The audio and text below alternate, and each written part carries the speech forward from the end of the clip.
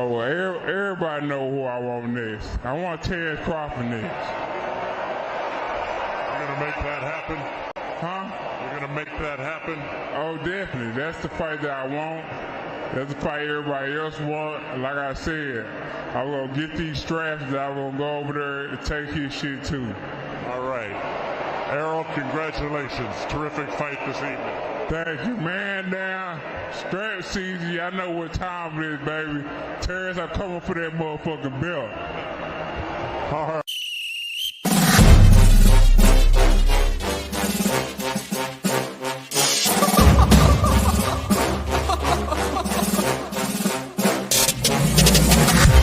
I'm not catching fades anymore. Gotta keep my hands clean when they come for the ball.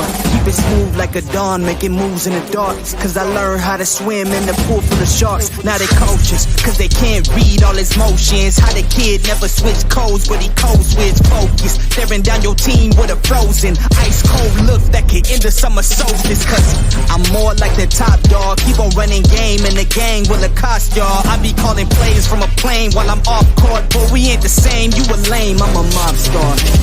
Actually, I'm a top dog on a stat sheet. Off court, but I call plays for the athletes. When the cop cars try to catch me, cause I rolled off in a taxi. Put my feet up, I'm relaxing. Singing Figaro with no accent. While I pour strings from the streets in. Do it all with a straight face, I'm the kingpin. Top dog, top flow, boss mode, I'm the kingpin. Showstopper, top dog, God vibes, I'm the kingpin. They know I'm a dog and a beast, man. Yeah, I keep the peace with a piece, man. I ain't got no time for appeasement. Why would I respond to a pawn? I'm the... Hold up.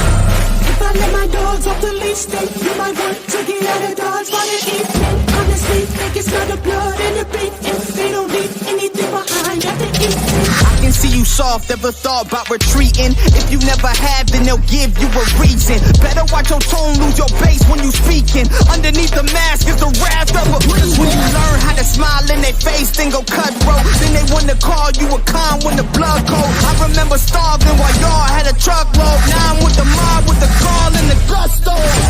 I'm a top dog on a stat sheet. Off court, but I call plays for the athletes. When the cop cars try to catch me, cause I rolled off in a taxi. Put my feet up, I'm relaxing. Singing Figaro with no accent. While I pour strings from the streets in. Do it all with a straight face, I'm the kingpin. Top dog, top flow, boss mode, I'm the kingpin. Showstopper, top dog, God vibes, I'm the kingpin. And what's going on, Hustler Holmes in the building? What's happening, bro? Hello? Can you hear me? Hustler Home. Can you hear me? Oh shit, I was muted. My bad. How my audio? I'm on Bluetooth. Oh, okay. Well, I mean, man, it's a lot stirring up in boxing right now. You got your boy Jaron Boots Ennis, man. He is signed with Matchroom now. I did not see that coming. I kind of did. Really? I kind of saw it coming. Yeah. All right, I'm gonna tell you how I saw it coming. If you pay attention, Eddie been reaching out to that man for like 2 years now, dude. Eddie has been dog whistling for Jaron Ennis to fight. What's that man named Connor Benn for like probably 18 months right now. Yeah, he So, well, I mean, of course, he always want anybody, but I thought just maybe that Boots would go, because the PBC got one. They got two of the titles at 147. And you'll mute yourself for a second, because oh yeah. they got two of the titles. What I'm saying, at 147, and they got 154 pretty much locked up. What I'm saying. So I would have thought that Boots probably would have went to PBC. And I just don't understand why these guys like Devin Haney, like, they just, I mean, I know they don't have like a lot of 140 pounders, but I don't understand why they avoid the PBC like the plague. You know what I'm saying? I just don't get it. I think Boots should have went over because he's talking about moving up to 154 anyway. I don't see Matchroom, who only has like, I mean, recognizable is Connor Benn, and his history. I mean, I just don't understand that move at all. What you I think what you I think they avoided. I think they kind of avoided PVC because of the current Bengals right now. You know what I'm saying, with the Amazon Prime deal. Because Showtime pulling out really kind of screwed boxing up on that side. So they got to reset with the Amazon Prime deal. And Bruce haven't been getting any fights, man. Like because Showtime, even though he wasn't with PBC, Showtime is like a Siamese twin to the PBC. They couldn't figure out how to put that man in the ring, man. Even well though he you got 30 something. Oh, go ahead. well he had a lawsuit against what is it, Cameron Duncan, the people that was his promoters, something like that, because I mean they were supposed to keep him busy during these years, and they couldn't withhold their side of it to keep him busy. So he said, I mean he became a free agent. So now, but I'm trying to figure out, because we can look here. Let me show you something. Let me show you something. I went to Matchroom's, just to see who's over there. You know what I'm saying? Just to look at who's. I hope you guys can see that. Let me see.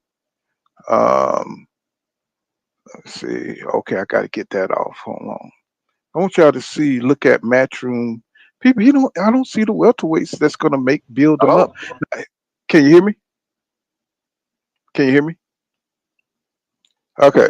So that's a Matchroom website, right?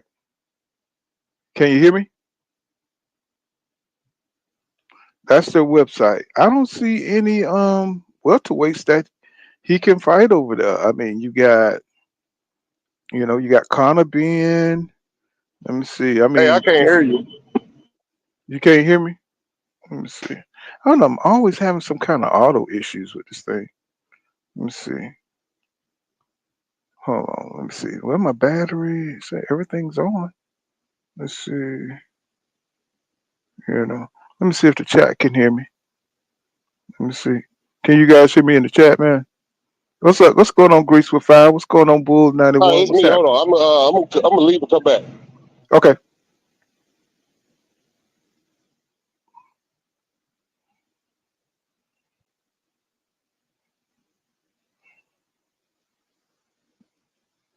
So what I was saying, like, man, I'm looking at Matchroom, and I don't see, what I'm saying, I don't see anybody who's, unless he's planning on moving up or something. They got a few fighters there, but they don't have any titles. You know what I'm saying? Let me see. Where I'm, I'm just like looking for. I'm just like looking for the welterweights he's going to be fighting. I'm looking for the welterweights he's going to be fighting. Here's a welterweight. Well, that's a female. Let's see. This is all their fighters over there at Matchroom, and I just don't see it, man. I mean, what the, you know? I mean, who? I mean, so half these guys, I mean, you never see them fight before, or they're in different weight classes. I mean, there go Jaron right there because he just joined Matchroom. You know what I'm saying? But who is he going to fight over there? I'm like, look, this is all their fighters right here. I mean, do you see anybody? Um, you know, I mean, I don't understand the move. There goes Regis. Let's see, maybe no, Regis ain't. I don't see anybody. I just I'm confused.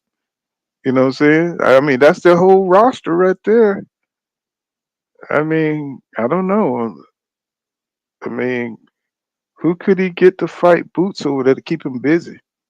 What do you think? Oh man, you bring that thing up.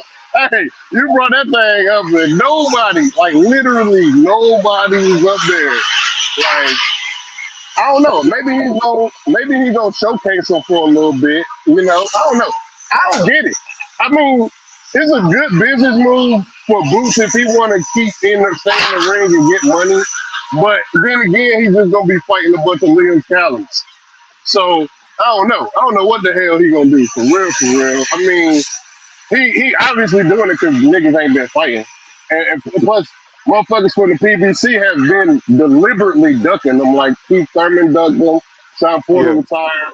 You know what I'm saying? I'm not gonna say that Earl and I don't. You know what? I I'm at like in the middle with it as far as like calling Earl, saying Earl and Terrence Crawford is ducking them and shit because although he has 30 some fights, he not their contemporary. It's like the Javonna Davis versus the Devin Haney thing. Devin Haney and Javonna Davis aren't temporary.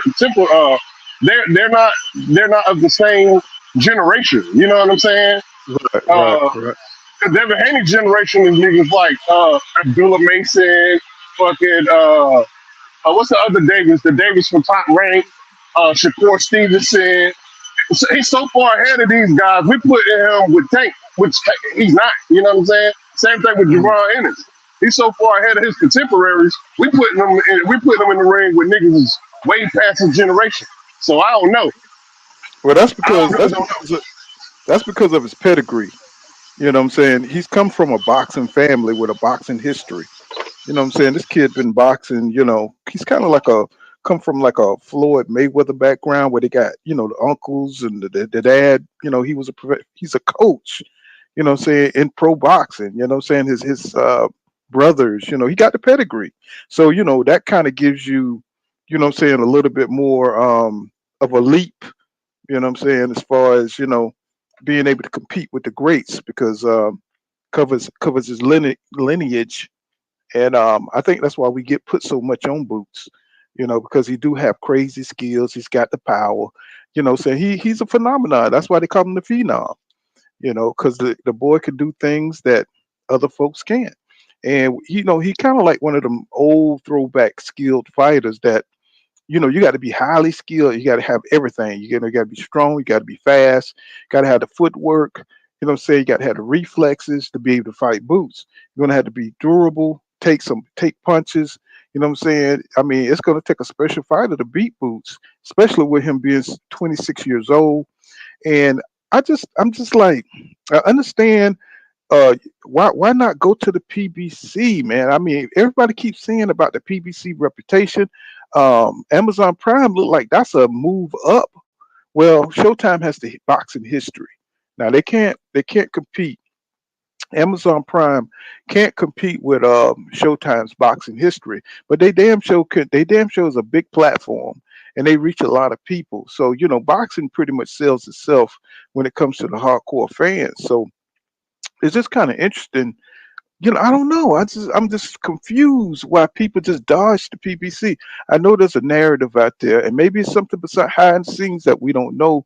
Like people keep saying that the PBC is broke and things like this. I mean, but I don't get it, man. I think the PBC would have kept him pretty busy, but just like your boy Schofield, you know what I'm saying? They just opted not to go in that direction, and I just don't understand it, man. You know what I'm saying?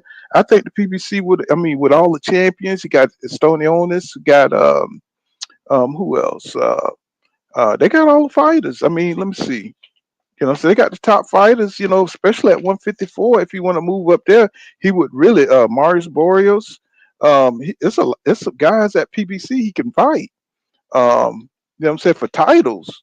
You know what I'm saying? But I mean, I just don't. I mean, when they go in the matchroom, they're gonna have to do a cross promotional deal.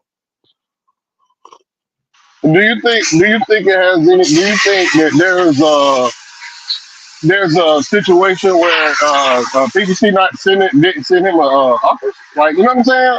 Like, we don't That's know if something. PBC did not send him anything. You know what I mean? I mean, I can't see Heyman letting Boots Ennis slip through his fingers. What I'm saying, him being so young and him having such potential. He just got the IBF. He was just elevated to IBF champion. You know what I'm saying? And I mean, that's got to mean something. That means there's going to be some big fights on the horizon. So how did they miss out on that opportunity? You know what I'm saying? And there's a lot of fighters that don't want to fight Boots. Um, saying that like I was looking at the rankings. I was looking at the boxing rankings for a second here. Let me see. And if you look at the box rankings, bro. It's some weird names up top here. I'm gonna see if you guys can see that because I always Yeah, forget. that's the IBF man. The IBF stay with some weird ass names under them, B. Like, because I mean, I haven't seen a lot of these fighters fight like this. Sharam, this Sharam Vincent guy, and let me see, Giovanni. Celine fight. I mean, I went to watch one or two of their fights after I seen their names on the list. But like Cody Crawley, man, he done ducked out of so many damn eliminators. It's ridiculous. You know what I'm saying? I thought he was going to be the dude. His next. I thought that was going to be his next victim. I thought that was going to be Boots' next victim. You know what I'm saying? But he backed out of so many damn. He backed out of so many damn eliminators.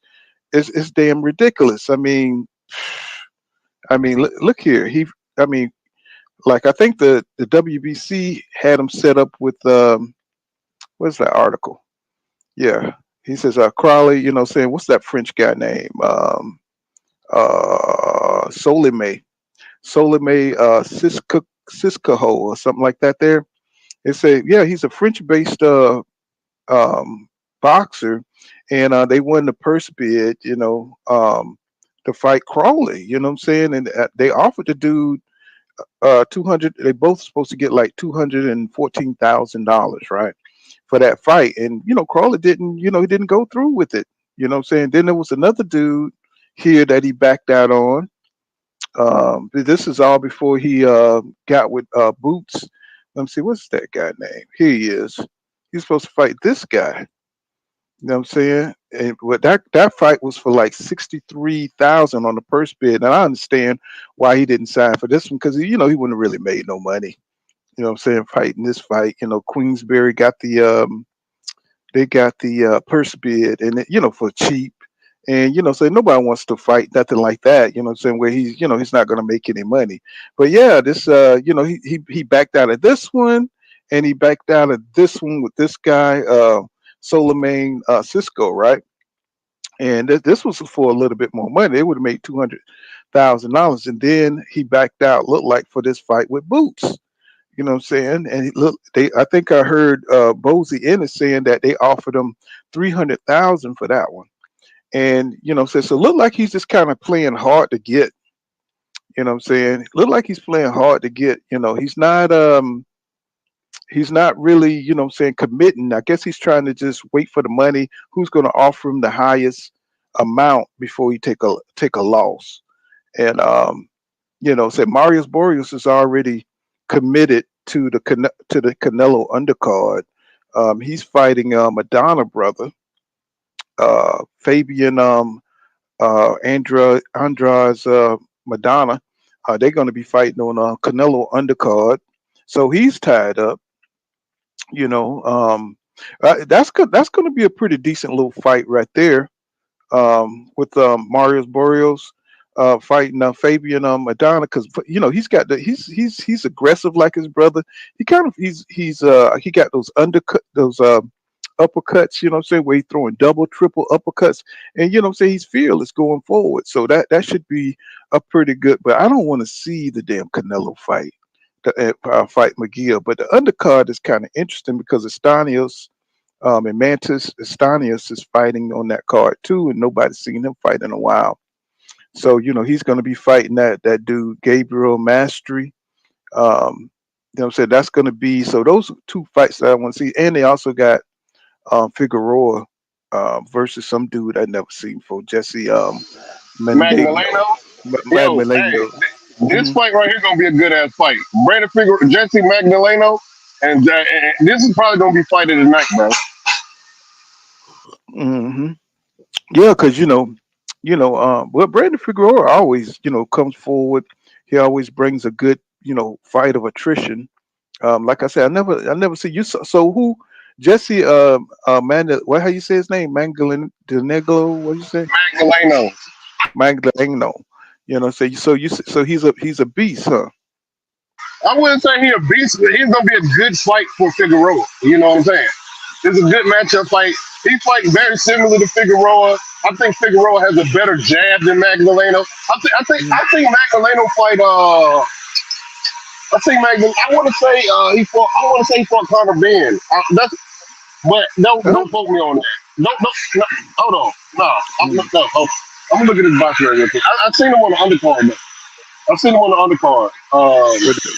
This is the undercard. You got Brandon Figueroa versus Jesse Magdaleno,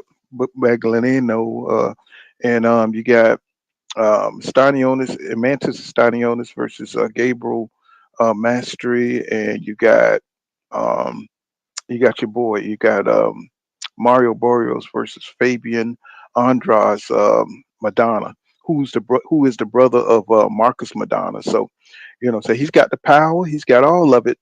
Just like Marcus Madonna, he just don't have that weird overhead, punch. What I'm saying, that Marcus Madonna has. But like I said, man, it's not a. I mean, PBC kind of got the welterweights that John that Jaron needs. I think, so to go to Matchroom, said I don't really understand that move. I mean, I know he wants to be busy, but I mean, I don't understand. All roads leads to PBC if you're at 147 and 154. I just don't get it. What's going on, Edgar Chavez? What's happening, bro? Me either. I saw him on that Navarrete on the Navarrete undercard. He fought a dude named Rivera. They call Cody Crawley the Crippler. The Crippler. So I don't know. I know he just kind of I mean, it was a big move for Jaron Boots Ennis, and I just wish I just knew where this was going to lead and what does it mean for 147 and what it means for 154, because he could easily go to 154 and cause a lot of problems. You know what I'm saying? Because everybody's jammed up. There's a big traffic jam, a bottleneck, a talent going up to 154. You got Danny Garcia there. You got Fondora, you got Errol Smith Jr., you got Keith Thurman, you got everybody's going up there. Still got Tim Zhu there. He's still a good fighter. You got Eric Lubin. Shit. You got everybody who Jamel beat is still at 154. You know what I'm saying? So it's just kind of crazy. Hold on for a second. Keep it going for me, Hustle. Yeah. If you think about it, if I was Eddie, this deal makes sense. And pardon my noise in the back of my work, everybody. It makes sense. It makes sense to me if I was Eddie, because he might be trying to force himself into a position to force PBC to do business with him. Because other than that, him not having them fighters, man, like it puzzles me for that to make that move. But as far as like Jaron Ennis, me being a boxer, I get why Ennis took that Matchroom deal, because it's gonna put money in his pocket. One thing about Eddie is, if you got a name, he gonna throw you in that ring. It don't matter if you in the ring with a delivery truck driver or you in the ring with the world champion. He gonna put you in that ring because he want his money back. You know what I'm saying? So it makes a lot of sense coming from Eddie Hearn to pick up Jaron Ennis, and it makes sense for Jaron Ennis to agree to that deal. But in my opinion, man, I don't know. I really don't know what see, that's the thing about the business and us being fans, not understanding the real business, because we really don't know what goes on in these background, behind the scenes of these deals. Because in my opinion, like you said, like Bruce kind of said, like it really don't make that much sense to call to have Gerard Ennis go to Matchroom instead of like PBC a top rank, because they do hold the future of the 154-pound division and the 147-pound division in their hands. The only thing I can see is Eddie Hearn is probably pushing for a bid to force these guys to try and make cross-platform balance. That's the absolute only way, because I really don't understand. I really don't get it. But I mean, if that's the case, if I was Eddie Hearn, that would probably be my train of thought. Yeah, I mean, Boots is I mean, he's the future. I mean, he's a bad boy. I mean, he can do it all. He's one of those special generational talents. That's why they call him the phenom. But the phenom, he's got to go. I'm thinking he's giving me Terrence Crawford vibes here. You see what I'm saying? He's And giving yeah, me he's giving me Terrence Crawford vibes, and I understand he got the wisdom of Bozy Ennis in his corner. He's got his brothers. You know what I'm saying? He got a lot of wisdom there. So they see something. It's something they see that we're not seeing, because I'm pretty sure they're smarter than two guys on YouTube. You know what I'm saying? Talking boxing. So it's got to be something that they see that we're not seeing. And maybe Eddie, because it's a multiple fight deal, right? That Jaron Boots Ennis has signed. It's a multiple fight, deal, and all the top contenders are like, this is like they're taking themselves out when it comes to Jaron Boots Ennis. Nobody wants to get in the ring with him. I guess after what he did to Roma Villa, what I'm saying, I guess I wouldn't, be in a hurry to get in the ring with him either. You know what I'm saying? Because he beat the hell out of Roma Villa. You know, Marius Barrios. I mean, I think Marius Barrios would fight him, but he got on that Canelo card, and I think that was just too gravy for him to, what I'm saying, you give up instead of, because I think he already knows anybody who goes up against Jaron Boots, that's going to be an L, bro. That's going to be a straight L. It ain't yeah, nobody. I agree. So he couldn't give up that opportunity to fight somebody, lesser danger. You know what I'm saying? Especially with him. I mean, because Terrence Crawford got the belt. You know what I'm saying? He's got the belt, the WBC, right? At welterweight, right? So it's going to be hard, man, with Terrence Crawford still in the way. He's going to have to get his ass on out the way, going up to 154, because Erasmus Jr. He's not going to fight again at 147. Um, I'm pretty sure he already feel kind of. I'm pretty sure he feels some kind of way about that, because Erasmus Jr. is getting that Fundora fight. What's going on? He said Alabizi 713. Um, I'm pretty sure he feels some kind of way because Erasmus Jr. still is getting that star treatment. Especially from the PBC. To get the first dibs on Fundora, and Fundora just said again that they turned down Terrence Crawford. Saying what he was offering for the fight, and they said they're gonna go with Spence. They said Crawford is gonna have to wait 2 fights, because what I'm saying, he may Fedora may want to fight Spence, and if he beats Spence, he want to fight Jaron Boots Ennis. So it's something going on in between 154 and 147, and something going is burning in the background. And Eddie Hearn is a part of it. I don't know if Eddie Hearn and Al Heyman is working together. Something's happening. What I'm saying, Yeah, something is yeah, I happening. agree. I agree. I think Eddie Hearn is trying to put himself in position, man. Like that's the only thing I can see. But like I heard to the grapevine that Ennis was offered the Tim Zoo fight and he turned it down. So I don't Who know. who you said was offered the Tim Tszyu fight? Fucking Gerard Ennis. A while back he was offered the Tim Zoo fight. Yeah, I mean, I'm pretty sure he probably did, because he wants to. I think he really wants to be undisputed at 147, but because 147 is becoming trash so fast, it's not. You know what I'm saying? It's just no notable welterweight still. You know what I'm saying? So he can look good against, and get credibility for beating those guys. Because if you look at 147 right now, bro, it don't look like it don't look like nobody could give Boots any competition right now. That thing was Um, top heavy, won't it? 147 was top heavy as hell. What? Hey, once them guys got out, once them top what 5 niggas got out, or you know what I'm saying? That shit went straight to hell. I don't know what happened to the 147 division. I mean, if you look at the top 15 in each sanctioned body, I mean Crawford need to get his ass up out of there. He need to either fight somebody. He need to give up them belts. Say he's got the WBO. got the WBC and the WBA. You know what I'm saying? So pick somebody to fight or get off the pot.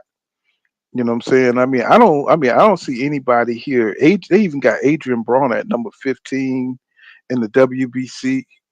I mean, this Soleiman guy, he ain't. I mean, I checked him out last night. I was not impressed. They even got Igor Kavalauskas, Abel Ramos, all people who's taken L's, multiple L's. Um, Cody Crowley ain't nothing to him. I looked up the Jane Sakia Sakakia, whatever, and we already know Abel Manstry. Come on, man, we already know he ain't. I mean, we already seen him get busted up. Jamal James, come on, bro. I mean, no, it ain't nobody. They might as well just give Boots the belts right now and let him call himself undisputed. It's just a formality. If you look at these lists, the only person who could give Boots any kind of problems is Terrence Crawford and maybe Amantas Stanionis, maybe, but I think he will beat those guys too. So I Yeah, mean, dog standing on it. huh? You say Boots a dog standing on it. yeah, I mean, because he don't move like that. He'll be a punching bag, I believe. I mean, he's strong. Don't get me wrong. He's a good body puncher. Um, but going up against Boots, that's suicide. Say he's too stationary. Saying he don't move out of the way of punches like that. He's got a good little guard and defense, but it'll kind of look like him fighting the samurai. And you know how the samurai fights, going putting his arm that high guard, going forward and get busted up. I think it'll be the same thing. You know what I'm saying? I think he's just a little tougher than the samurai, a little bigger, but what I'm saying, the bigger they are, the harder they fall. And so I don't know. This is an interesting move that Jaron Boots Ennis has made here, you know. But with all the turmoil going on, say all the top contenders, they're not trying to dig in, they're not trying to get in there, you know. And then you got the Canelo card coming up. What is it? May 4th, I think it is. What is it? I think May 5th, something like that. Let me see. Yeah, I think it's May 5th, something You like want that. to know something that irritates me about boxing? About what? They never about boxing as a whole. Boxing as a whole didn't take advantage of the 2018 to 2019 boxing craze because you remember boxing was dead for a long ass time until about 2018, like completely RIP dead. Besides Floyd Mayweather and them, you know what I'm saying? Right, right. And when boxing became like a little bit more popular than let's say after Mike Tyson, they put all their eggs in five niggas. It was Deontay Wilder, Canelo, uh, Earl. Who was the pay per view at the time? Earl Smith was the Tri- on pay per view. Triple G, Triple Triple G. G, Triple G. Like they put all their eggs in like four dudes, and they never ever even like considered the future past Triple G, Canelo. And I think that's what we had today. We don't we don't have anybody past Canelo, Tank Davis, Devin Haney. It's like six niggas, six real fighters. You know what I'm saying? So Hmm. that's what we got with the 147-pound division. Like you said, it ain't nothing left but the fucking rubble that Keith Thurman, Earl Spence, and Terrence Crawford and them left behind. Like there's literally nothing at 147. Even Boots' resume is built on niggas they already beat. You know what I'm saying? So I don't know. I Right. don't know. Except for maybe Roma Villa, I think he's one of the fresh. I think he's one of the fresh 147 pounders that came along, that came to fight. I think he's Argentinian because anytime you see these dudes fight like Sands and shit, they're always these, Marcos Madonna type motherfuckers that could take a lot of punishment and throw a lot of punches and got power. So I mean, I don't know what they eating down there in Argentina, but so they need to bring more of them and not these European dudes. You know what I'm saying? Because they soft. You know what I'm saying? That I think we need to, get more of these Argentinians in here because they give black people problems. You know what I'm saying? With that pressure style. Yeah, Um, and I agree. I agree. I said the other day on one of my videos that black fighters in those gyms, like the Floyd Mayweather gyms and all, I said this after the Hitchison fight. I mean, the Hitchens fight. They need to spar more tough Argentina fights. They don't need to spar fellow outboxers because when they get in the ring, they don't know how to make them adjustments. They tend to clinch more than fight on the inside. You get what I'm saying?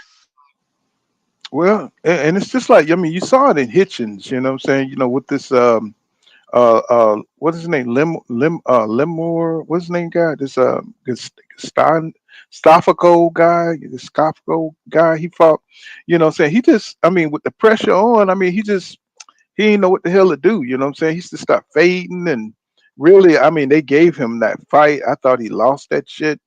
You know what I'm saying? I thought you know, Hitchens, he just needs to stay active. And that's a big part of it. You know, I wish these fighters just learn that they got to stay in shape.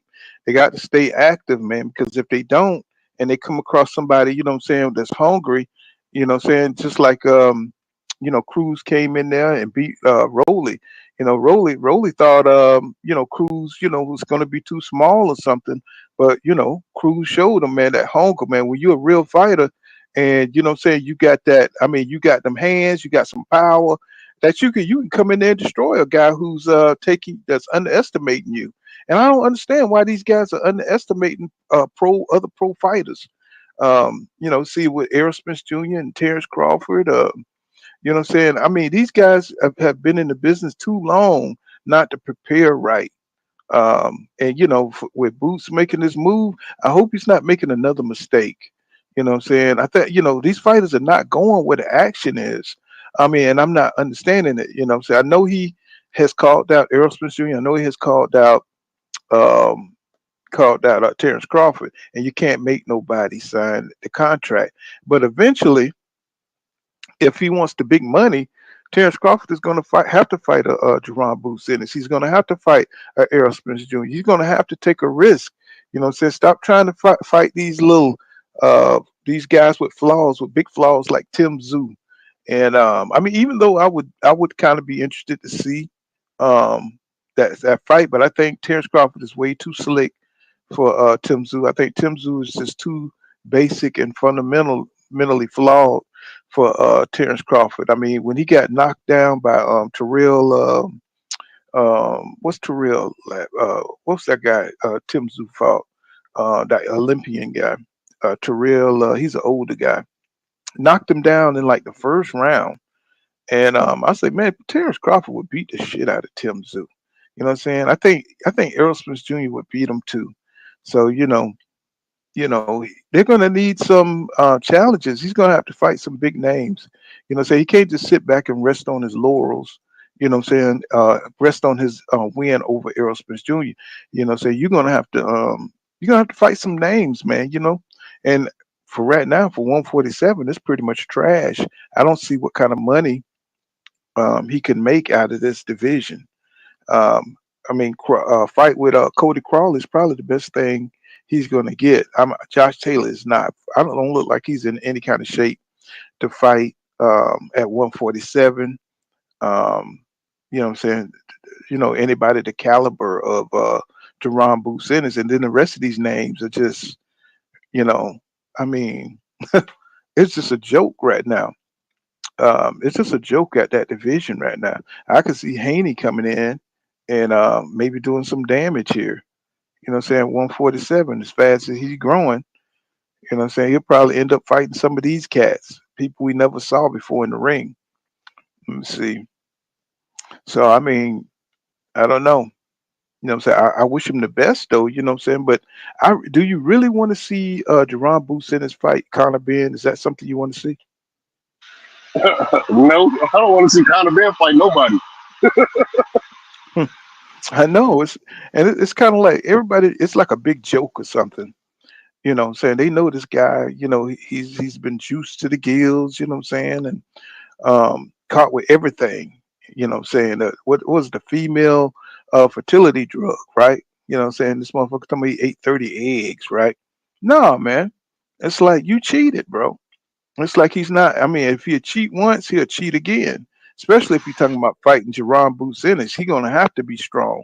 And you could tell by his last performance that he couldn't even hurt the guy like that. He had no power in his punches. I'm talking about Connor Benn. You know, what I'm saying he didn't have any power in his punches. You know what I'm saying? It's like whereas before you guys couldn't withstand, you know what I'm saying, his power. So, he was juiced up in them fights when he fought Chris Van Heerden and Chris Algieri. You know what I'm saying? He beat up them Chris boys. You know what I'm saying? It's like so you already know. I mean, fighting Samuel Vargas and beating them down. You know what I'm saying? I wish he could. I wish that he could rerun those fights without the juice in them and see how he do. You know what I'm saying? I was just like, I Yeah, mean, yeah, yeah. Because he looked way different. He looked now. He looked like how he looked before he was juicing. mm-hmm, mm-hmm. And for some reason, I don't know if it's just the British fighters, they really vain about how their bodies look. You know what I'm saying? It's like they really care about the look. Because if you go on his Instagram, you know what I'm saying, he's really obsessed with, looking at, just I guess when you do steroids, you can get all the cuts in your body and stuff like that. Because I mean, like it's just kind of absurd how he kind of obsess over his body and stuff. It's like that the aesthetics of it and everything. He kind of like Kill Brook. So he kind of remind me of Kill Brook. Matter of fact, both of them look like they're brothers or something. You know, uh, the way they kind of obsess about every cut in their body and what I'm saying. They're probably using what's those diuretics and stuff. To shred up what I'm saying, at the end of the day. But, you know, it just is what it is. They're gonna try to set that fight up because really that's the only known name that's over there at Matchroom. You know, that's really the only known name. I mean, if anybody else know who Eddie Hearns could set up, except for maybe a Terrence Crawford and Jaron Boots Ennis fight, maybe he can what I'm saying, make that fight with the Saudis or something. What I'm saying? Maybe you know what I'm saying? Like maybe get a mega fight because Crawford is asking for like 15 million minimum, what I'm saying, to fight, what I'm saying, a name and maybe they could take it to Saudi and get that done. Man, he demand that though. Like, I mean, all right. No, no, no fucking shade to no Terrence Crawford fan. But I mean, come on. Can this nigga really demand $15 million, my nigga? Like this Hey, nigga really, you know, like, all right. What if Devin Haney said, okay, what if Devin Haney said, I'll fight Tank Davis for $15 million? How would the world perceive that? mm-mm. But on the other side though, on the other side, hustler. If he move up to 154, there's some interesting things that could be done. There's some offers that could be made because there's a lot of names up there. There's a Danny Garcia's, the Keith Thurmans, so he could build his name up at 154. I mean, I don't see him getting it done at 147, but man, if you look at 154, you got Aerosmith Jr. there.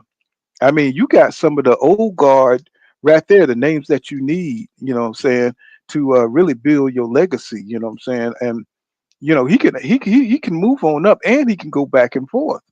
What I'm saying? I think he's young enough to do that. What I'm saying? If you want to keep his title at, what I'm saying, and it's only what, a couple of pounds, what I'm saying, to go up to 154, fight one fight, come back down to 147, what I'm saying? He's only 26 years old. He could get that done because he's a super athlete. He stays in the gym. He stays, what I'm saying, he trains right. And he got his people up under him. He got his daddy, his brother looking out for his training. So I think Jaron Boots Ennis, I just think, man, that dude, he could do both. He could go from 147 to 154. He could take a challenge there and come on back down. But for right now, I mean, I don't see 147 got no big money fights. They got a lot of busy fights that he could probably um, saying he could probably get, but I don't see them guys giving up their rank in the fight of Jaron Boots Ennis. I think they'll just either vacate their belts.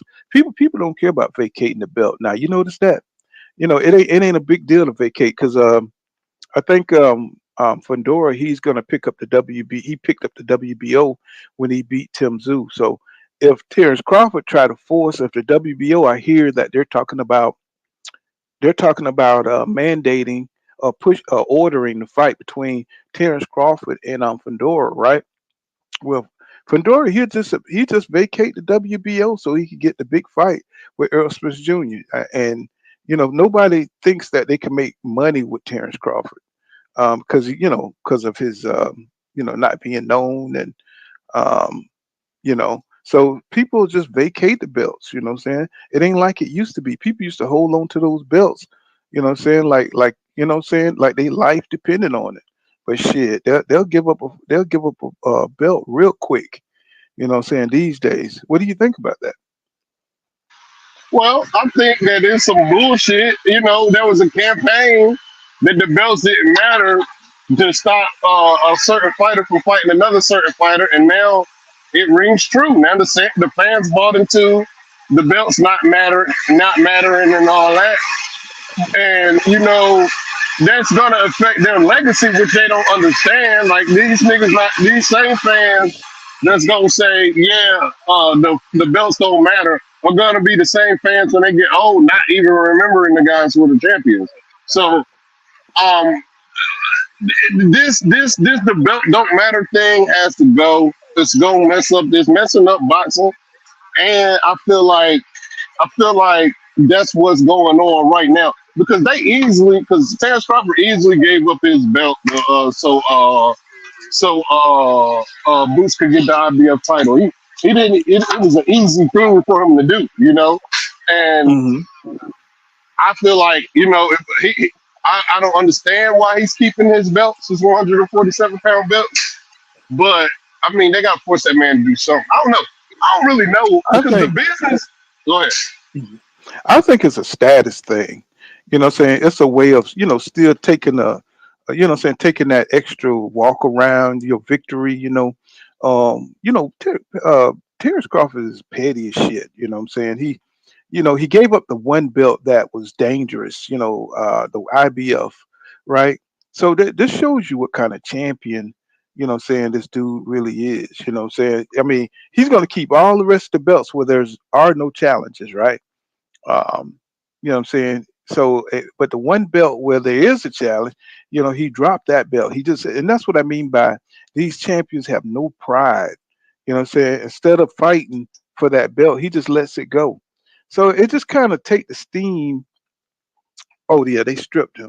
Okay. Well, I mean, because he wouldn't fight the dude. I mean, okay, they stripped him. He vacated. I mean, which one? Call it what you want. You know what I'm saying? It's like, do you think that I'm gonna ask the question. Do you think that Bud Crawford would have fought Boots Ennis? Or do you think he was just doing his little pussy punk ass take his time type of situation, what I'm saying, till he can find the advantage, so he can find a loophole so he can, what I'm saying, try to press for more money. He said so they stripped him because he was in the middle of the Earl Smith Jr. rematch. Well, they elongated that shit, man. It's like shit. It's like, well, Earl Smith Jr. Earl Smith Jr. had the eye issue. But I mean, didn't they ask him? Didn't they ask him to fight? Didn't they ask him to fight Jaron Boots Ennis way before that? And then they were saying like they made an offer to Jaron Boots Ennis, but Bozy Ennis said that the shit they didn't call Espinoza. You know what I'm saying? That they was trying to make a deal with Jaron directly. And I was like, how the hell does that make sense? You got to contact Showtime. You know what I'm saying? You can't just contact them. You know what I'm saying? He said a loose situation. He said it's a lose-lose situation for him. You know what I'm saying? Yeah, I guess you're right. But at the same time, he said B Dog Spence was never going to fight. Spence was the first one to contact Boots. You know what I'm saying? He was the first one to FaceTime him. He was the first one to sit at one of his fights and talk shit, trash back and forth with Boots. I don't understand why people do that. I mean, you know, say you know what kind of dude Errol Spence Jr. is. You know what I'm saying? He will fight. He's that dude. You know what I'm saying? He's that dude that will fight anybody. You never seen him back down from a challenge. So how could you even say that Errol Spence Jr. He never dodged anybody? You know what I'm saying? He's always went to the belts, straight to the competition. So why would you even put a narrative out there like that? You know what I'm saying? And you don't even have to like Errol Spence Jr. to make that assessment. Now we do know that Terrence Crawford won't fight anybody. You know what I'm saying? He says when when Bud fought Avanesian, Errol could have fought Boots. You know what I'm saying? Well, I don't know. I mean, Errol Spence Jr. He was trying to make the fight. He didn't want, but Bud Crawford walked away from negotiation. Bro, come on, man. I mean, do we Hey, have to go back through? He walked out. No, I mean, what I was gonna say, is he walked out of negotiations while he was negotiating with Bud Crawford, bro. It's like y'all just turn y'all back on the stuff that Terrence Crawford do, man. It's like, and it's pretty much incredible. You know what I'm saying? I mean, I know you like the guy, but man, come on, bro. Come on now. You know what I'm saying? We already know what Terrence Crawford was doing. You know what I'm saying? And I mean, I just want boxing to be back to where the competition is, you know what I'm saying? Well, really, I guess it never been like that, tell you the truth. But most times fighters, you know what I'm saying, and champions, they're not trying to, get the edge like that. Like, you know what I'm saying, trying to catch somebody, you know what I'm saying, at their worst. And that's what I see today. What I see today is a whole bunch of champions trying to stay on top by using their power, their negotiation power. Now, when you see somebody like Errol Spence Jr. who give up his A side, you know what I'm saying, just to make the fight, bro, and then the fans just overlook that shit because they like a certain fighter, bro, and your fighters, the other fighters negotiating dirty. You know what I'm saying? It's like, come on, bro. I mean, you think Bud Crawford want to fight EJ at 154? I mean, do you really think that? You know what I'm saying? Everybody is shitting bricks right now because they know that Errol Spence Jr. is just hanging back to see if Bud Crawford is going to go for it. And we already know that how Bud Crawford get down. Unless he has a total advantage, you know what I'm saying? He's not gonna fight EJ. He's gonna make that shit as difficult as possible. If it was Jaron Boots Ennis at 147, he will make that shit as difficult as possible because those are dangerous guys. You know what I'm saying? And I'm just tired of seeing these kind of champions, man. You know what I'm saying? Being so goddamn ultra careful. You know what I'm saying? It's like if you think you're the best, man, go in there and sign the contract and you know what I'm saying, make an offer, do what you gotta do, but go for the fight. You know what I'm saying? Stop trying to act like you're sitting on Golden Pond, trying to get you a little, trying to nitpick and cherry pick you an easy little fight. You know what I'm saying? So you can go retire. Canelo said he don't want to fight you, bro. So why do you keep talking about fights that's not gonna happen to stay relevant? You know what I'm saying? It don't make any sense. You know, I mean, you're supposed to be the best at 147. Fight at 147 or fight at 154. You're supposed to be the best in the world. So what's going on with Terrence Crawford? If you're supposed to be the best, you be the best. You know what I'm saying? Go out there and stop fighting people. I don't care who it is now. I just want to see you in the ring. You know what I'm saying? It don't have to be Jaron Boots Ennis, but if you're going to be call yourself you the United the undisputed or United champion, 3 belt champion at 147, fight somebody, bro. You know what I'm saying? Instead of just chilling and sitting around. And that's the big problem I have with the fighters today. They just don't want to get in the ring, man. It's got to be a big issue with the money, and it's like, come on, bro. The money's gonna come if you fight the right people. You know what I'm saying? If you fight the best guys, the money's gonna come. It's like I just can't stand the attitudes of these fighters today. I really don't. You know what I'm saying? He says when Bud fought Avanesian, Spence got into a car accident with that teenager the same night.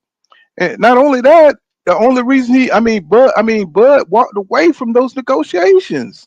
You know what I'm saying? It's just like to fight David Avenesian, pulled that man off a whole nother card to test them steroids, bro. Hey, full counter. Mm.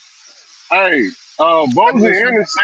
Bozy Ennis said, them niggas really, Terrence Team Crawford really did reach out to them for that BLK fight, K Prime fight. They just didn't take it because they was being loyal to Al Heyman. Well, from what I understand, Steven Espinosa said he never heard from him again. You know what I'm saying? He was contacted. Uh, Bozy let him know that they wanted to fight, and Steven Espinosa said they never heard from Terrence Crawford them again. You know what I'm saying? I mean, he said that on the air. So I mean, I don't understand. You know what I'm saying? It's like, come on now, you can't talk to another promoter can't talk to the fighter directly. You got to talk to his handler. You know what I'm saying? Because that's the Muhammad Ali Act, I believe, right? He said seems like Bud is just trying to get that that Madriv Drivenov fight. Oh, that's that dude. I could not remember his name for the WBA. Y'all forget he's negotiating with Fundora right now until the 25th, and it goes to first bid. Well, Fundora already said. I mean, if you look at the articles this morning, he already said that he's turning that down. That he's going with Errol Spence Jr. Um, what I'm saying, maybe he'll change his mind. I don't know. Things in boxing. You can't. Until they get into the ring.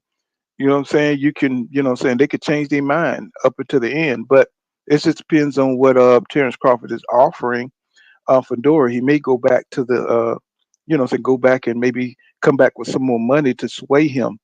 But as for right now, Errol Spence Jr. got to fight next.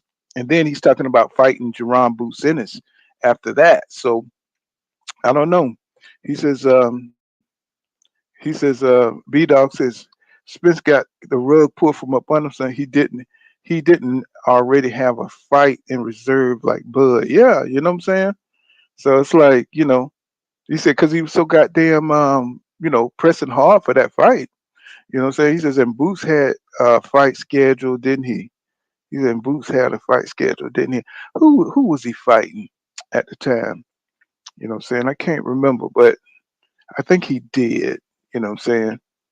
But I mean, it's just it just don't make no sense. It's like these fights could be made, but they try to act like it's too late. I'm like, no, bro, it ain't too late. You know what I'm saying? It's just that you make it too late.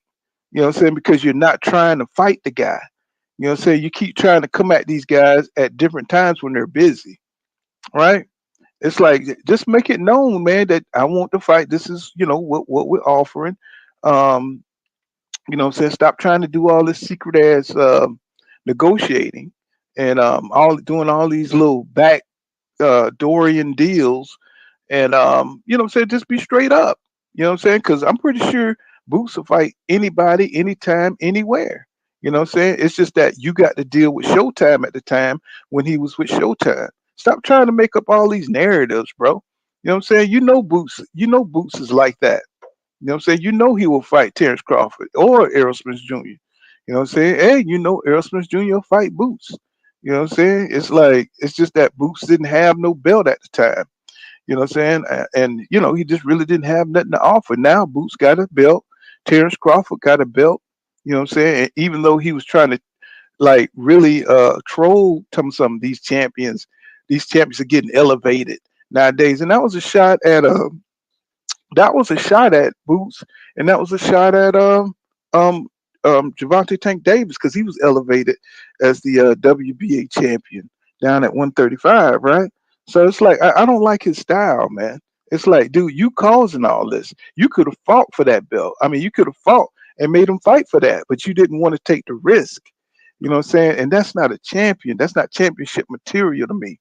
You know what I'm saying? I mean, I love Terrence Crawford's skill, but his attitude when it comes to fighting, you know what I'm saying, is ridiculous. You know what I'm saying? It's just like, come on, man. You know what I'm saying? People like, you just want to see him lose. No, I just want to see him get in the ring with who's ever next. He says, Tay Jones said yesterday on Twitter, Boost was offered the Tim Zoo fight before Thurman and turned it down. Really?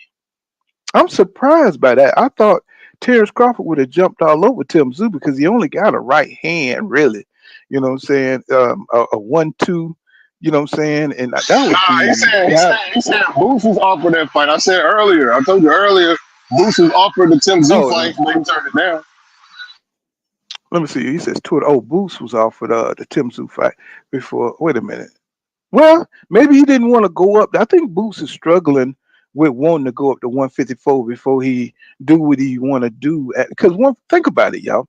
147 is right to be undisputed. Right now, Boots could fight all those dudes, back to back, what I'm saying, and become undisputed. You know what I'm saying? If they could set it up that way.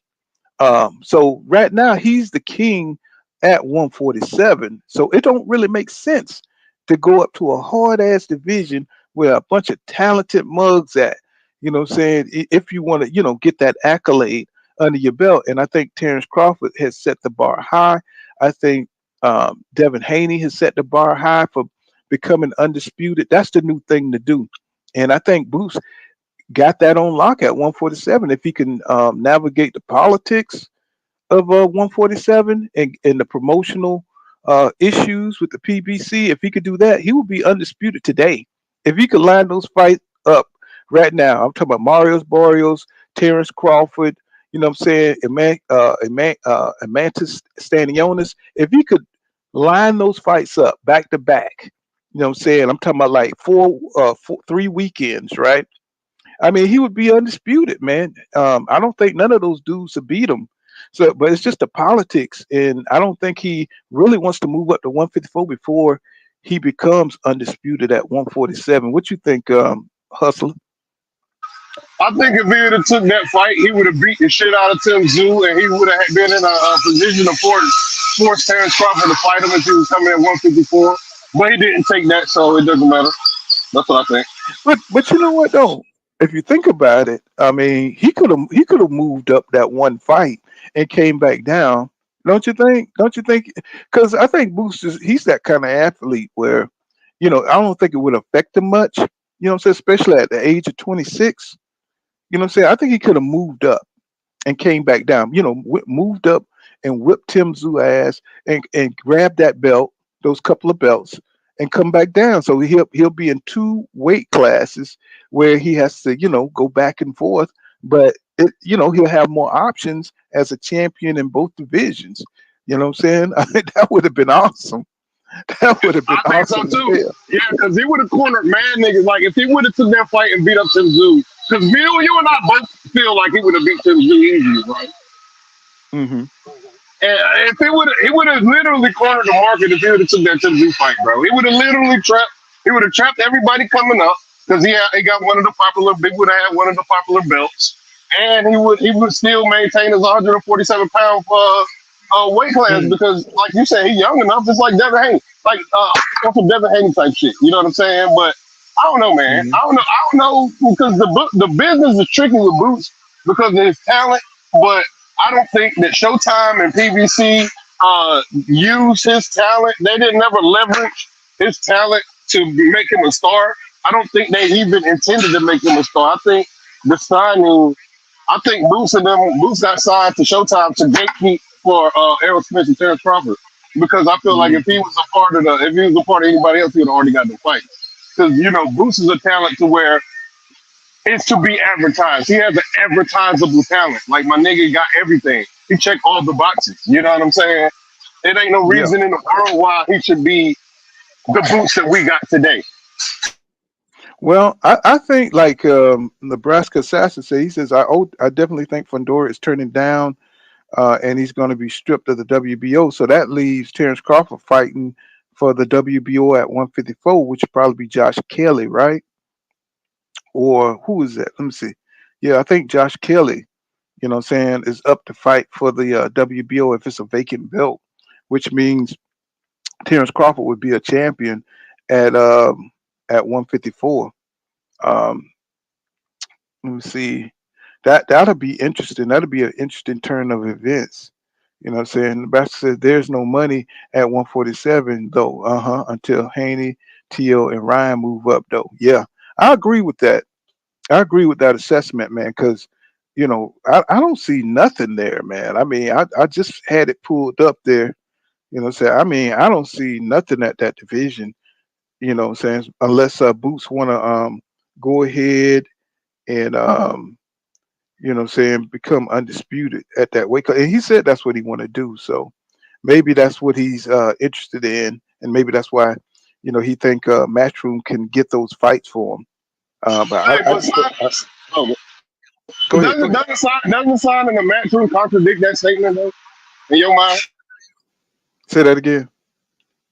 doesn't sound signing the match room contradicts the statement of him wanting to go undisputed? You said contradicts him wanting to be undisputed. Yeah, because ain't no way he can go to match room and come out of match room undisputed at 147. Ain't no way. Who we gonna fight?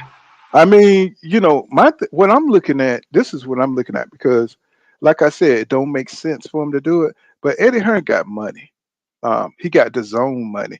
I mean, have you heard like he's already spent like $1 billion? You know what I'm saying over there, and I don't know what's going on, but he seems like he got money to make these fights. He look like he's getting better. He's learning from his mistakes. And believe me, I'm not an Eddie Hearn fan by any means, but right now he is he's taking his time. He's learned from his mistake, and now he's starting to get a lot of talent. You remember Don King, he had all the heavyweights. What I'm saying, you get all the talent on your side, and then now you call the shots. And now Jaron Boots Ennis is a great chess piece to have. Saying if you're going to run boxing, you just get all the talented guys.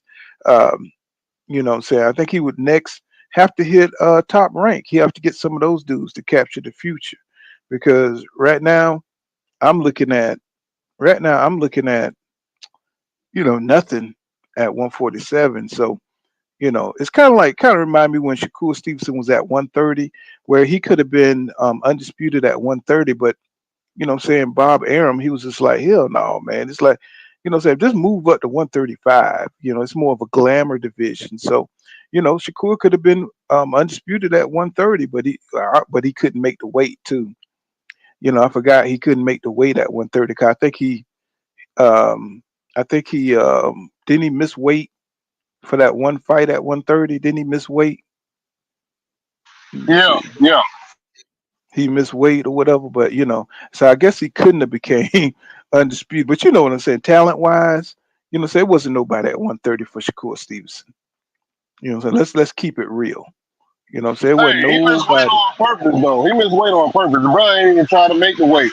And then that's what made me mad about Shakur, because if he would have kept his belt, he would have been in line to fight fucking Devin Haney. That's why I feel like all the opportunities, Well, yeah, definitely. Think about it. Think about it. He had the well, WBH.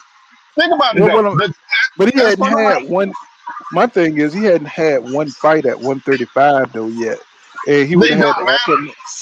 Mhm. Terrence You Crawford don't ain't had think? no he did, yeah, because Terrence Crawford ain't had no fucking fight at Terrence Crawford went straight for the belts coming to 140. Yeah, but look who had the belt though, bro. You know what Tim I'm Zoo, saying? what's that nigga name? What's that nigga name? The teacher. What's that motherfucking The, name? the, the Australian guy. Yeah, What's yeah, his? the teacher. Damn, that's crazy you forgot that nigga name.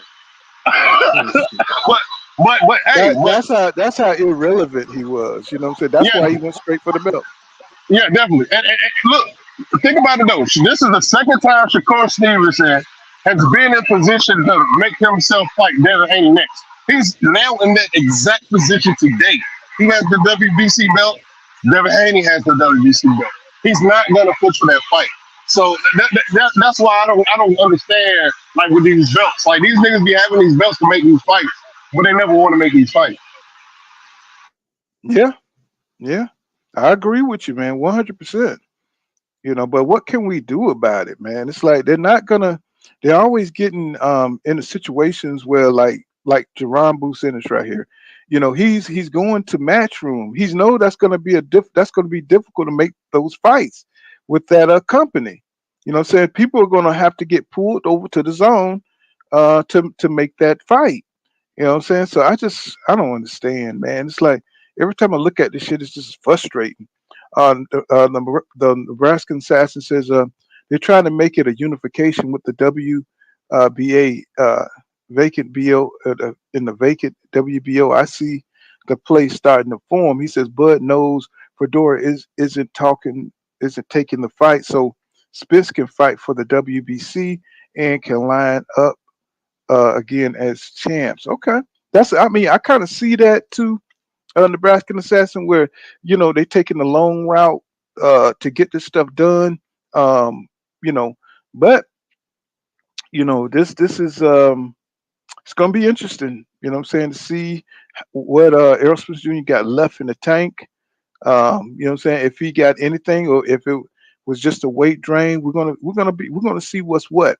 Um, because after that long disappearance and the issues going on with the camp with Derek James, it's just like so it look like they're a little discombobulated. So I just kind of want to see what that first fight looked like.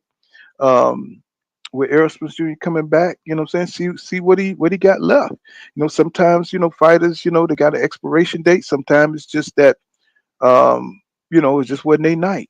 You know what I'm saying? We'll see, what I'm saying, once EJ get back into the ring.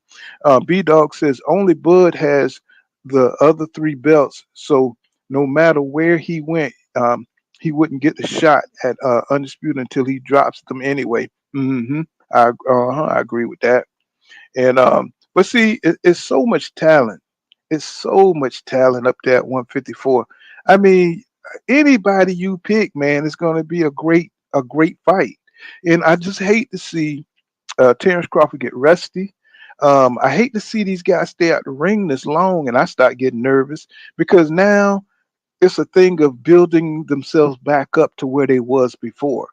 And it's just like, damn, man, it's like we always got to come from this place of rebuilding.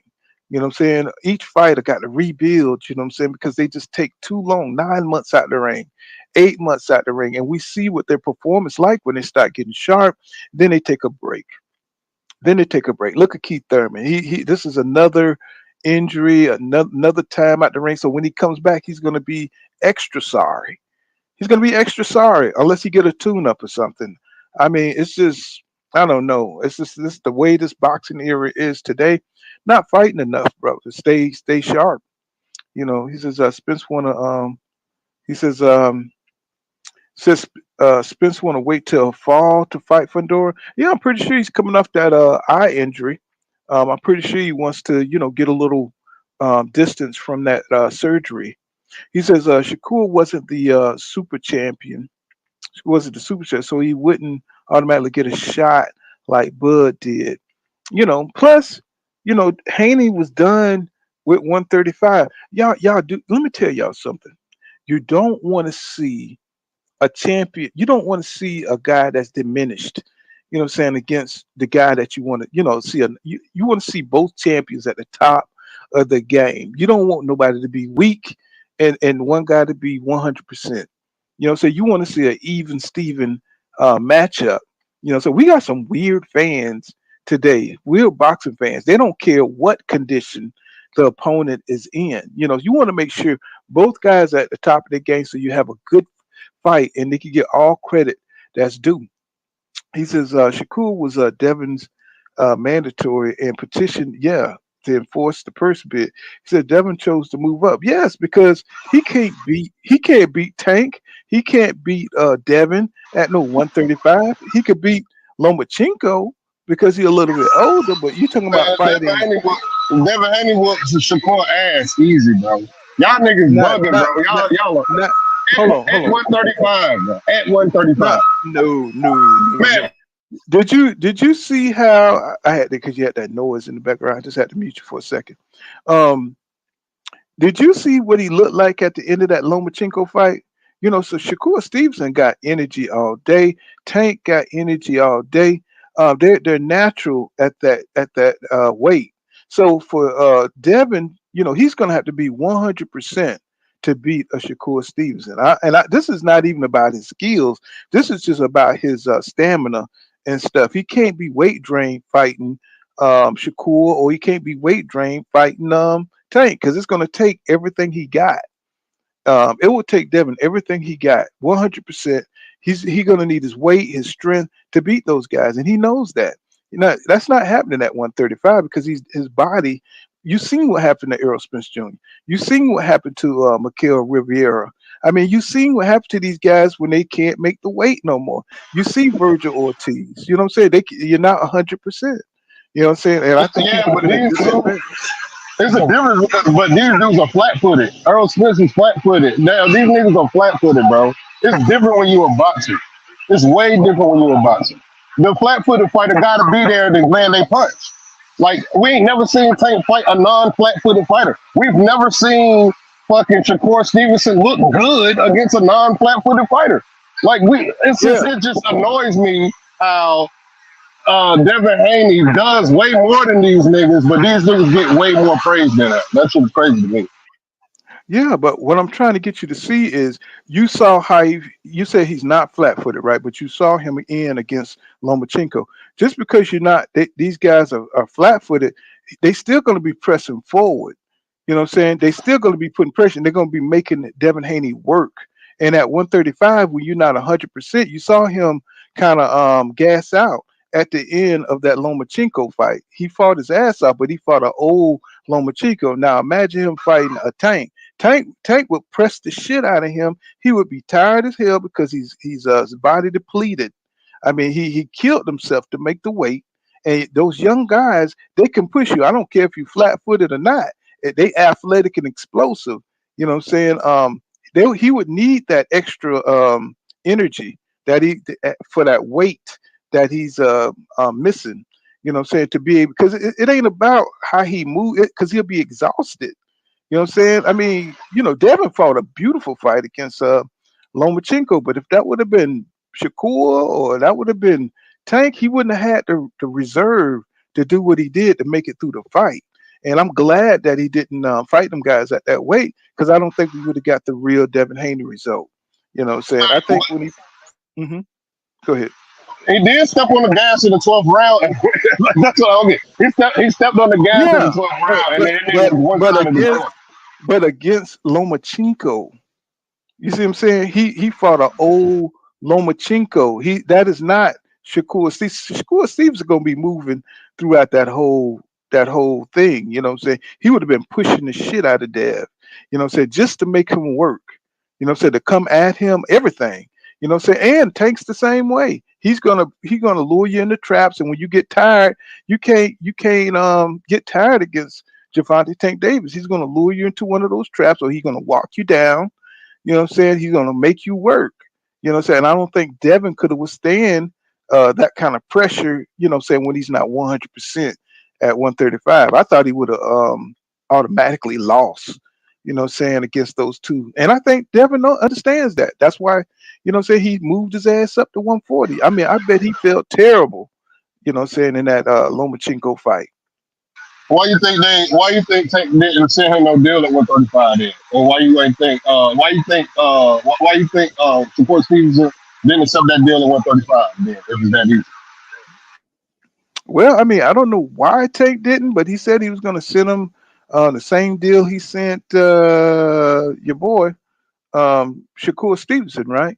I mean, I don't know. I know that Devin he immediately went up to fight Regis Prograde, which was wide open before anybody else could get Regis, and I thought that was a wonderful opportunity for him to get out of 135 before he come crashing down.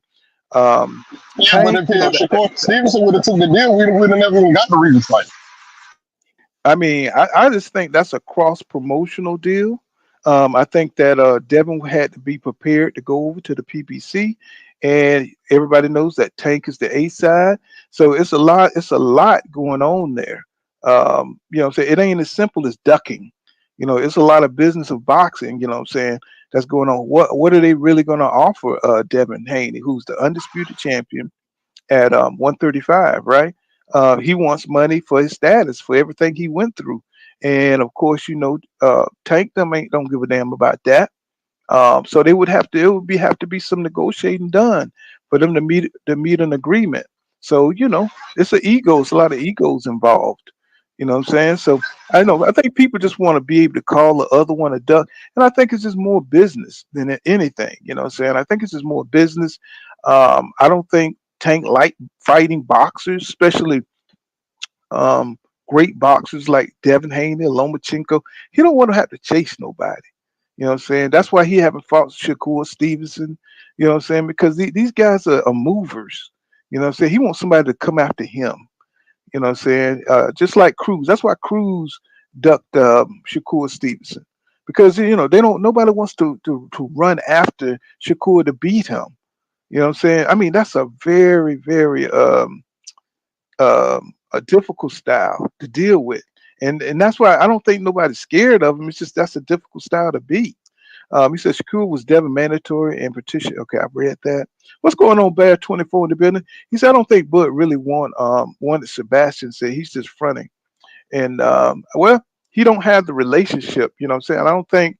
I think it's a money thing because Bud don't really um, he don't really generate revenue from his fights, and he always want those flat fees for that reason. You know what I'm saying? Because he don't sell very well, and I'm pretty sure the entire boxing industry understands that. So what I'm saying? Bud seems to carry that stigma everywhere he goes, and he carries that chip on his shoulder too. That because everybody knows he don't sell, and so that's why Fundora, he's just not gonna, just not gonna, go that direction. You know what I'm saying? I think he wanted Tim Zoo. I mean, I think he wanted Tim Zoo. He says, EJ and Lube. Oh man, that would be a good fight. Nebraskan Assassin. EJ and Tim Lubin would be a good one. He says, while he waits for Fundora. Yeah, I mean, he needs to get busy because he's on the older side. He's on the wrong side of 30. And if he's gonna get 6 fights in, like he tried to say he was gonna do before, this would be the time to get those fights in. Because Aerosmith Jr., I think he still got some juice left in him. You know what I'm saying? It's just fighting at a just like Devin Haney fighting at a damn weight class where you should have left. While until you get your ass beat. You know what I'm saying? You got to move up. You know what I'm saying? You got to get up out of there. Before your body start shutting down. He says, I don't buy Fundora needing all this time for a nose. He says they were underdogs now playing games like Cambosos. Well, he's just coming off a tough fight. Did you see that fight? The blood was everywhere. You know what I'm saying? That was a good little bloody little bang up right there. So, I understand Fundora. He wants to take a little time to see where he at and where the big money. He's trying to find the money. And the money, I believe, is with Spence. And I think that's where he's gonna go. I think, he don't want to just get beat by Tim Zoo, what I'm saying, again. I mean, not again, but you know what I'm saying. He don't want to fight Tim Zoo and he just beat him. You know what I'm saying? He wants to get some big money. You know what I'm saying? That's what these fighters seem like they like really trying to do. They're trying to pick the big fights for the big money, which I understand.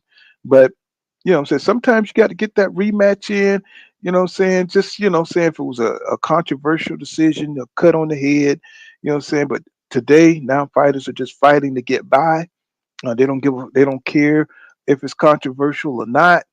You know what I'm saying? They're gonna just keep it moving to the next person. You know what I'm saying? So, that's how boxing is today. Modern. I'm gonna call it modern boxing. He says Spence will have to fight somebody else. He says, "Look, Nebraska, I doubt he's gonna sit that long. Yeah, the longer he sit, the more saying he's gonna need a tune-up." He says, Jermaine Wood in the building. What's going on, brother? He says, wrong. He says, Bill said when it gets hot, he said we're moving up to 140. He said it's started getting hit for the asses. He said started getting hit for the asses. Okay. He said start getting hit. Oh, hot. Started getting hot for the ass. Well, I mean, I don't understand how y'all can say these things when y'all know the man can't fight at 135 anymore. Y'all keep acting. Y'all think the man can still make 135 and fight effectively down there. I mean, I don't want to. I don't want to see him at 135 anymore. What about you, Hustler? Nah, I didn't want to see him at 135 either, but I mean, it did get hot, and he did send that offer to Shakur at 135, and Shakur turned it down to force him to go to 140 because he said he was going to stay at 135 for 2 fights. That was Tank Davis and Shakur Stevenson. Tank Davis didn't say no fight. Shakur Stevenson said no for the undisputed. But let me tell you this: you could say anything, but how your body feel. You know what I'm saying? You could say, yeah, that's probably what he wanted, but his body had other ideas.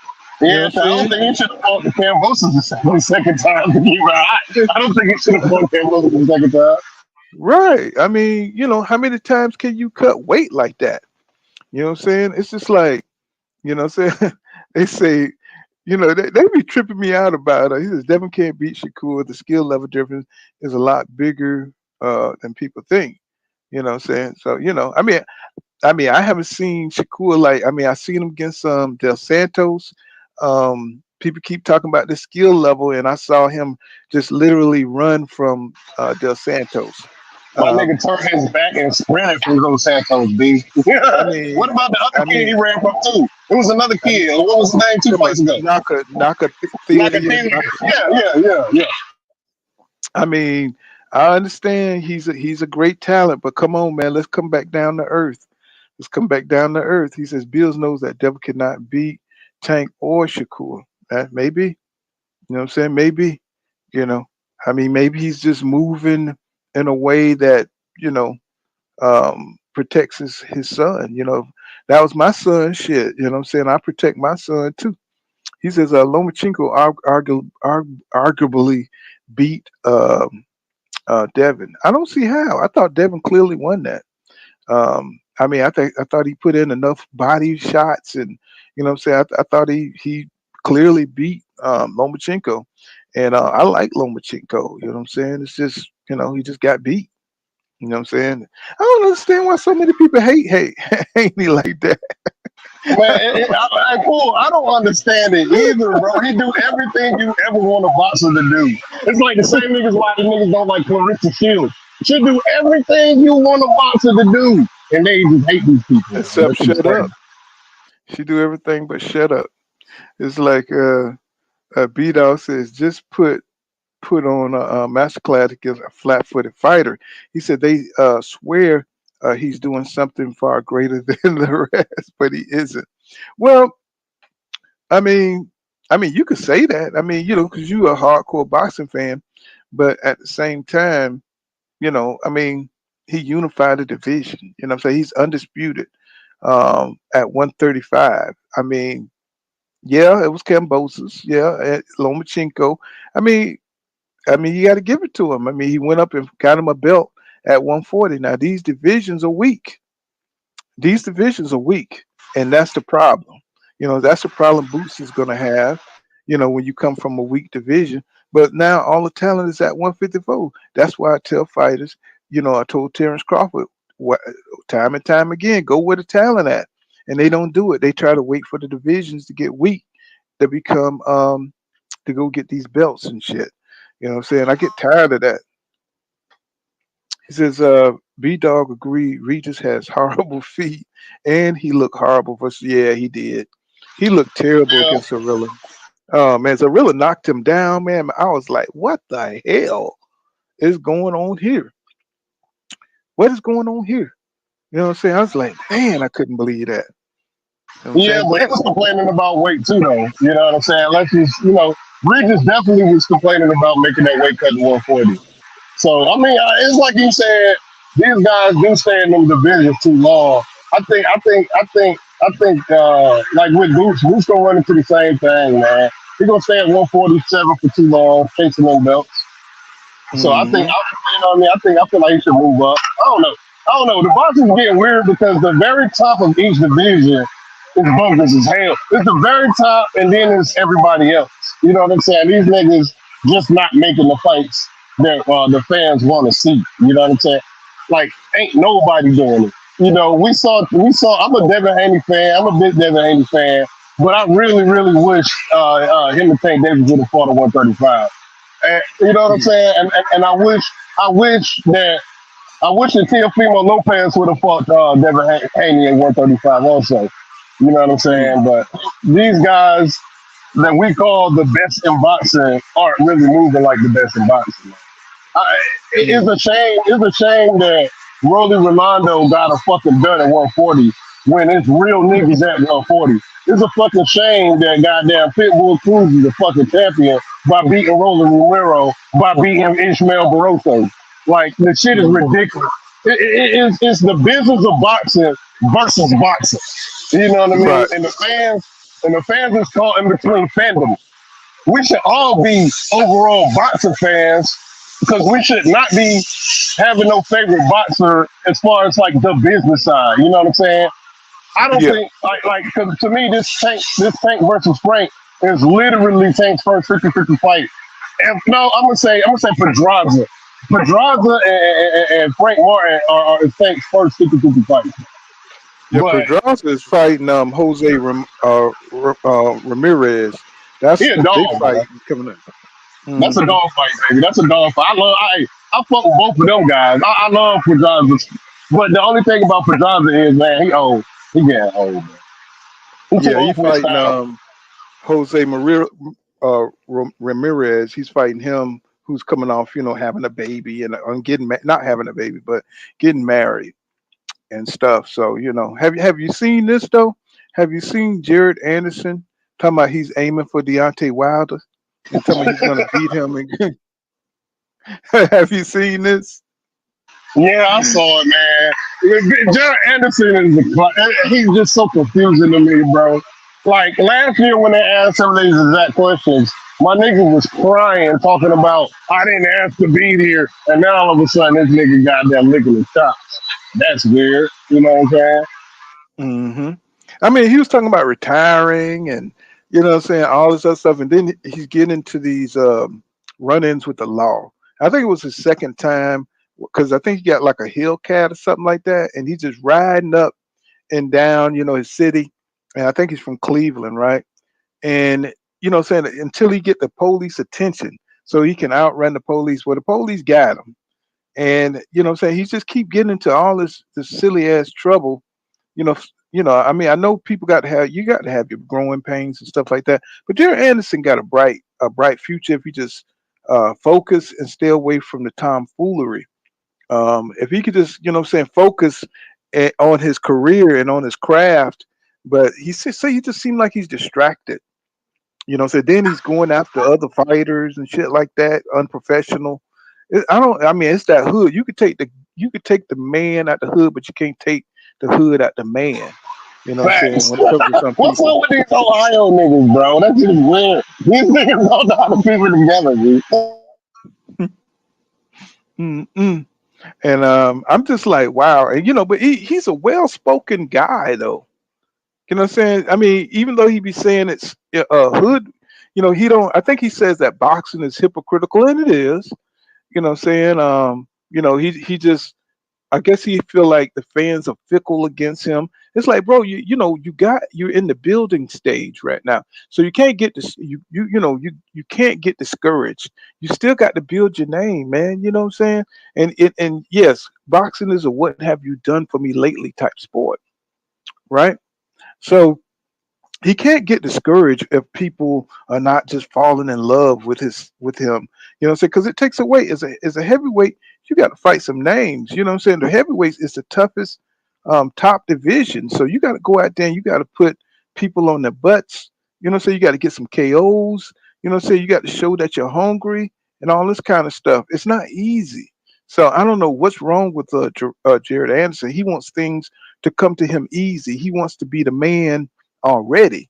You know what I'm saying? But you got to go out there and beat ass, man. And that's the only way you're gonna get it. And he's talking about messing with Deontay Wilder, even though he's old. I think a Deontay Wilder old can beat a Jared Anderson. What you think? I agree. I think Jared Anderson is the guy that grew up with a decent family that had hood friends. And now that he's older and got his own money, he hanging out with his hood friends and he getting in a little bit of trouble. Because what he doing ain't criminal, you know what I mean? It ain't like this nigga's betting on fight or robbing niggas, you know what I'm saying? So it's one of them things that he gonna have to get over, because he's one of them Olympians, man. Like this, I think he should be held higher than what he is.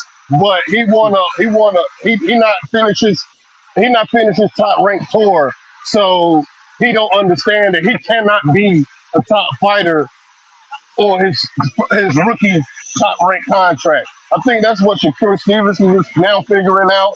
I.e., the reason why he re-signed with them is these guys. You cannot be on that type of diet and be successful in boxing. Like Floyd tried it. I mean, they tried it with Floyd. It shows that that company is only there from ages 25, from 18 to 24 is the sweet spot for top rank fighters. But after that, they should go on their own and try to explore bigger fights.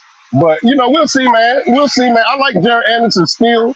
I think he's a little bit overrated, but at the same time, he's young. So I mean, he, to me, he is going at the proper pace. You know what I'm saying? As far as his career, and I feel like he's bright for the American heavyweight because we don't have nobody else. So I'm hoping he's bright for the American heavyweight. Because American heavyweight, when that go down and drain, the whole fucking boxing situation die. You know what I'm saying? Right, So right. it's probably more of hope for me than actual reality. But I like the brother. I just wish he wasn't no crybaby. But I mean, his name is Big Baby, so I don't know, man. I'm in the middle with him. I'm 50-50 with him.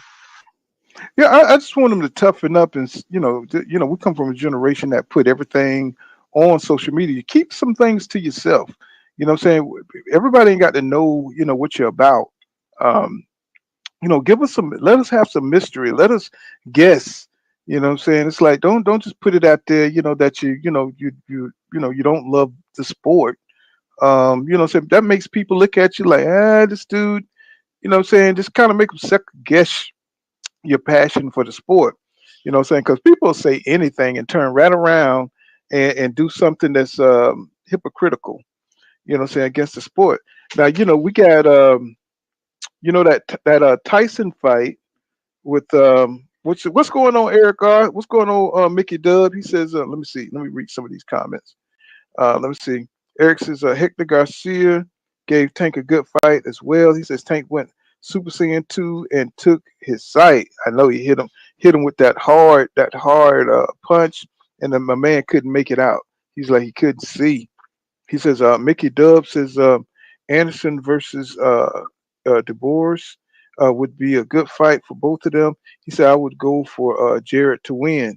You know what I'm saying? Yeah, I mean he could do some damage. This is a weak heavyweight division. He says That's a heavyweight. good fight, big dog. That's a good fight.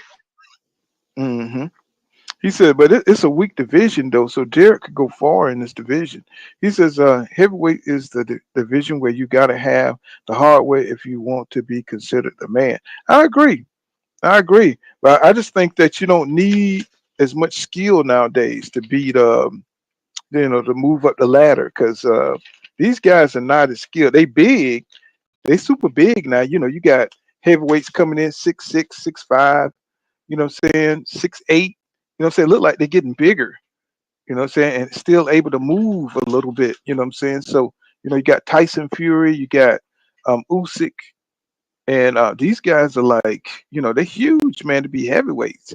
Saying Usyk got skill but lacks power. Tyson Fury, he lacks power.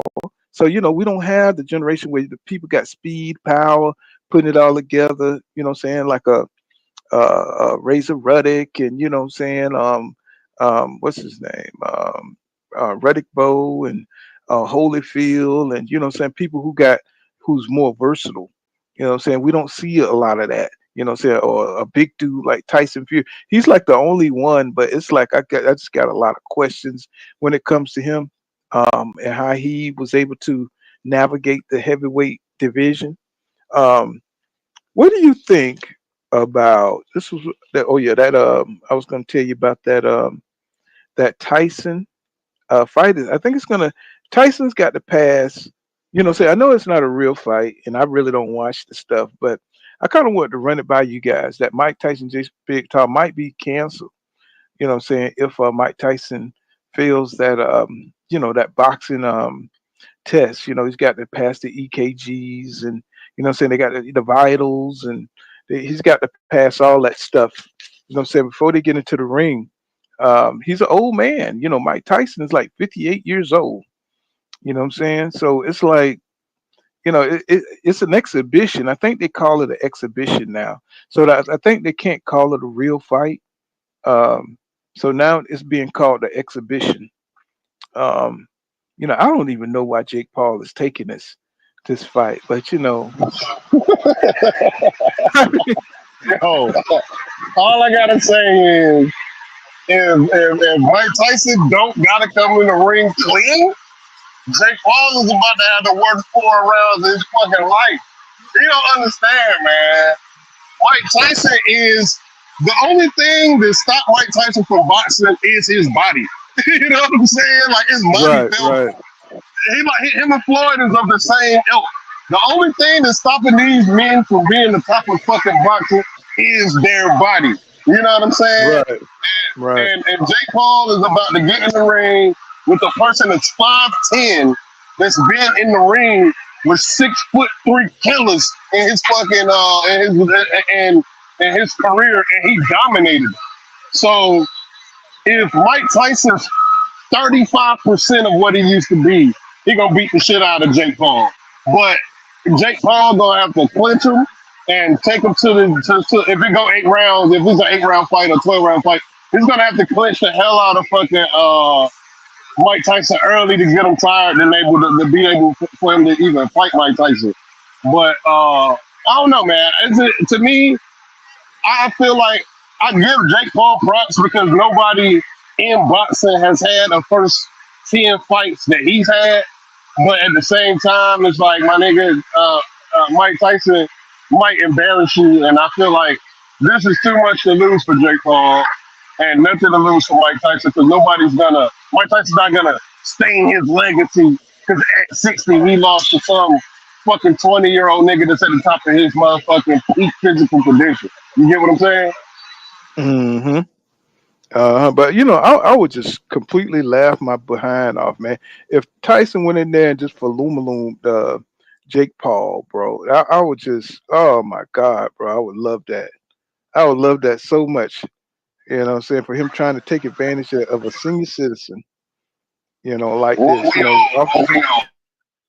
I mean, play off this man's name and stuff. It with no, saying. I mean, he's gonna make a lot of money because I think that Roy Jones Jr. and Mike Tyson fight brought in like over 1 million pay-per-views, bro.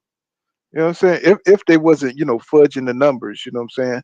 I think it brought over 1 million pay-per-views. So you can just imagine because people still love Mike Tyson, man. People still love the myth and the legend of the man. You know. Let me see. Thursday, so he would be pointless to fight. Boots would take probably become like just looking at the next article. You know what I'm saying? But yeah, man, I just I don't know. I don't like Jake Paul. I just think he's a vulture on the sport. And saying, but I can't hate his hustle. You know what I'm saying? Do what you do, bro. You know what I'm saying? It's not a real fight. Just know that. It's not a real fight.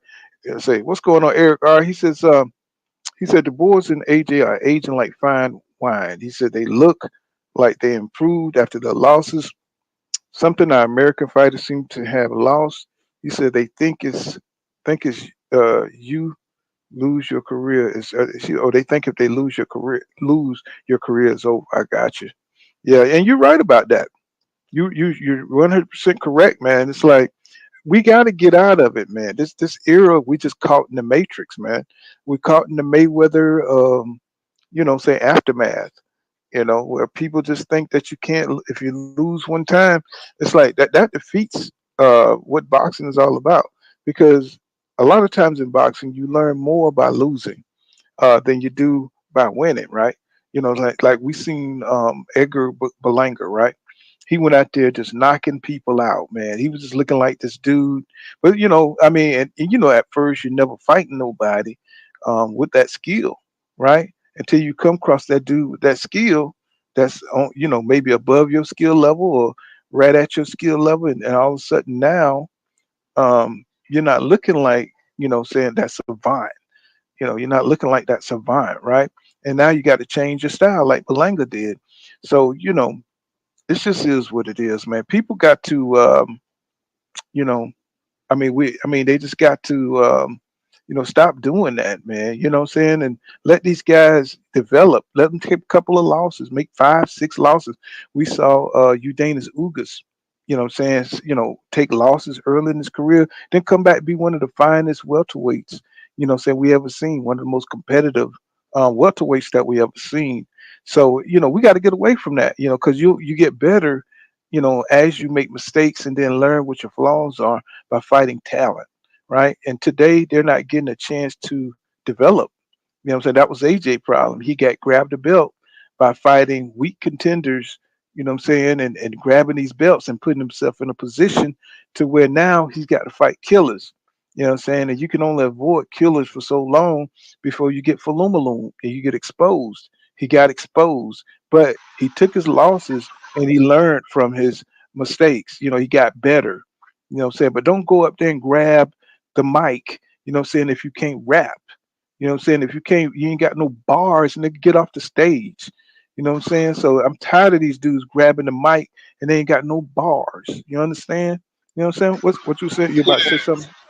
Hey, yeah, Hmm. I just found out that fucking OJ Simpson died today, this morning. So RP to OJ Simpson and his family, man. But I got 17% left on my phone, man. I'm gonna let my phone charge.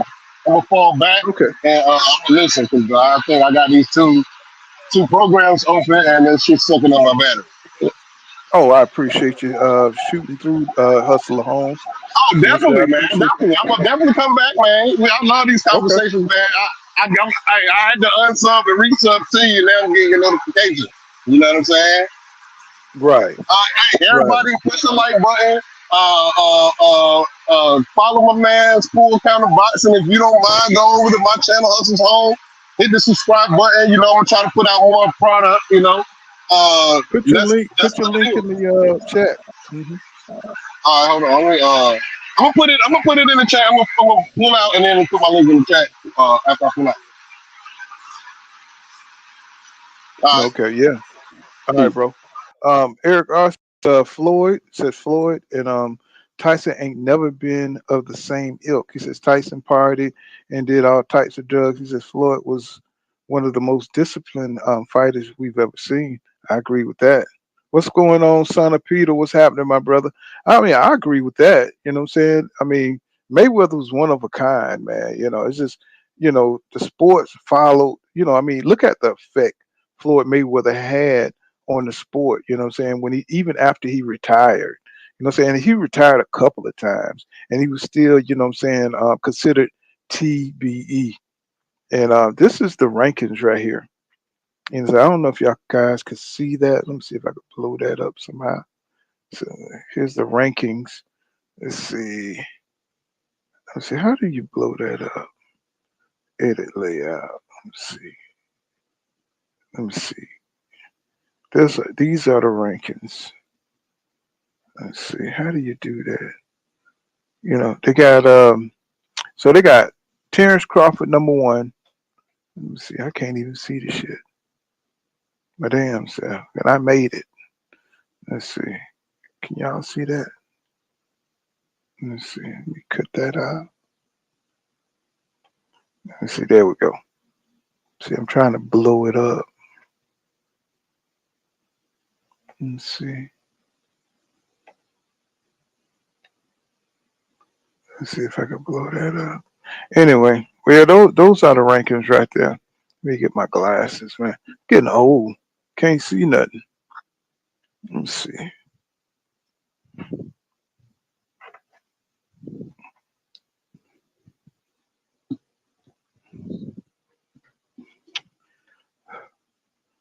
Got my glasses. I still can't see this shit. Let's see. So yeah, I got Terrence Crawford and let me see if I can pull this shit. Uh Damn, I can't even see that, y'all.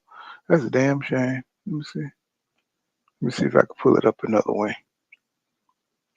Let me see. Let me see. See, box. That was on Box Rec. Box Rec rankings. I don't know if y'all can see that. Okay, here we go. I got it. Got it saved. Okay.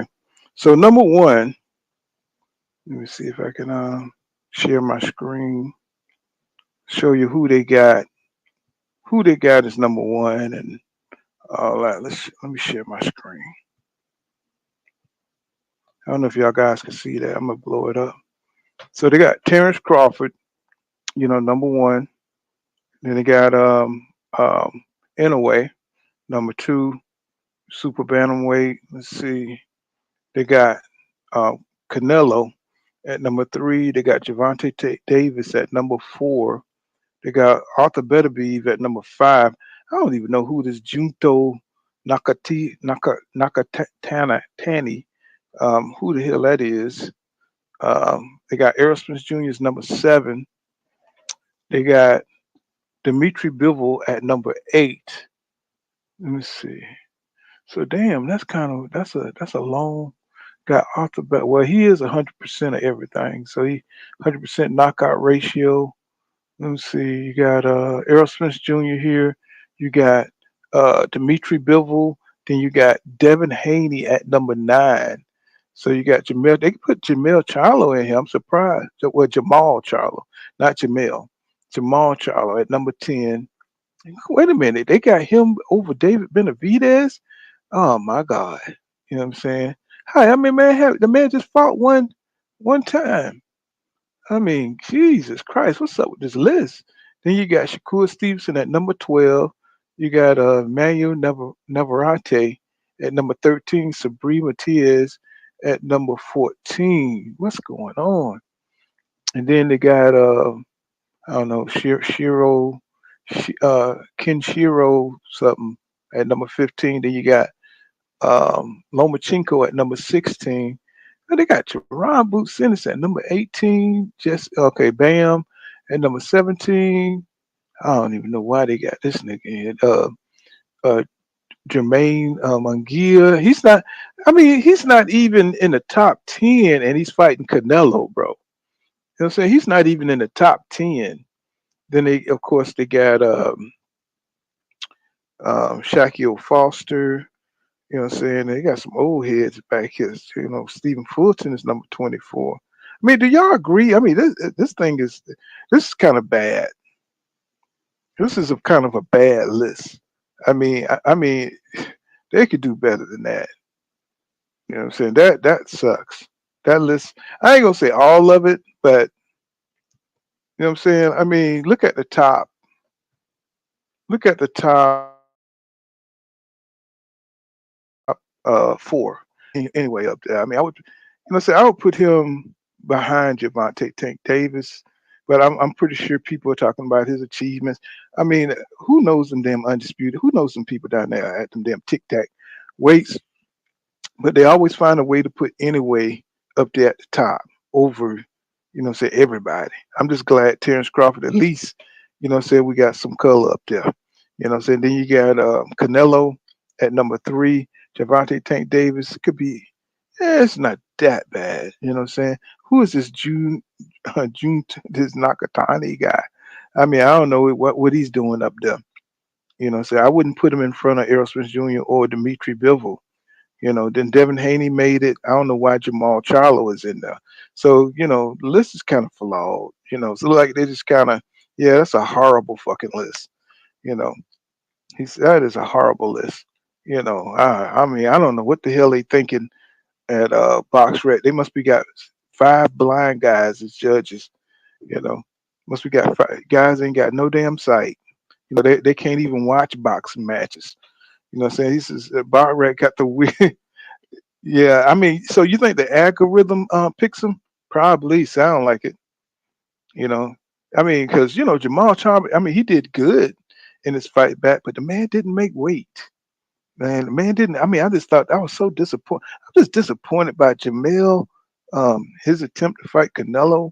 I'm just the spirit of these dudes are not there to be fans of them and of the fight. What I'm saying? What kind of fight are you gonna get once they see those dollar signs? It's over. What I'm saying? It's just over.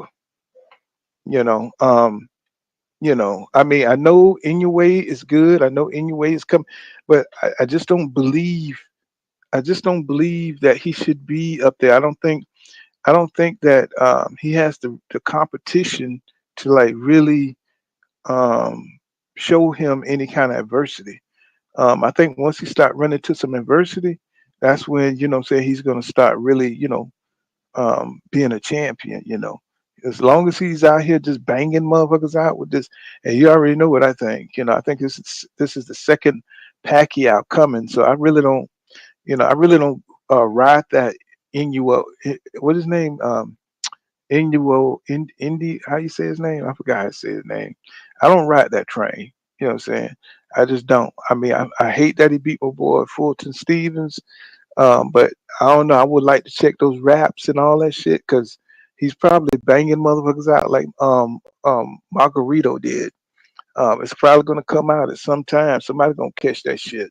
You know what I'm saying? They need to put um Richardson on his ass and shit to see what the hell he's doing.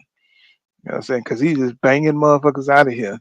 He says, okay, you read that.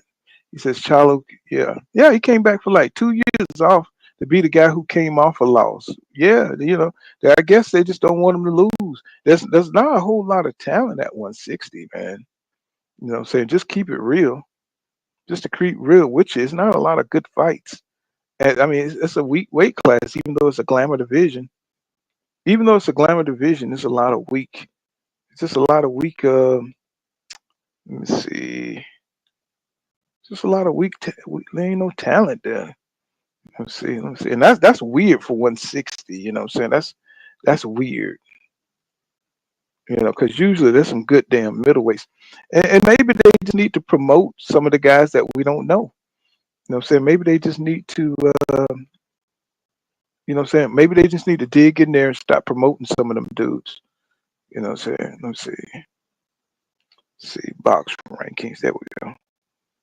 See now. Let's see boxing rankings. So maybe that's what need to happen. Let's see. So I'm just going to the 160 division and just kind of look around and see what they got. You know what I'm saying? Because really, nobody talks about the middleweights no more. Not since the Triple G days, not since the Triple G Canelo days. That's another division that kind of sucks. So let me show you guys what's at the middleweight division. Nobody talks about that damn division. So, there's a lot of missing boxing going on. Let me see. I mean, do anybody recognize these dudes at number top? Um, Let me see. I mean, I don't. Elijah Garcia, um, Hamazar Shera, some shit. It's like, who are these people? You know what I'm saying? You got to get a damn pronunciation thing just to pronounce their damn name. Let me see. Thomas Lamana. I mean, I don't even know any of these guys. I know Austin Williams. I know Austin Williams. I know Shane Mosley Jr. Um, I know Chris Eubanks Jr. Yeah, once again, he always finds himself in a weak division. You know, it's like, but Jamal Charlo, Carlos Adamas, that's probably about the most, and your boy Jennebeck. I forgot about Jennebeck. He's got the IBF and he's got the WBO. So they need to do some unification because anything else is just, it's not a big fight. I see Shane Mosley Jr. is working his way up the WBO ladder and the WBC ladder as a contender. And you got Chris Eubanks.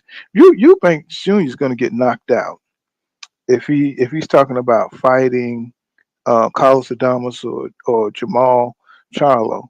And then you got Landy Laura. You know what I'm saying? I don't think he got a chance in hell, you know what I'm saying, to beat Jennebeck or the other champions, Jamal Charlo or no, he got knockout power though. He's pretty slick. You know what I'm saying? He's been sitting on his punches. He's been sitting on his punches, you know what I'm saying, lately. That's one thing I like about Laura, that he's been sitting on his punches and he's not doing that run around boxing, you know what I'm saying? So now he's showing that some another side to his fighting ability. That's a pronounced in the way Inoue. Yeah, Inoue. He says Monster is the goods. But man, he says, he said, I'm gonna keep it a buck. I mean, I'm keeping it a buck too. You don't think he's doing no steroids? Are you gonna keep it a buck like that? You know what I'm saying? I mean, I know the whole trope. You know what I'm saying? Till he get caught, I'm a roll with it. Okay. You know what I'm saying? You just gonna watch his head get bigger and bigger, like a goddamn hot air balloon.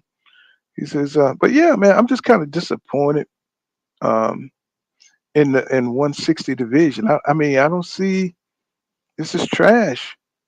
It's just trash. I mean, these guys, man, it's like what's going on with the fights? You know what I'm saying? This don't look good. You know, you go on to the next one. It's Canelo Alvarez. Undisputed over everything. David Benavidez, David Morrell. Hey, we're not never going to get those fights. I think David moved up to 175. So you know that's going to be a hot ass division right there. The 175 division is heating up. It's got a lot of talent there. You got that Joshua Buasi guy. He's pretty good, but David's going to be fighting that Alexander guy under the WBC. He's going to be fighting that dude. Let me see how to say his name. Got my little pronunciation thing here. This Alexander. I don't know how you be saying these damn things with too many consonants. Let's see. CDK. Okay. It just spelled the damn name. That's crazy. It just spelled the damn. Let me see. That's what GVOZD. Okay, Alexander. I guess Govic, something like that. But that's who David Benavidez is going to be fighting at 175, and he's going to get the winner out of Dimitri Bivol and Arthur Beterbiev. So I think that's a good deal for him because I don't think Canelo going to give him anything. I don't think he's going to give him a shot. So I don't think he's going to give him a shot. He said till he get caught. He says I'm a fan of Fulton and I had to eat crow. Me too. Me too. 'Cause I really thought Fulton was going to be able to outslick him, and I think Fulton thought that too. Until he felt that left and that right, he felt that speed, he felt that power. That shit. I was like, damn, dude. When motherfuckers athletic, them dudes that's been fighting for a while, like Lomachenko. You remember how Lomachenko came in? He was just super fast, and he was just a matrix for real, for real. That's how Inoue looks in the ring against. He just comes in. He's just superior speed, superior power. And it's like no, no, no, nigga. Something wrong here. Something is going on. You know what I'm saying? And that's the kind of feeling I get when I watch Inoue. You know what I'm saying? Fight. You know what I'm saying? It don't seem like it's natural. It just seems like he just come in like he's the bigger man. He goes up to another weight class like he's been there all his life. You know what I'm saying? It's just beating up people. You know what I'm saying? So, y'all see. You know what I'm saying? It'll come out once he, hit these states. You know what I'm saying? It'll come out. Let me see. I still want to see, from the super welterweight, why Charles Conwell hasn't fought in so long. You know what I'm saying? We still waiting on Virgil Ortiz. Let me see if I can find what's going on with what's Conwell last Conwell Charles. Charles Conwell. What is going on with Charles Conwell? I mean, he haven't fought in a couple of years, and I'm not understand. Was he put on the shelf or something? Charles Conwell, American boxer. Was he? I don't understand what's going on with him because he is y'all. He is the number one WBC. But if he hadn't fought this long, why is he still so high on the list? I don't understand. So I'm just trying to find anything. Why this guy isn't? Can a boxer return to a ring after killing? Let me see what that. Oh, you talking about the Patrick Day bullshit? You talking about that Patrick Day? Let me see. Right, Conwell. Trying to watch his Twitter. So, I mean, anybody know anything about Charles Conwell? Because I mean, I'm a loss for words. I mean, guy's a good fighter. It's just why he haven't been in the ring. Let me see. Why he haven't been in the ring? Let me show you what I'm talking about. He's a pretty decent dude. I'm pretty sure most people here know what I'm talking about. Let me see. Let me see. I know pretty much. I mean, I'm like, really, it's a lot of fighters that's out of here, bro.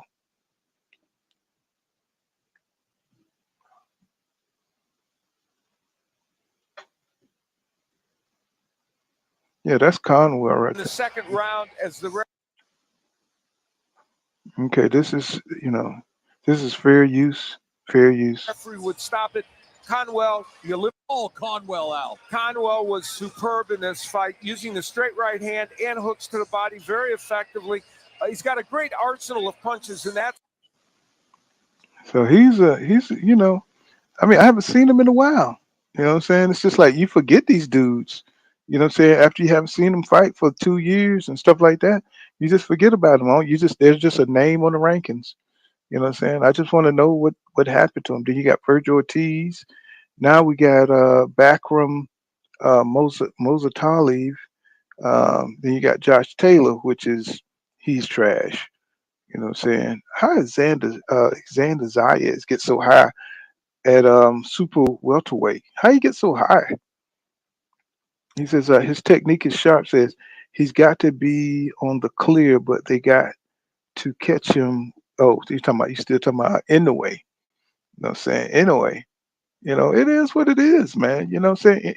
I mean, I don't know. I just can't get on that train, man. It's just I'm feeling like it's giving Pacquiao vibes. You know what I'm saying? And I know they didn't catch Pacquiao, but you know what I'm saying? I just don't, you know what I'm saying? I just don't, I don't know. I just don't believe it, bro. I don't believe it. I don't think it's all natural. Uh, uh, uh, uh. On Fury, on Joshua, he must wait his turn after the second. What is going on, y'all, with this? What is going on with this? Tyson Fury fight. I mean, it's like taking forever. It's like injuries. It's like I mean, I'm not even really following it, man. It's like, oh man, now Joshua got the balls to fight Tyson Fury. It's just this a damn mess. So here's Eddie Hearn. He's talking about he's gonna make Boots a star. Let me see. So I mean, I don't know who with. You know what I'm saying? I don't know who he's gonna make him a star with.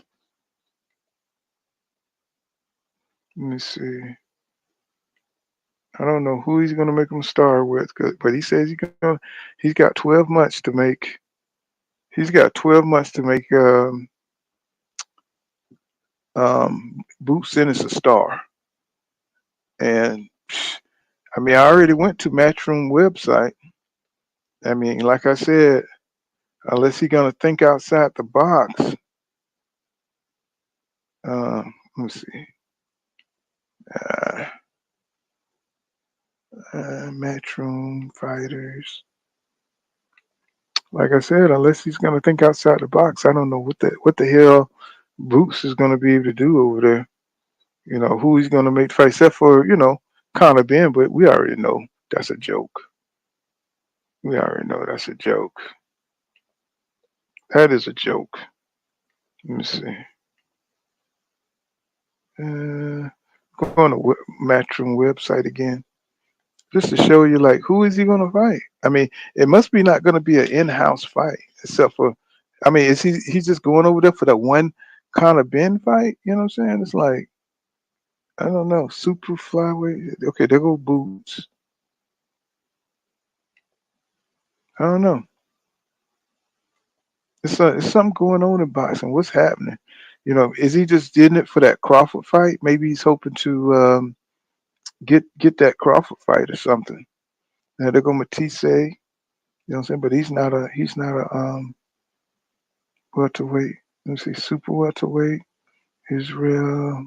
I think that's the guy Crawford's supposed to be fighting right here. I think this is the guy Crawford want to Uh, I think this is the guy Crawford want to fight right here. He's trying to make a fight with him next. So it's not clicking. Yeah, I think that's the guy right there. The guy I keep flicking on right there. Him. I think this is the guy Crawford would be fighting, or he's trying to make a fight with. Super welterweight. hmm Yeah, that's him. This is the dude that Crawford would be fighting if he goes through with the deal. This is a little busy fight. 64% KO ratio, 98%. Okay, that's it. Trash. 10 wins, 7 KOs, no losses. Let's see. Oh, one draw. Oh, he's another one of these Bekistan guys. Man, these guys, is that all they do in Bekistan is box? You know, say he's age 29, 5'9". You know, say, is that all they do in Bekistan? Because it's a whole bunch of them. It's a whole bunch of Bekistanians. You know, but getting back to Matchroom, let's see. There's no welterweights for my man. So he must be just doing it for the big fight. Maybe with Crawford, because he really don't have the manpower over there. You know, I was going through this earlier. You know, all their fighters. I mean, just point out any names that you might see that could fight Boots Ennis over there. So you know, he must be trying to pick certain fights. You know, that he want to maybe at 154. I don't know, but I know this line up here, he don't have it. He don't have it. I remember I saw that guy Sonny. Yeah, was he a good fighter? No, I don't see it, bro. I don't see it. So I don't see it. You know, I don't know why he doing what he's doing, but I don't know why he's doing what he's doing, but or why Eddie. It's got to be that Crawford fight. It's got to be Crawford, or he's trying to make a fight with Errol Spence Jr. It's got to be something. It's going to be a cross promotion or something like that. Because I just don't understand why Boots went over there when this is what he's looking at. You know, he's looking at these people right here. Ali, maybe Ali Muhammad. Let me see. Let's see. That wouldn't be a big fight. Let's see. Oh, Super Bantam. See, I'm thinking, what's that Saudi Ali? What was that guy name? That 154. I mean, it's like you can't even find. That's a 140 pounder right there. I don't know. I was like, I just can't see. You know, maybe Palermo. Palermo is here. He's a 154, I believe. Palermo, no, he's at one. He's super lightweight. That's right, 140.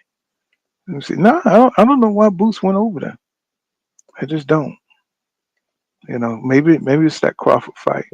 That's all I can really see. Or maybe he wants to fight Virgil Ortiz, or saying somebody Josh Kelly for the WBO. I don't know. I really don't. So it's kind of confusing. It's really kind of confusing. Let me see. It's really kind of confusing. But let me see.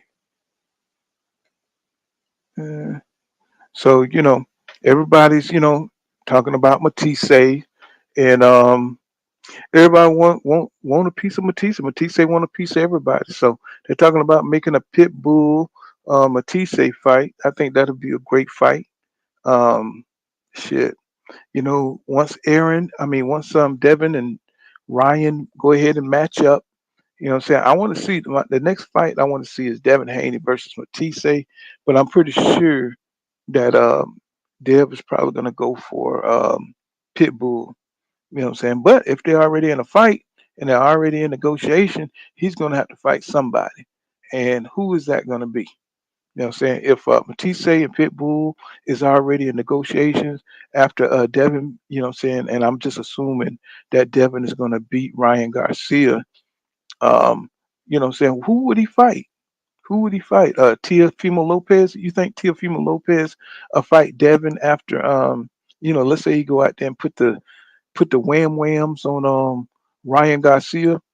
Would he fight Teofimo Lopez? I mean, I don't know. I mean, that'll be a good ass fight though.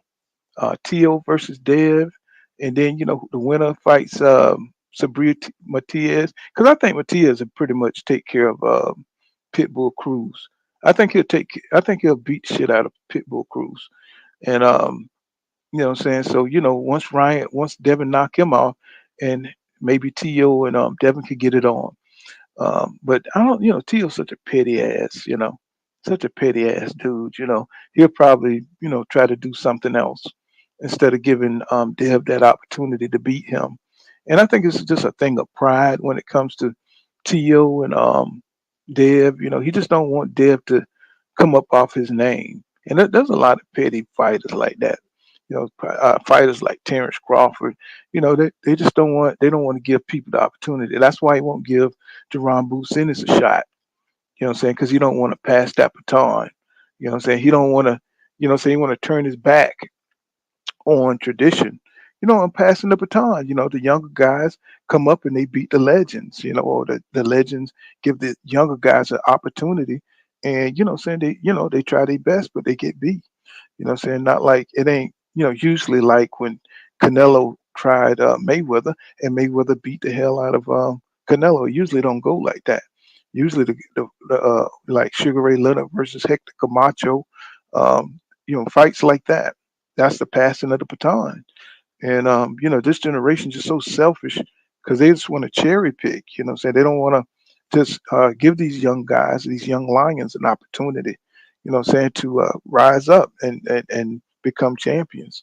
So but I would love to see um, Devin. And I think that would get rid of a lot of the hate, the Devin Haney hate, if he was to fight Matisse, or if he was to fight Teofimo Lopez, and he was to separate himself.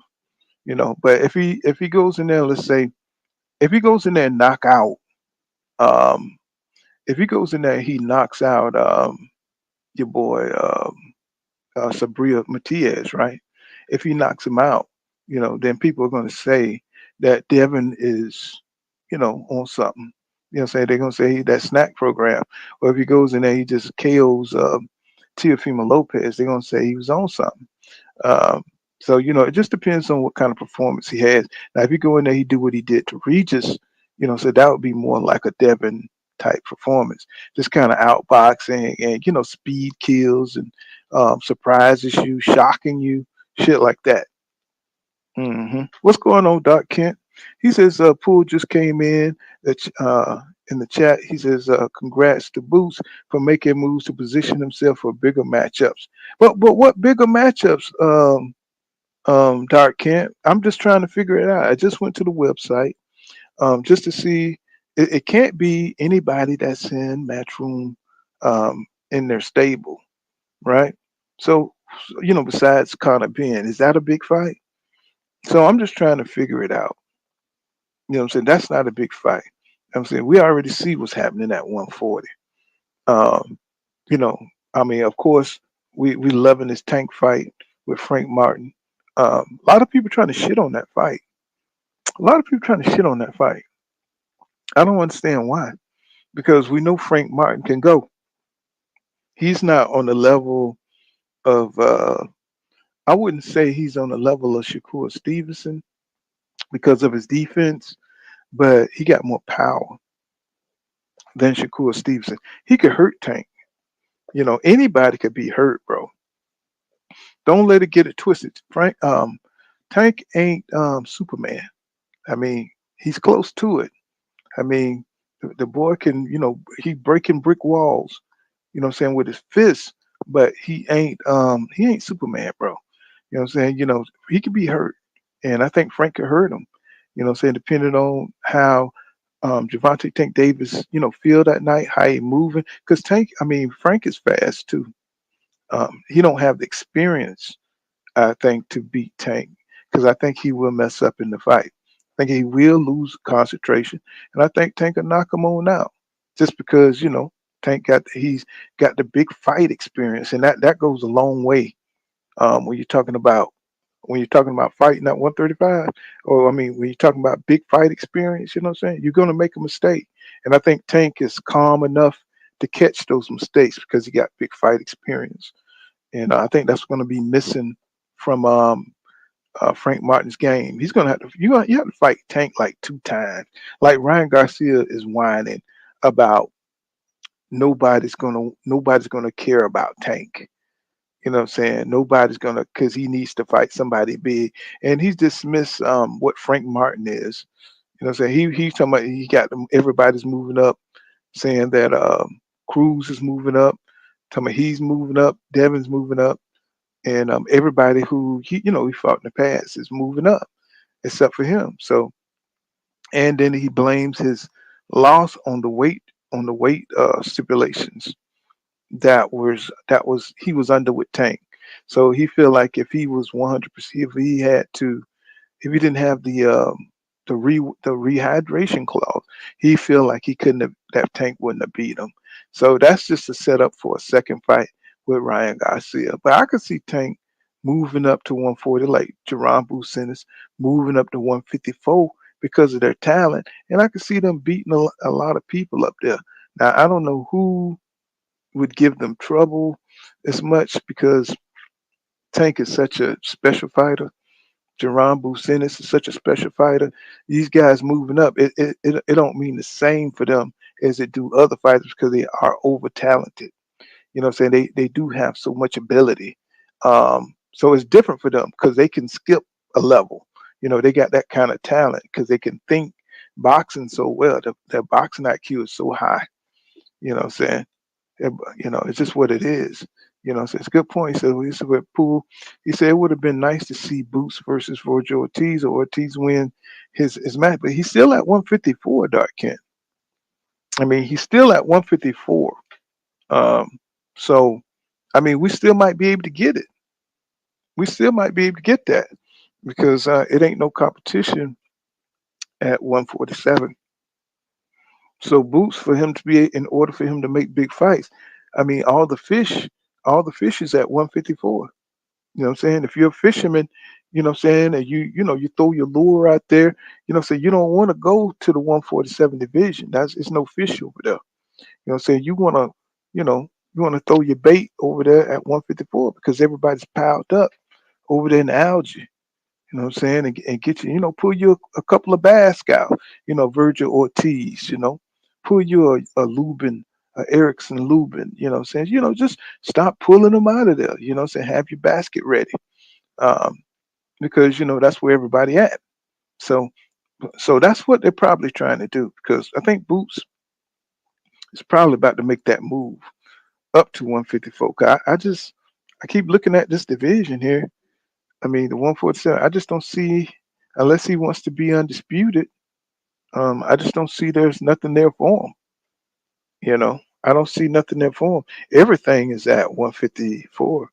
Everything, all the names, even some newbies like Alexander Zayas, you know what I'm saying? Josh Kelly, he would have a field day up in here if he went the WBO route, if he went the IBF route. Excuse me. Yeah. Yeah, if he went any of these routes, he would be, I mean, shit. Boots could be any of these guys, you know. He could be any of them, you know. He says, let's see. Let's see. Y'all can't see that. I'm looking at the rankings. Yeah, he could be any of those dudes. Let me see. Oh, I got to take that picture off. There. Yeah, he could beat any of these dudes, man. Let me see. Yeah, Virgil Ortiz, number one with WBA. Let's see. I haven't heard none of these guys except for Eric Lubin on the second line. Sebastian on the third. Erickson Lubin, 2, WBA. So he's going to be getting a fight here soon. Erickson Lubin. He's going to be getting a fight here soon. Let me see if he's set up with any fights here. Erickson Lubin. Okay, let's see if he got a fight on the horizon. See, box rate. Erickson Lubin box rate. See if he got a fight on the horizon. Nope. Nope. His last fight was Ramos, won by UD. Went on 12. Yeah. Nope, he don't have no fight coming up. But he's high on the list. So I haven't heard of no Abassi. Oh man, I don't know these damn people. Now this Jack Cloquet, he just lost to Bakaram Moteza Leave. He just lost to him this weekend. So that guy kind of reminds me of Arthur Beterbiev. You know what I'm saying? This Bakaram Motavalev, whatever he's got that name is. He kind of reminds me of your boy Arthur Beterbiev, the way he fights. He reminds me of him. Let me see. Yeah, I think we looked him up the last time we was here. We looked him up the last time. Let's see. Bring us a lot of these guys, man. I have not seen fight before. Let me see. This is him. I don't know if you guys seen him before. 22 wins, 0 losses, 16 KOs. Look like a wood chopper. KO 72%. Yep, Russian, of course. And why do they always move out to Oxnard, California? I used to deliver out that way. I used to see that little town with the orange fields every damn well. It's a lot of boxers live out there. So yeah, he just beat Jack Cloquet. Let me see, knocked him out in the 11th round.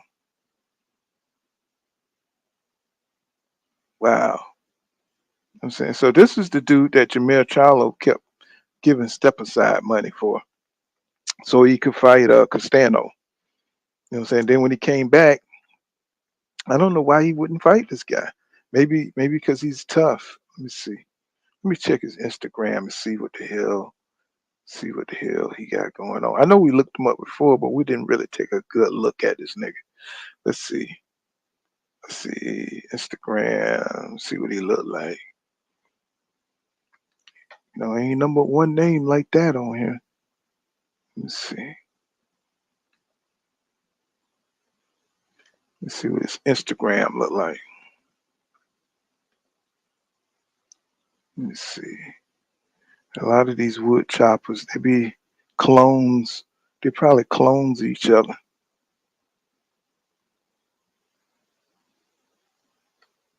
So they got a whole damn lab in Russia. Okay, that did not. Okay, why didn't that show? Okay, share my screen. There we go.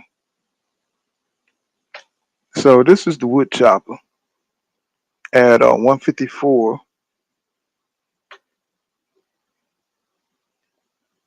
Okay, he's number one in the IBF, and Jack Cloquet was number 2 in the IBF, right? Then you got Erickson Lubin. So this is somebody Erickson Lubin may have to face. Let's see. See, there go that wood chopper style. See, that just like them Arthur Beterbiev and stuff. Yeah, they got them strong ass jabs.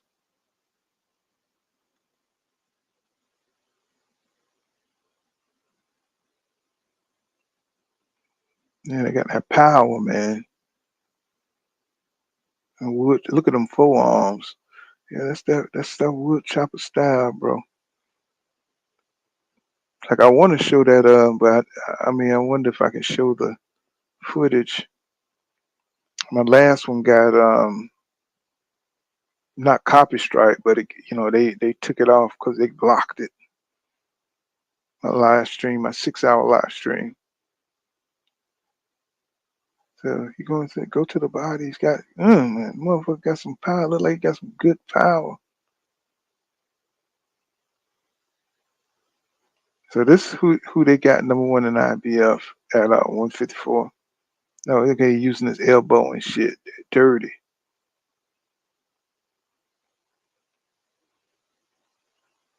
Mm-mm. Like this who Jamel Charlo didn't want to fight. Shit, bro. Mm-mm. So he going for them damn kidneys. Oh yeah. See, look how he using the elbow. Some bullshit right there. Strong.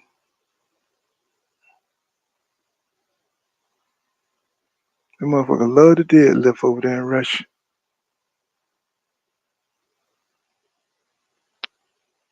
Yeah, he's pretty strong, man. You know, so he look like somebody you really wouldn't want to engage if you're coming off a Canelo loss. I just wish Jamel Charlo would have defended his belt. I wish he would have defended his belt at least one time. His undisputed status.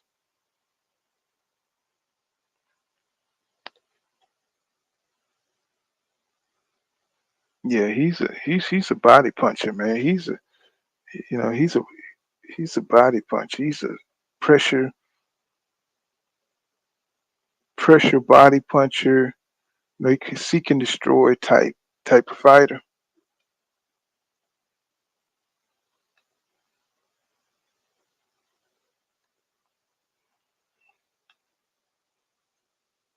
Yeah, don't that look like Better Be little brother? Yeah, both got the wood chopper beards. Yeah, it's a little Better Beef at 154. That's all. That's how them Russian make them. Make them one way.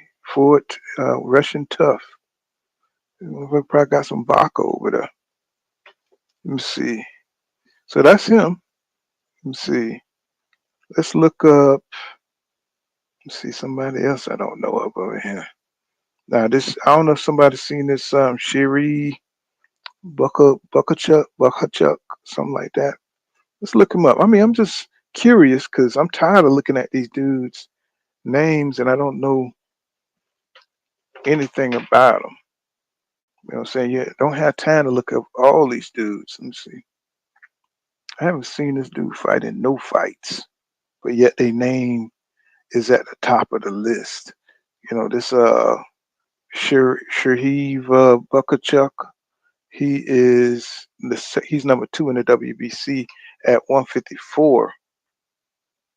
So let's see. Let's look him up. Let's see. Let's see. Shaheev. There you go. He's a Ukrainian. Let me see. And let's see. Let me share my screen. I'm just tired of seeing all these weird dudes, these weird names, man. It's like, come on, we watch boxing every weekend, and you just never see these guys fight. Maybe it's my fault. I don't know. Okay, that's what he looked like. Let me see. Can y'all see? That's what he looked like. That's what he looked like. Let's see. 24 wins, one loss. Let's see who he lost to. Let's see.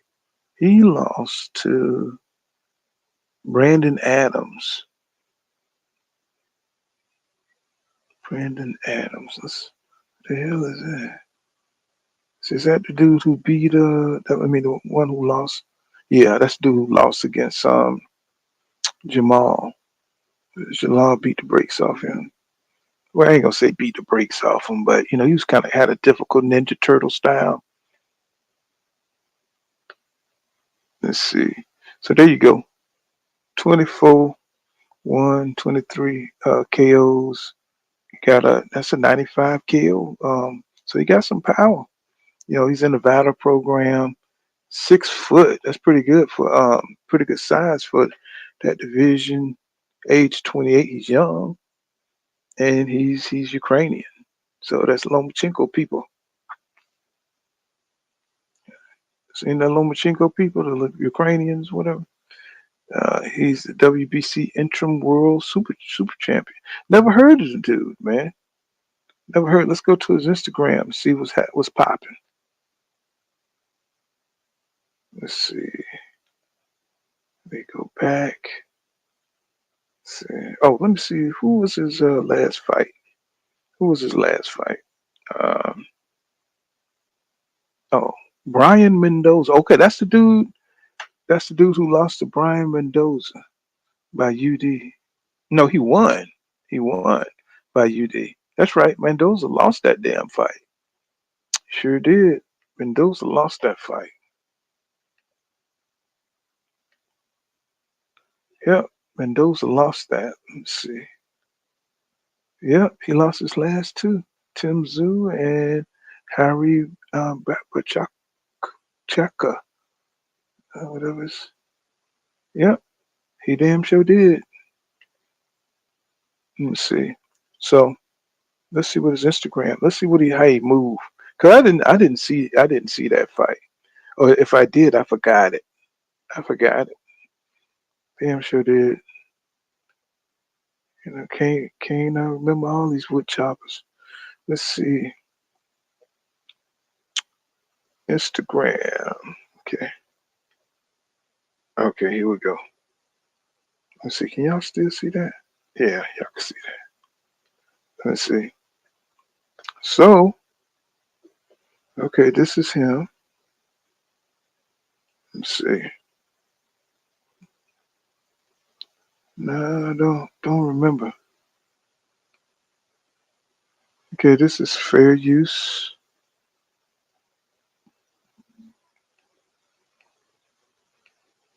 Nope, no footage. Okay, so trying to find something where he's moving.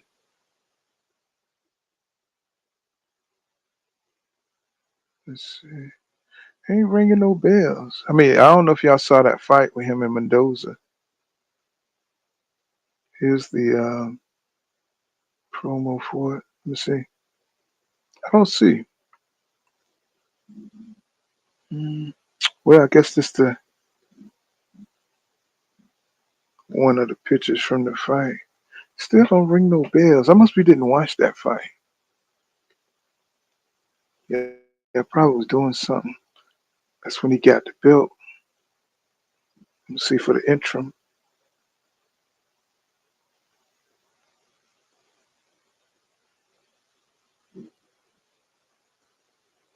Okay, that's the night he won it. Like I said, these dudes just pop out of nowhere, man. Look at it. He know he won that shit. I don't know. I can't find no footage of him training or nothing like that.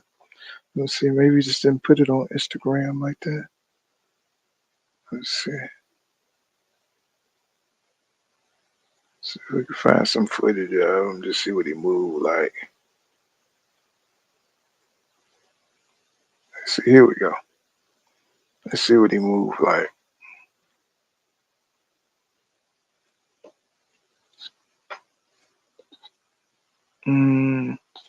This is him doing a few.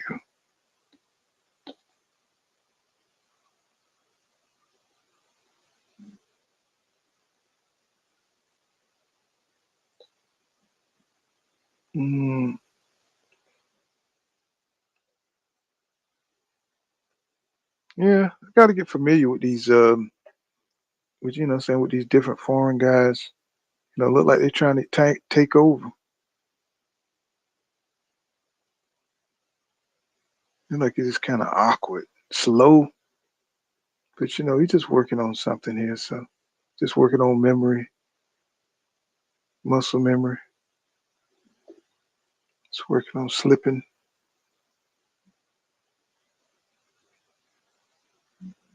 Training hard. I like that. Let's see. There's nothing special. I don't see nothing special about him. I don't see nothing special about him. Okay. And a nice left hook. Jab. Mm.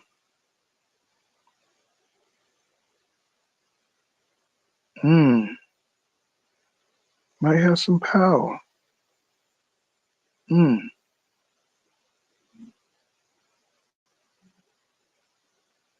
mm, mm. Shit. Okay. I like to see him mix it up with some of the top guys. I like to see him get in there. I like to see his defense though. You know what I'm saying? He look like he got a lot of pressure fighters.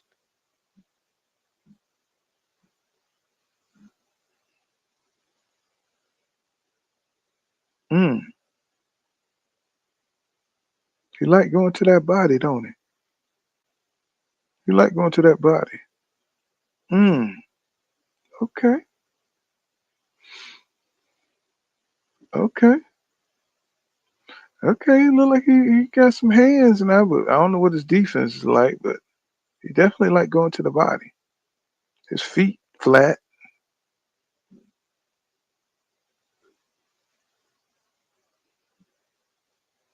Mm. Mm. Okay. I mean, I've seen enough of him. Let's see. I've seen enough of him. Said, what's going on, 2 cents? I'm sorry, I was like all into the damn Instagram. He said that guys look like better be. That's what I said, Dark Ken. What's going on, 2 cents? What's happening with you? He says, so that guy looks like he can be an upsetter. That's what I'm looking. See, that's what I'm trying to look at these. I look at the rankings, and I'm trying to look at these guys I've never heard of before. You know what I'm saying? People, we never like get to really look at these dudes. They just pop out of nowhere and jump into the top 10. You know what I'm saying? It's like who are these dudes? It's like good morning. What's going on, Robin and Carolyn Jones? What's happening? He says, good morning, Pool and chat. And Shane Fraser says, I watched him against Mendoza. Say he's pretty good, Pool. He said I broke Mendoza. I saw that, man. I saw the heavy shots that he was pouring down. I was like, shit, he's a dude like a power pressure fighter, you know.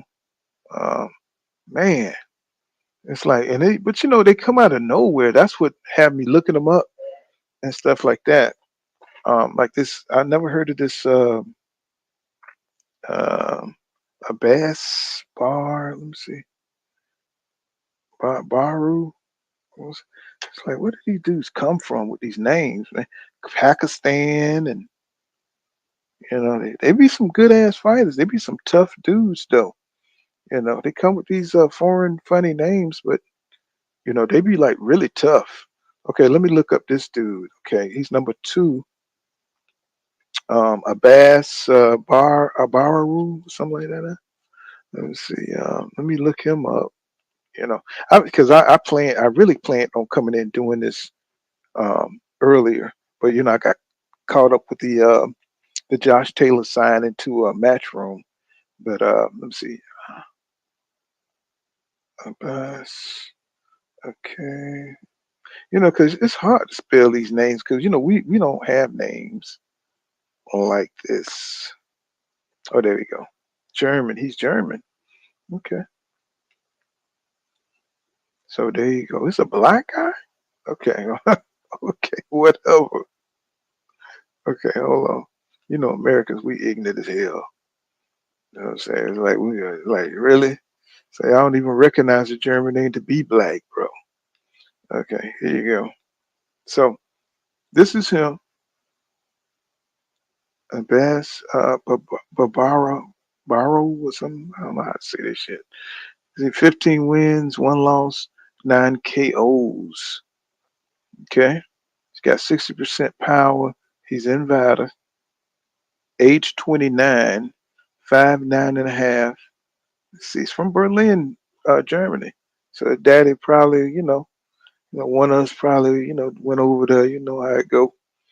One of our sons that can come back. Let's see.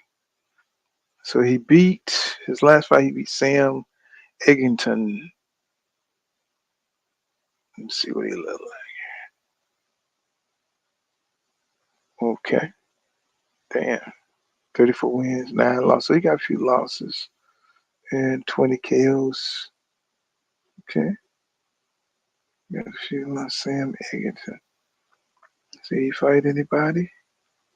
I don't see anybody he fought that shit. No. Oh, Paolo Malignaggi. How the hell he fought Paolo Malignaggi? Are you serious? In 2017 he fought Paolo Malignaggi? You serious? Well, I guess it's real. Guess 34 fights. He fought Liam Smith, Liverpool. Let's see. Dennis Hogan. Okay. Fought Dennis Hogan. Okay. That's the dude that lost to this guy. Okay. Let's see if he fought anybody. Anybody I recognize. Okay. Let's see. Jay Spencer. Nope. He's just Robert Mass. Nope. Nope. Nope. Nope. Carlos Molina. Let's see. Carlos Molina. 55. God damn. They be fighting these dudes with these records. Terrible records. Building up, padding that stat. So who's the one dude who beat him though? Okay, the one dude who beat him. Oh, okay. So Jack. Okay, Cloquet. Okay, that's the one who just lost to Motalev. Motalev. Okay, so that's the dude who lost. Okay, so he beat him. Okay, let's look up his Instagram. Look up his Instagram. Let's see. Let's see. I bet these foreign folks. They fight weird. You know. Let's see. As far as they balance, and not all of them, but just a lot of the Europeans. They just have a weird style. It's not an American style. That's straight up stuff. Like the Queenberry rules. Let's see. So this is him. See, can y'all see that? Oh, oh, I gotta switch the screen. Share my screen. Okay. So here is this dude. My bad. Can y'all see that? Yeah. Okay. So let's see. See if we can find something of him moving.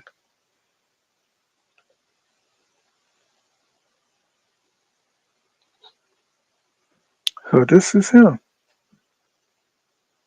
Never seen him fought before, but he's number 2 in the WBA at 154. So I don't know where he came from. I don't know where he come from. But we got to see who these guys are. And I just get tired of just seeing them pop up out of nowhere. And I used to, y'all, if y'all, you've been with my channel long, I used to always do this. I used to do this with amateurs too. Seeing who's coming out of the amateurs, and used to have time for all that. But you get older, you get more responsibilities.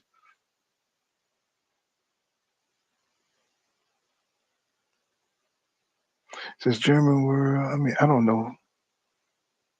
Okay, look like he got a little bit of speed, got a little bit of snap. Could be the camera lens. I don't know. Let's see. Say that one don't move. Let me see. Let me see. See if he's going to be a threat to anybody. And you can kind of tell by, the snap on their punches, saying the combinations, what kind of ability they have. Okay, this is fair use. You know what I'm saying?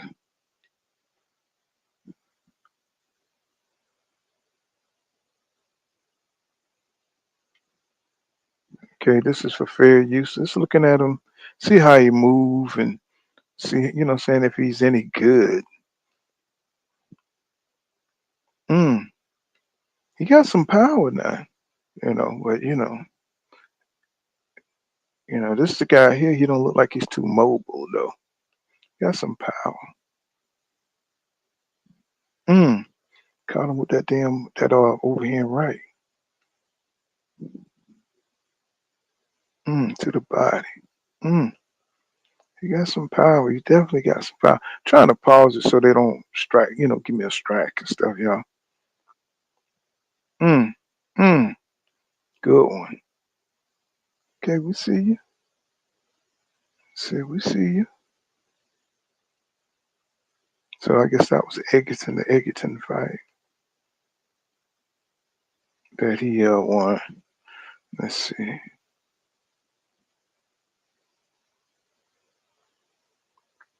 Yep. Let me see. I don't see no other training footage. Let's see.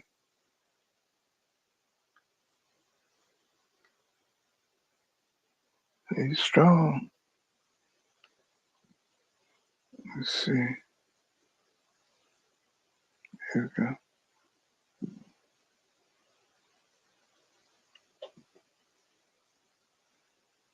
I don't like this angle because you can't get a real sense of, his hand speed. And there we go. You got some hand speed now. You got some hand speed. Yes.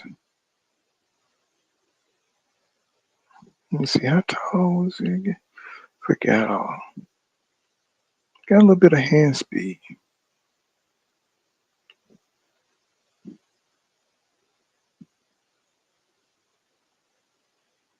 Yeah, but I have to see him fight though. I ain't get a good sense of what he could do. See no footwork with it.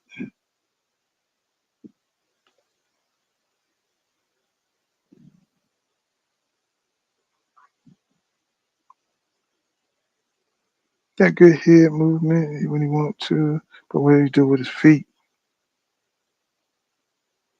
You'll see, he's not using his feet.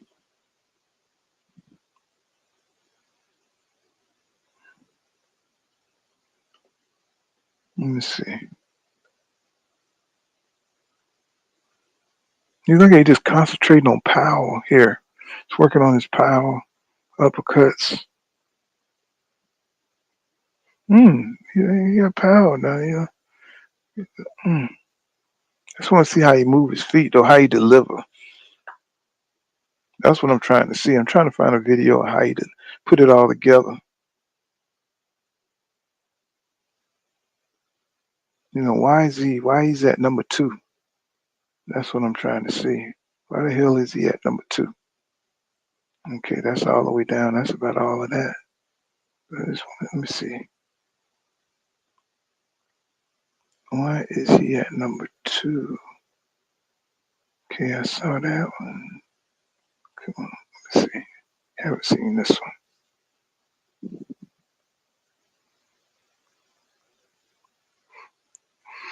He don't look like he uses feet much. I mean, maybe it's just because he's training on the bag, but I don't see him. I don't know. He just, okay, he got the head. I see the head movement a little bit. I don't see the feet.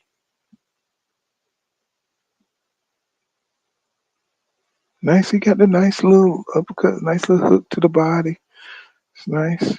Nice and all. But what's your, let's see.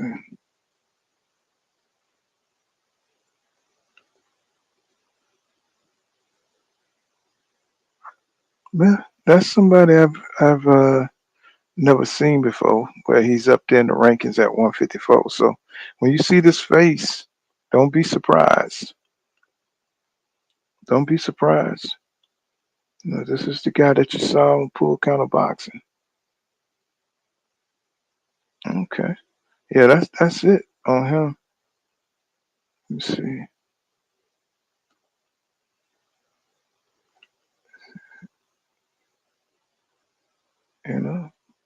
That's it. That's him. Let's see. So let's go back to the rankings. So that's that dude. We covered him. We know who Zaya We know who Alexander Zaya is. We know who Eric Lubison is. So that's the top three. That's Victor. Touch. Oh, come on, man. You got too many Inues up in this month. So like, it's crazy, man. Boxing is crazy, bro. He says, I watched him against Mendoza. He's pretty good, Pool. And Raman and Carolyn Jones says you can see he likes to dig to the body with that left hook to finish his combos. I know, but I want to see what the feet look like with it. You know, some of them you don't get like a full. You know, they don't do enough to let you know how they move. You know, every now and then you get a good Instagram. What's going on, Jeff? What's happening, bro? Yeah, today is just one of them little research days where we're trying to see what these little trying to do like just do over there. You know what I'm saying? What's going on? Just do boxing in the building. I tapped into one of your lives yesterday. You know what I'm saying? Listening to you preach. You know what I'm saying? While you had class and sessions, so I had to sit back and take notes. He says, Pool. He said, have you heard of Jada Davis? Yeah, yeah, yeah. I think I subscribe. I subscribe to her. Female about she's exposing a lot of the bad side of boxing. Yeah, I subscribe to her. Uh, uh, later. All right, bro. Just been going through a lot with my business and stuff, changing companies, and you know, it's just tough. It's been tough. Trying to get the money and trying to get to the money and stuff. So once that go awry, you got to get back online real quick. And so I just been trying to keep it going and saying keep everything afloat. And I just had to step back for a second. But it be like that sometimes. Yeah. But yeah, Jeff R. Yeah, I heard of Jada Davis. I was listening to. She's been going live a lot lately. You know what I'm saying? I was like, who is this? She was talking about Carissa Shields, and I kind of had mixed feelings about that. You know what I'm saying? I was like, yeah, yes, sir. Yeah, I was listening to you the other day. You know what I'm saying? I was listening to you the other day. As a matter of fact, yesterday I was listening to you. Was it yesterday? What you was talking about? I forgot what you was talking about. You was talking about Shakur, how people were shook that Shakur Stevenson was on Devin Haney tail and stuff, and you was very passionate. And I listened. I was like, I mean, I just want these guys to fight. That's how I stand on. If they don't have the opportunity to fight, then I'm not even really worried about it that much. I mean, I'll talk about it, but I don't know what's really real when it comes to the negotiations and stuff like that. I just wish I'd be trying to figure out how y'all get this information, bro. 'Cause I was like, I don't know. You know what I'm saying? I just want to see them both want to get each other and both. I don't understand what's the ducking stuff. It's like, I mean, if you at 140, come to 140, get me. I don't think Devin could fight at 135. I think he'll get beat up by Shakur at 135, and Tank. I think they will both knock him out at 135. Um, I think they would have to come to 140 to get a fight. Now, if Devin moved out of 140, see, because right now he can make the weight. Um, if they have to wait,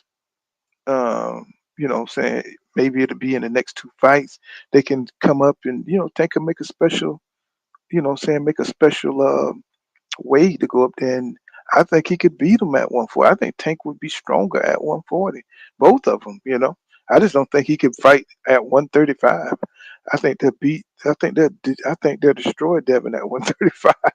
You see, Lomachenko, he barely got by Lomachenko at 135, and I think that's why he fought Lomachenko because he was the weakest link between those two at 135. Now 140, I think Devin's a little stronger. You don't want to stay at a weight too long. What I'm saying, where you're killing yourself to make the weight. Yeah, and y'all understand that. He said, right. I was just stirring the pot, having a little fun. Oh yeah, I know how you do. Just do you one of the best, man.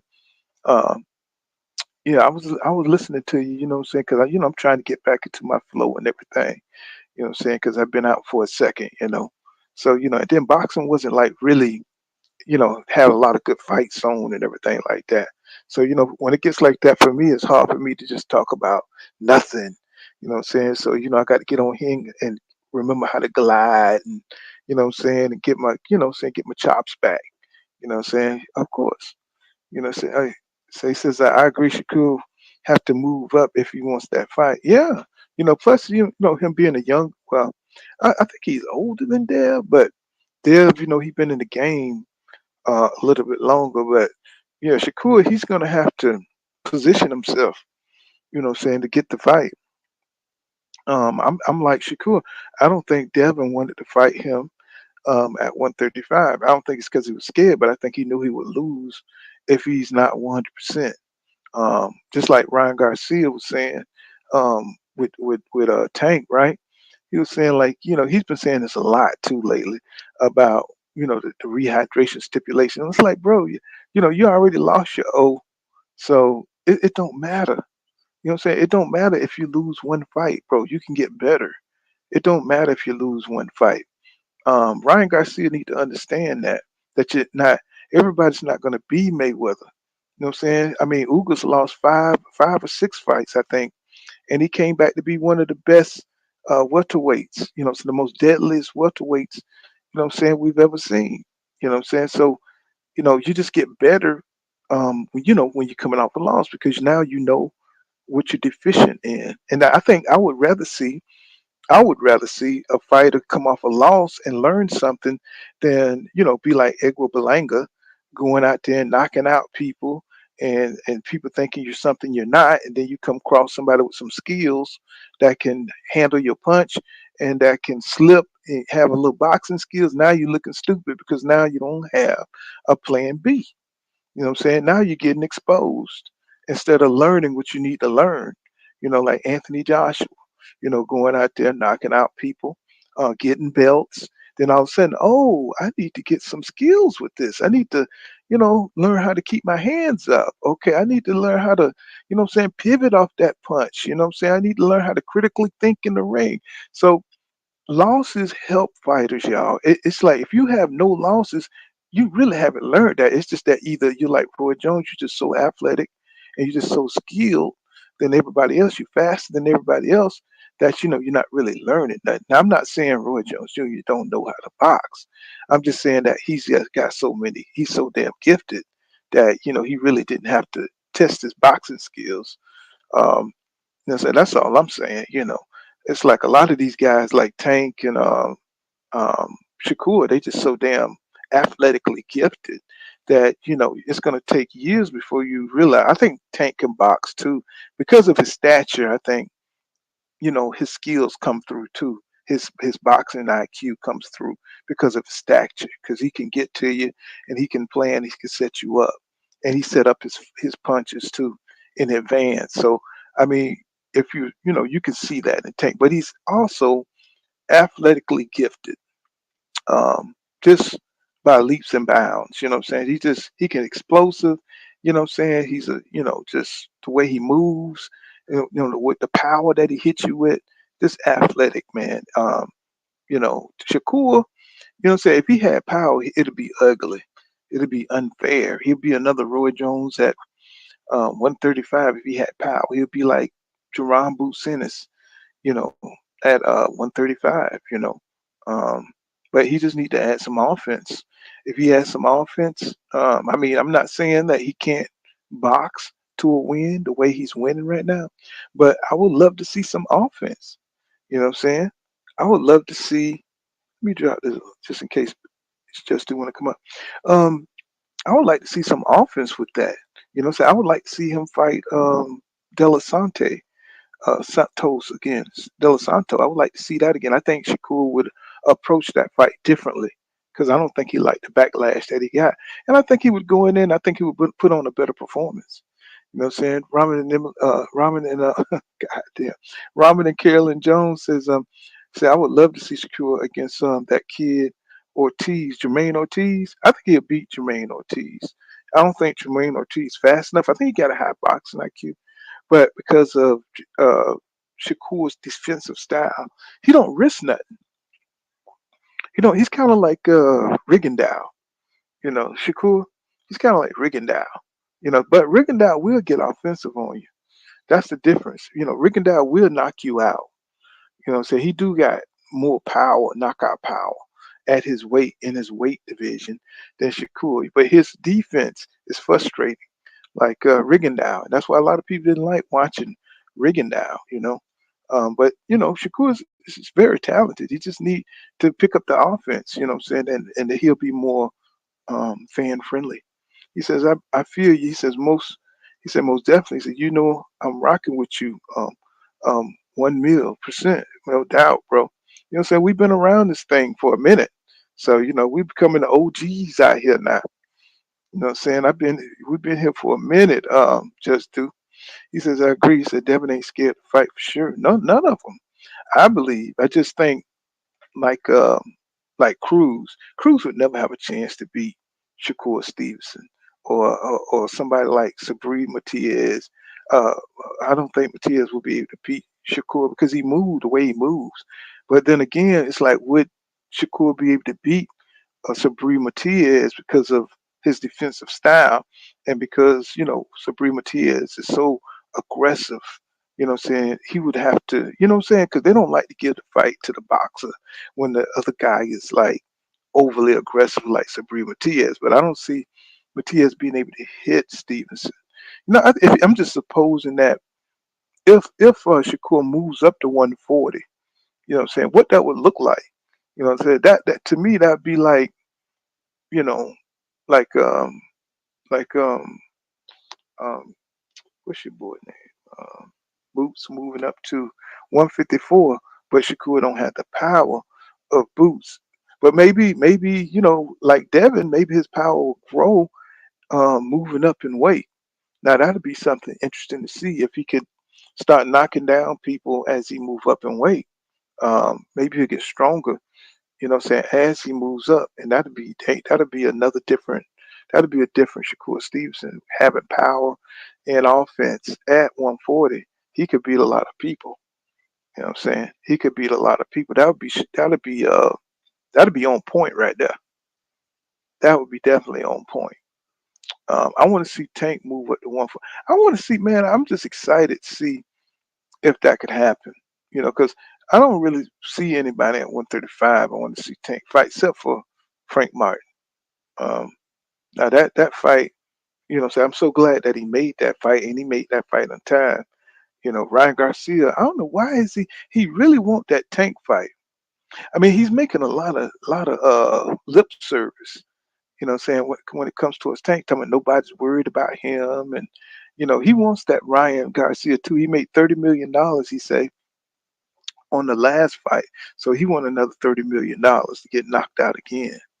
I don't know, Ryan. He just in a weird space, look like it, because he's talking about spaceships and he's talking about all kind of weird Illuminati stuff, and I don't know if that's just for the media or that's just the nervousness, or he got some kind of weird mental anxiety issues. But it's not a good look. He always been a weird kid, but you know, I mean, I just want him to calm down and what I'm saying, just take it like a fighter, what I'm saying? Just and sometimes he do that, but sometimes he just like he's off his meds or something. And he just go to talking about all kind of crazy stuff. And, of course, Devin, he's styling it to it. But then again, what if we go out there and just knock Dev ass out? And I was just like, damn, because crazy people got strength. Crazy people got that strong strength now. Ripping up toilet seats, you know what I'm saying? And what I'm saying? He go out there and put it on because, I don't know. It'd be interesting to see. But Dev, he's looked like he's locked in. I did a post um, where he had, I didn't know about the circle therapy. So I was like looking at them damn circles on Devin bag, and I was like, what the hell are those? And I thought it was those maybe some of them snack bumps or something. What I'm saying? I thought maybe it was some bumps for snacks, but people was like, those are vacuum therapy. And I said, okay. What I'm saying? I don't think I ever seen that before. Um, what I'm saying, where they had vacuum therapy. I know they do all kind of different modern age therapy on these fighters, but I saw the circles. That's why I asked the question. I said, "What are these circles? These red circles that was on Devin back, and what are they supposed to do anyway? They supposed to suck out the toxins, or what are they supposed to do? Y'all know what I'm talking about? Those circles. 'Cause I was watching 40 Days Out on the Ryan Garcia versus Devin storyline, right? And I saw these red circles on Devin Haney's back, and I was like, "What the hell is this?" You know what I'm saying? Um, I was like, "What the hell is that?" And Ramon and Carolyn Jones says, Spence did that circle therapy before the Crawford fight. Okay, you know what I'm saying? Because I was like, damn, and he just showing that shit on there. You know what I'm saying? But mm, I was surprised to see it, and it's like, but I wasn't aware of it though. But people, trying to berate me in the comments, telling me, "Do your research." I was like, "Nigga, I'll ask the question." You know what I'm saying? If I don't know it, I ain't gonna sit up here and act like I know it. I mean, I got people out here that know it, that know what that is. You know what I'm saying? So you don't have to be an expert in every goddamn thing. You know what I'm saying? He says, Jeff Hart says, I know what you're talking about. He says, but I have no clue what it does. Me neither. That's why I asked the question. But of course, you got the internet, so you got a lot of balloon heads on here. You know, got a lot of balloon heads. Um, it's just kind of crazy. It's like you can't grow in boxing. You don't know everything in boxing, people. You know what I'm saying? Don't let people gaslight you. You know what I'm saying? Get you, out of pocket. Now, some people is just annoying as hell, but shit, you don't know everything. You know what I'm saying? That's why I made a boxing channel, because some people know more than you. You know what I'm saying? It's like I'm not going to be the person that know every damn thing. You know, I mean, I would be a boxing god if I knew everything. I'd be omnipotent. You know what I'm saying? I could see everything, be everywhere at one time. I mean, these some of these guys, they act like they're lawyers. They boxing lawyers and shit like that. Like they contract lawyers or something. I'm like, bro. I mean, where do you go to get the contracts to know what these guys are signing, how much they're making, all that stuff? So, I mean, I just be listening. It's like people be arguing their ass off about the smallest details of this shit. I was like, man, it ain't no way to confirm unless it come out their mouth. Um, but I mean, I wouldn't care unless it's something egregious. Like for instance, like people was talking about um, the offer that Devin Haney made, that the offer that he made to Shakur Stevenson, and people are still going back and forth about that. And I'm just like, bro, I mean, it don't matter. The fight ain't gonna happen. You know what I'm saying? So it's like, what's the big deal? You know what I'm saying? If they're not gonna fight, you know what I'm saying? Yeah, yeah, like they know it all and all seeing. It's like if they're not gonna fight, then what does it matter? You know what I'm saying? You know, I saw Stevens coming up, excuse me, when he was at 129, and he didn't fight Gary Russell. So I knew it was gonna be some fights that just not made. I mean, 120 was that 126 or 129? 129. Was it 126? I think it was 126. My bad. I just seen there was some fights that were not going to be made. You know, so that's why it didn't surprise me that Dev and Shakur missed each other, and with Tank them not getting into the mix. These are high profile fights. These are cross promotional fights. Even though Devin was on the same card, he was going towards the belts at 135. Shakur wasn't even there yet. So when he did come in, Dev was ready. Excuse me, y'all. I've been up all night. When he did come on, I mean, he was headed out the door. You know. So it's like I don't understand. I mean, you may not like Dev, you may not like Shakur, but until they get into the ring, it's just gonna be what it be, man. Shakur's got to do what he's got to do at 135, and he's got some tough challenges up at 140. Yeah, people are acting like Devin got off easy. He hasn't gotten off easy. He's got to fight. Ryan could very well knock him out. He's a big dude. Ryan is a big dude, not the most skillful guy, but um, he looks good under Derek James. He's improving. Um, if he hit Dev on the chin, could be a problem now. It's been some upsets, haven't it? We've seen some upsets. So, even though Dev is really training his butt off, he's got Matisse, Cruz, what I'm saying, to fight. So, um, Gary Antoine Russell somewhere out there. It's not that division is not easy, bro. It's not easy. So, and then everybody's headed up to 140 anyway. Because if Shakur decides to say, screw it, I'm going to 140, it's going to be interesting. He says, Pooh, how you feel about Boots signing with Matchroom? I don't know, man. It's like I was just going through this morning. I just pulled up Matchroom and I didn't see anybody over there for him. So he must be got Boots to make them big fights with Errol Smith Jr. or to catch one of those fights with Tim Tszyu, or catch the fight with Terrence Crawford. You know what I'm saying? One of those. That's where he at. Or he Boots is getting ready to go up to 154. He's gonna be the man. You know, it's got to be because there's nobody at 147. 147 division is eviscerated. When Terrence Crawford and all them left, Boots is the only one in that division. Cody Crawley is trash because he is ducking everybody, literally. You know what I'm saying? Solomay, Sis Hoko or whatever his name is. Um, shit, he ducked out of that. You know what I'm saying? Yeah, I mean, if you don't want to fight those guys, I know it's for 200,000, 214,000, 777, something like that. But you got to fight somebody, Cody. I mean, especially if you're sitting at number one up on the Marius Barrios. Marius Barrios is in talks with, he's on the Canelo undercard, right? He's on the Canelo undercard. Marius Barrios. He's on the Canelo undercard, fighting of all people, Marcos Madonna, his brother, Marcos Madonna brother, Fabian Madonna. You know what I'm saying? So that's who he's fighting. And this dude here, he fights just like his brother. Because he even looked like that. Of course, he looks like him because he's his brother, and he just looked like a younger version of Marcos Madonna. He's got that same big ass head. You know what I'm saying? Throw a lot of punches, uppercuts.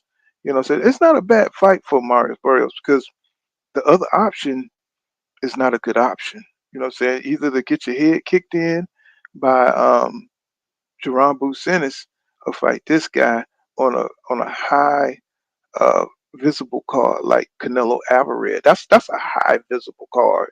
So he couldn't turn that down and have a better, more evenly skilled fight because I don't think Fabian Madonna is no joke. He's got 22 wins. He got a couple of losses, but like I said, losses give you character. Even Marius Borges got a couple of losses.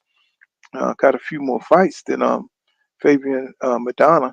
But that family, you already know, them Argentinians, they're like Sands, man. They give you a few problems, man. And of course, you got a Mantis Stanionis and fighting Gabriel Mastre that night. So that's going to be interesting. These two cards, and Figueroa. You know what I'm saying? I don't know this dude, Jesse Magnico or whatever.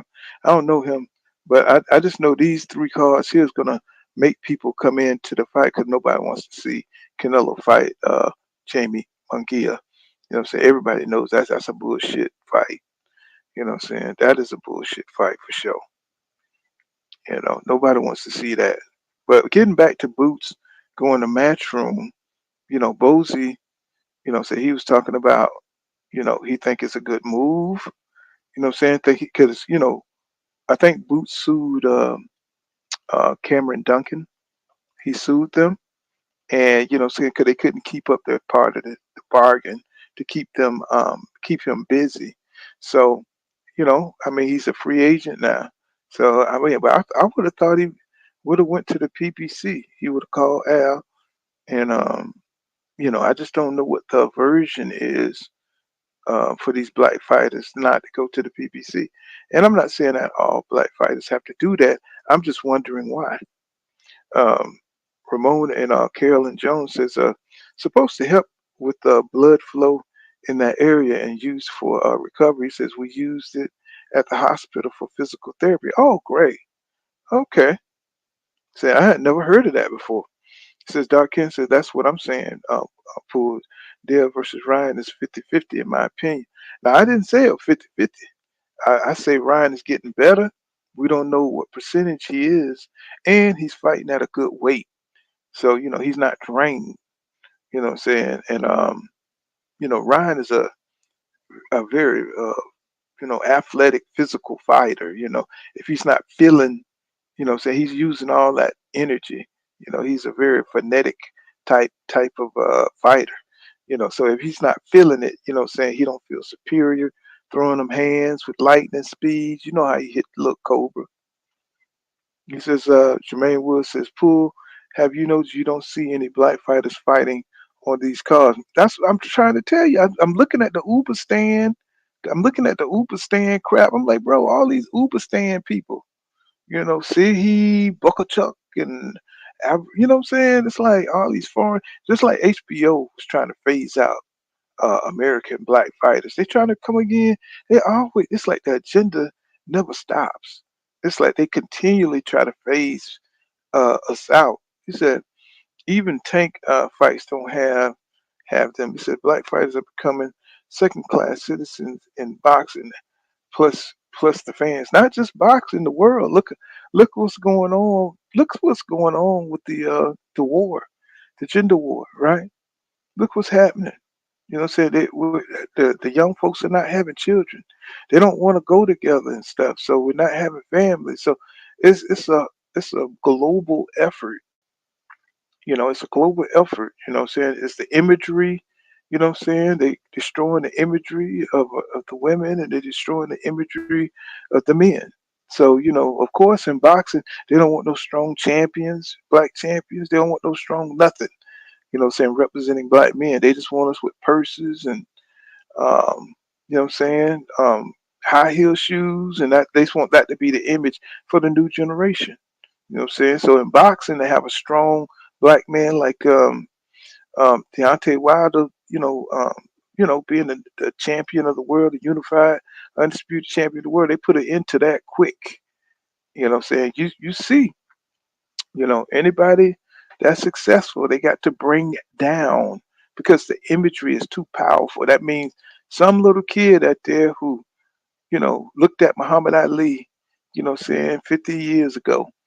Um, they looked at Muhammad Ali and they wanted to become something. Because the heavyweight champion of the world was a man with an afro and he talked real pretty and he talked in rhymes and he meant something to the people. He saw people gather around him. He was had confidence. He said he was pretty. He said he was courageous, and that's inspired a whole generation. Out of that second class citizen mindset. Ali didn't carry himself like that, and he didn't even have the education, but he was already wise. So he inspired a nation, and he's inspired people to go out there and hold your chest out like James Brown. Be black and I'm proud, and that's what it was. That's what we needed. Men like him, men like James Brown. To build a culture. We don't have that today. We got a bunch of weirdos that's doing drugs and uh, you know, listening to agenda music. Got our women on these weird agenda psyops. Saying making got these weird corporations. Saying making propaganda every day. Saying trying to divide. I mean, it's almost like it's pushed so hard now. And you got influence agents, influencers, peddling this stuff every day, 247. Brainwashing these women and men. You know what I'm saying? So we just come from the older generation, and we just have no way to reach our people. If you're on social media every day, you would think it's just rampant. There's no hope. You know what I'm saying? He says, Jermaine Woods says, he says, plus have black on black crime in boxing because a lot of these guys are trusting the blue eyed devils and not the brother. Of course not, because the brothers are just as corrupt now. You know what I'm saying? We got to find the good people. Got to find each other because you got brothers out here just as corrupt as anybody else. That's the sad part. Soon as you let your guard down, that's the person who's going to get you fired. You know what I'm saying? That's the person who's going to run back and tell on you, and you're going to be sitting there with your hands, crossed, like, what happened? You know what I'm saying? Yeah, that brother just told on you. He sure did because he wanted to get your spot. You know what I'm saying? Or he see you coming and he start the whole hating on you and starting rumors and I'm talking about, man, we are our own worst enemy, man. Sometimes we done been brainwashed too. You know what they call that Will Lynch letters, right? You know what I'm saying? Where you don't have to contain the slaves. The slaves contain themselves. You know what I'm saying? So that's what happens. Over years we've been conditioned to do that, you know. I tell people all the time, social media is just Willie Lynch too. That's all it is, Willie Lynch too. Keep listening to all these people on these different podcasts talking about you ain't this, you ain't that. Before you know it, you begin to think that that's what everybody's doing. You think the whole world is like that. So sometimes you got to come up out this bubble. I wasn't raised on social media, so it don't mean that much to me. You know what I'm saying? I was raised up playing with sticks. You know what I'm saying? Playing in the woods, climbing trees. So, I could cut this shit off at any time. Don't feel no way about it. Go out there and go fishing. You know what I'm saying? Go play basketball. Or go play racquetball or tennis. You know, I wasn't raised up on social media. So, everybody didn't have a phone when I grew up. He said, I mean, so let me see, so says first black one, yeah, yeah, yeah. Jeff R says, it's a spiritual warfare. Yes, it is out here. Yeah, and if you're on social media, this is the imagery that I was talking about. You know what I'm saying? It's very important what you see and what you listen to because the algorithm, whatever you see on your algorithm, you know what I'm saying, it's gonna, it's gonna bring you what you're interested in, the subjects that you click on. It's gonna bring you more of that and then some. He says, "What's going on, 2 Cent in the building?" Yes, sir. He says, "I meant to read those letters." Yeah, it's just a psychological psyop that you see going on every day. Every generation, they have to set us back. Every generation they have to set us back. What I'm saying, because they don't want us to catch up. So we can never catch up. It'll be the end. It's not white supremacy. It's white survivalism. What I'm saying? It's just what they got to do to survive. They got to put out propaganda and they got to create an environment for biasness in this system because if they don't, they'll get outbred. What I'm saying? They will get outbred by us. So they know they got to set us back.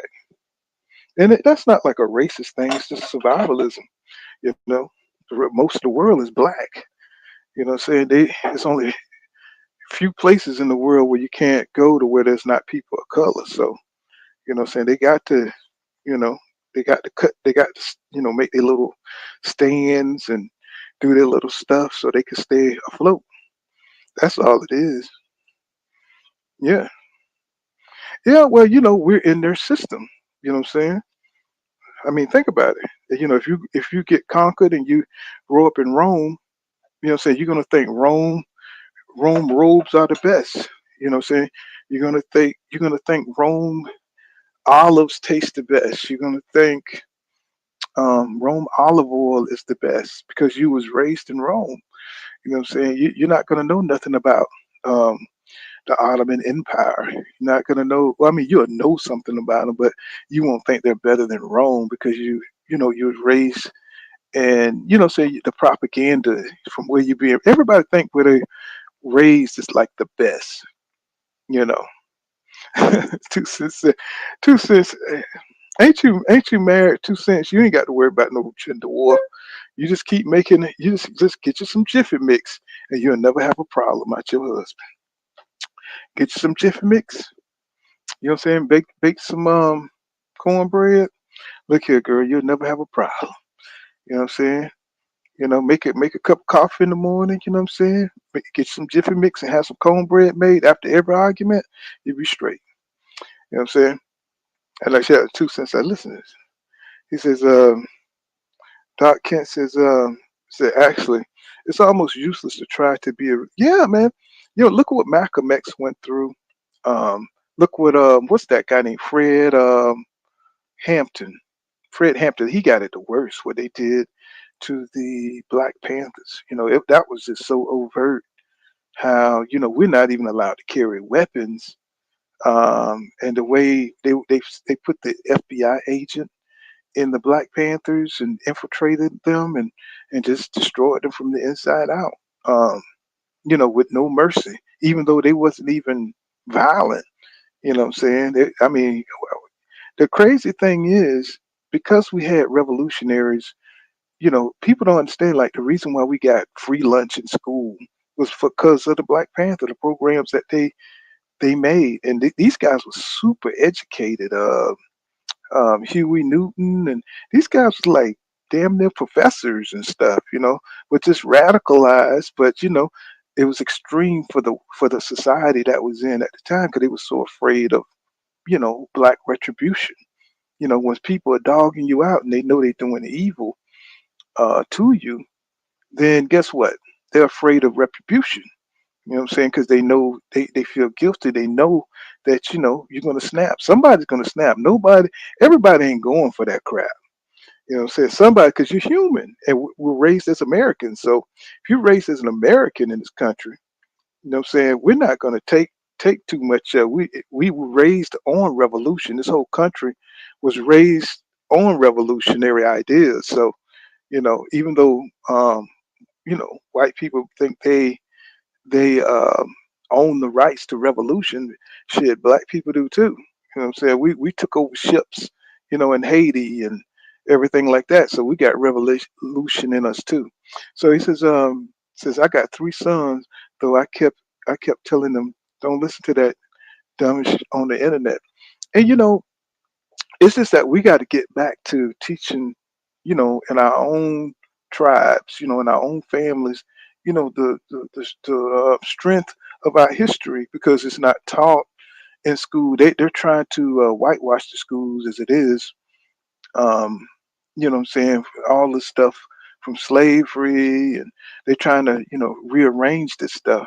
Each state, especially Florida, they're trying to wipe it out, wipe white wipe out white guilt, so they don't have so many liberals. And I'm not saying that to be all liberals good. You're not just one thing.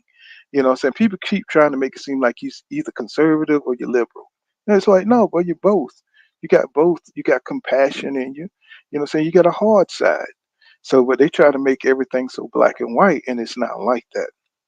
Some people are conservative on the economical side, and when it comes to social issues, they're liberal, right?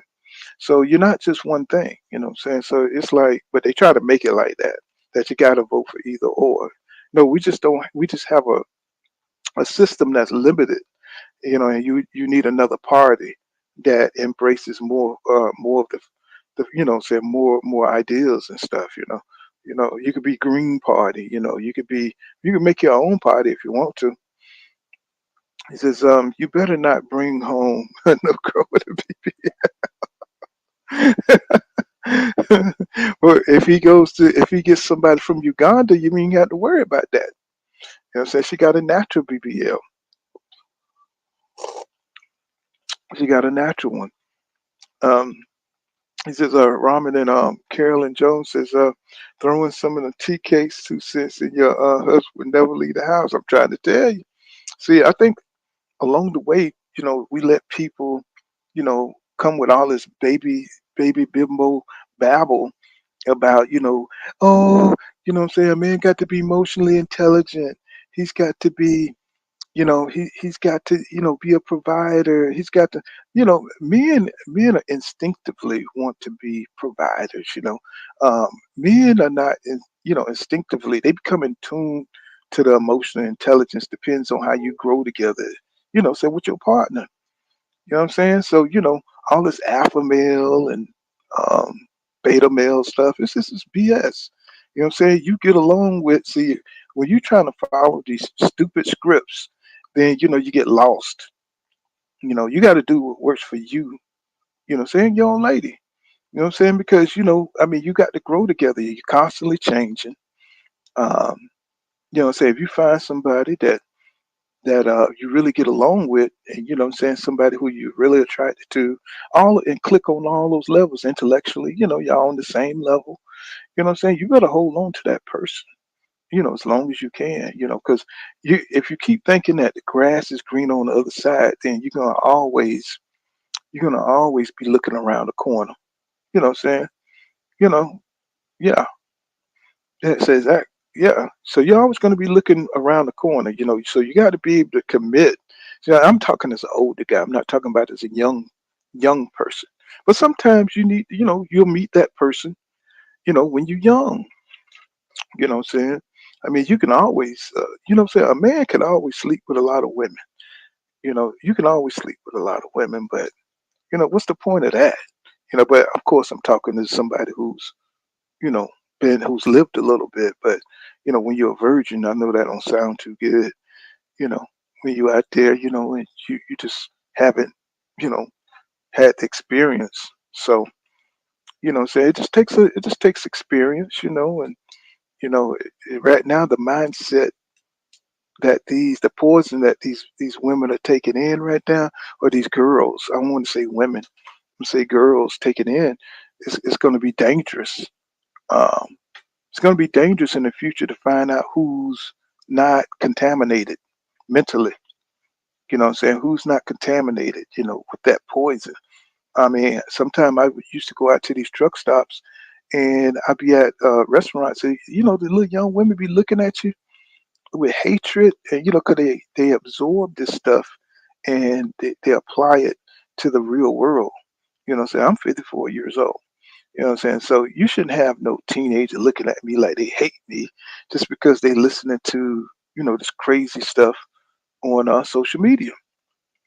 You know what I'm saying? So, but it's real though. The hate is real out there, y'all. Let me tell you. So you better watch it. You better watch your six because you might get a brick through your car window.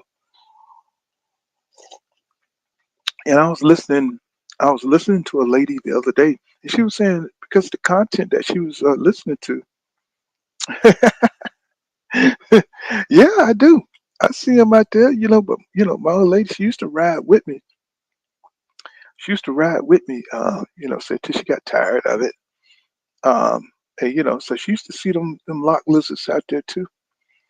Saying one came knocking on the door and stuff. And my old lady told her to get on down the road and stuff. Hmm. Hmm. Yeah, it'll cause, and you could see they're trying to cause division. They just are so open with it, and it's just kind of weird how there's foundations that are backing these messages, and there are think tanks that come out with stuff every day. Because soon as one narrative get old, here come another narrative. Now, what is the new one? What are they saying now? They're saying, um, I forgot. They just come out with these little weird messages. If you broke, then just say that, and what I'm saying, just everybody just start picking it up and repeating it. Let me see, uh, even now that the guys in their soft guy era, and 'cause, just keeping this stuff going. Just and these ain't nothing but these think tanks just to keep us divided, man. You know what I'm saying? Is it fresh and fit? Yeah, yeah. You already, you know what I'm talking about. Fresh and fit. These guys are not even American, bro. You know what I'm saying? They're not even American, but they aim now. They're trying to do the same thing to Korea. You know, with this 4B 4 movement. So now they're trying to do Korea the same way. It's just weird how this is like all CIA propaganda stuff, like Jim Jones, and they be experimenting on people, the government. You just don't know. I mean, I don't want to say too much 'cause I don't want my dang channel to get shut down. Because if you read a little bit and you see where the government has experimented on people without their knowledge, Ebola in different countries. So the government is really wicked. You know what I'm saying? They really will experiment on people. The Jim Jones, he was a CIA agent. You know what I'm saying? They were trying to experiment with controlling people. Always trying to control people, how to sway people, opinions, how to get people to do things. They be having all these experiments. David Koresh probably was an experiment trying to control people. Charles Manson. What I'm saying, with the LSD. See, these people you don't know. See, they got people out here. Jim Jones, CIA. Yeah. Oh, you didn't hear that? Jim Jones, the CIA. Yeah, yeah. The experiment. Trying to teach, trying to learn how this experiment on how to mind control people. You know what I'm saying? Through either religion, through um, all these things are experiments for the government. So when you see stuff like social media and you see the messages that's on there, it's all to persuade and control people. You know what I'm saying? It's like, most people don't think that deep. You know what I'm saying? Most people don't think that deep. You know what I'm saying? But I mean, it comes out. It be right there in the books for you. You know what I'm saying? To just all you need to do is pick up a book and read. This is one of those fresh and fish dude got, yeah, I saw that, yeah. I said, he's an ugly dude too, man. He a little ugly dude. No, he's the one trying to, why the ugly black dudes always try to talk the most white? They always try to talk the most proper, yes, God, yeah, yes, Fiat. I mean, how do you say that, to do that proper tone? Y'all, yeah, I can't even do it, man. You know what I'm saying? There's some ugly dudes, they be toe up looking like, you know, just, you know what I'm saying? And they be the ones that be trying to talk all proper. Yeah, come over back over to my house. It's like, dude, you don't look like you've never been laid, bro, for real. Oh my God, bro. It's like, then this he let a Chinese chick, Instagram model. You know what I'm saying? He let a Chinese chick, you know what I'm saying? I mean, if she would have hooked up some shrimp fried rice, she definitely would have had me. You know what I'm saying? But, if she wasn't doing that, I don't know how you let an Instagram model get you caught up, bro. Especially that's all you preach. Every day you come on a podcast, you denigrate women, and all you do is talk about how to bag chicks and say, and how to play them. Bro, you don't got no game. I mean, you don't look like you never kissed a chick. You know what I'm saying? So I'm just like looking at these dudes. I'm like, they the lamest dudes I've ever seen. Especially Marin. Marin is just. I seen. I don't know. I seen so much stuff on him. It's crazy. Talking about. Talking about. He goes to bat for the little goblin, the little black goblin, and he goes to the battle for him. You know what I'm saying? But he's always messing up. This ain't his first time. This ain't his first time getting caught up like that. All them dudes, they lame, man. It's like, how do you let your personal life out on social media? You know what I'm saying? It's like all you have to do is unplug the laptop or the camera. You know what I'm saying? How do you allow that to happen? I just don't understand that. You got to be super lame, or you just like, okay, this is drama, so I'm gonna monetize my pain. You know what I'm saying? Are you that lame, bro? I'm gonna monetize my drama. Or like 2 cents be telling me. 2 cents be telling me people be setting this stuff up. So, what I'm saying, we can't get caught up into all this because drama sells and some of these people be faking the phone. You know what I'm saying? I'm putting on my 2 cents hat. You know what I'm saying? Because she believes in these conspiracies too. Yeah, I'm not surprised you haven't heard it. That was like years ago, too, since Jim Jones. And that was shit. I was a kid when that happened. I was a child when Jim Jones was out there in Uganda. We took a church out there and all them damn peoples, and they had that Kool Aid. You know what I'm saying? So yeah, that was ugly. You know that was super ugly. But yeah, man, you got all these influencers that really their only job is to conquer, divide and conquer. I don't even know. I just be like, wow, people will get online and they'll say anything. People get on these lines and say anything. I be going to TikTok. Say I got a channel on TikTok too, y'all. Uh, saying, and let me tell you something, man. These folks will say anything. They be arguing. I be going to some of them conferences, them rooms, and they be talking about anything. So I be like, wow, just some really broken, damaged folk. You know what I'm saying? In the world, some really people that need to heal. I think a lot of black people need to heal, and every generation just build upon what the last well, they don't build upon it. Well, a lot of people, they just get hurt. They just do more. Like I see more babies abandoned. I see more. Um, I see more babies getting hurt out there, man. Babies used to be off, saying off limits. Women's used to be off limits. Now I see more women's getting hurt. Um, I see more babies, being targeted. So we got about two generations of children that didn't grow up in the church. And what church did was give you a sense of conscience, gave you a sense of a higher being and a higher purpose. And you got generations that didn't grow up like that. So now you got a lot of weird ass children out there that don't have no respect for life.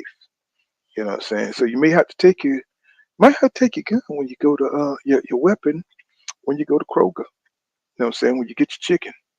You know what I'm saying? You might have to be strapped. You know what I'm saying?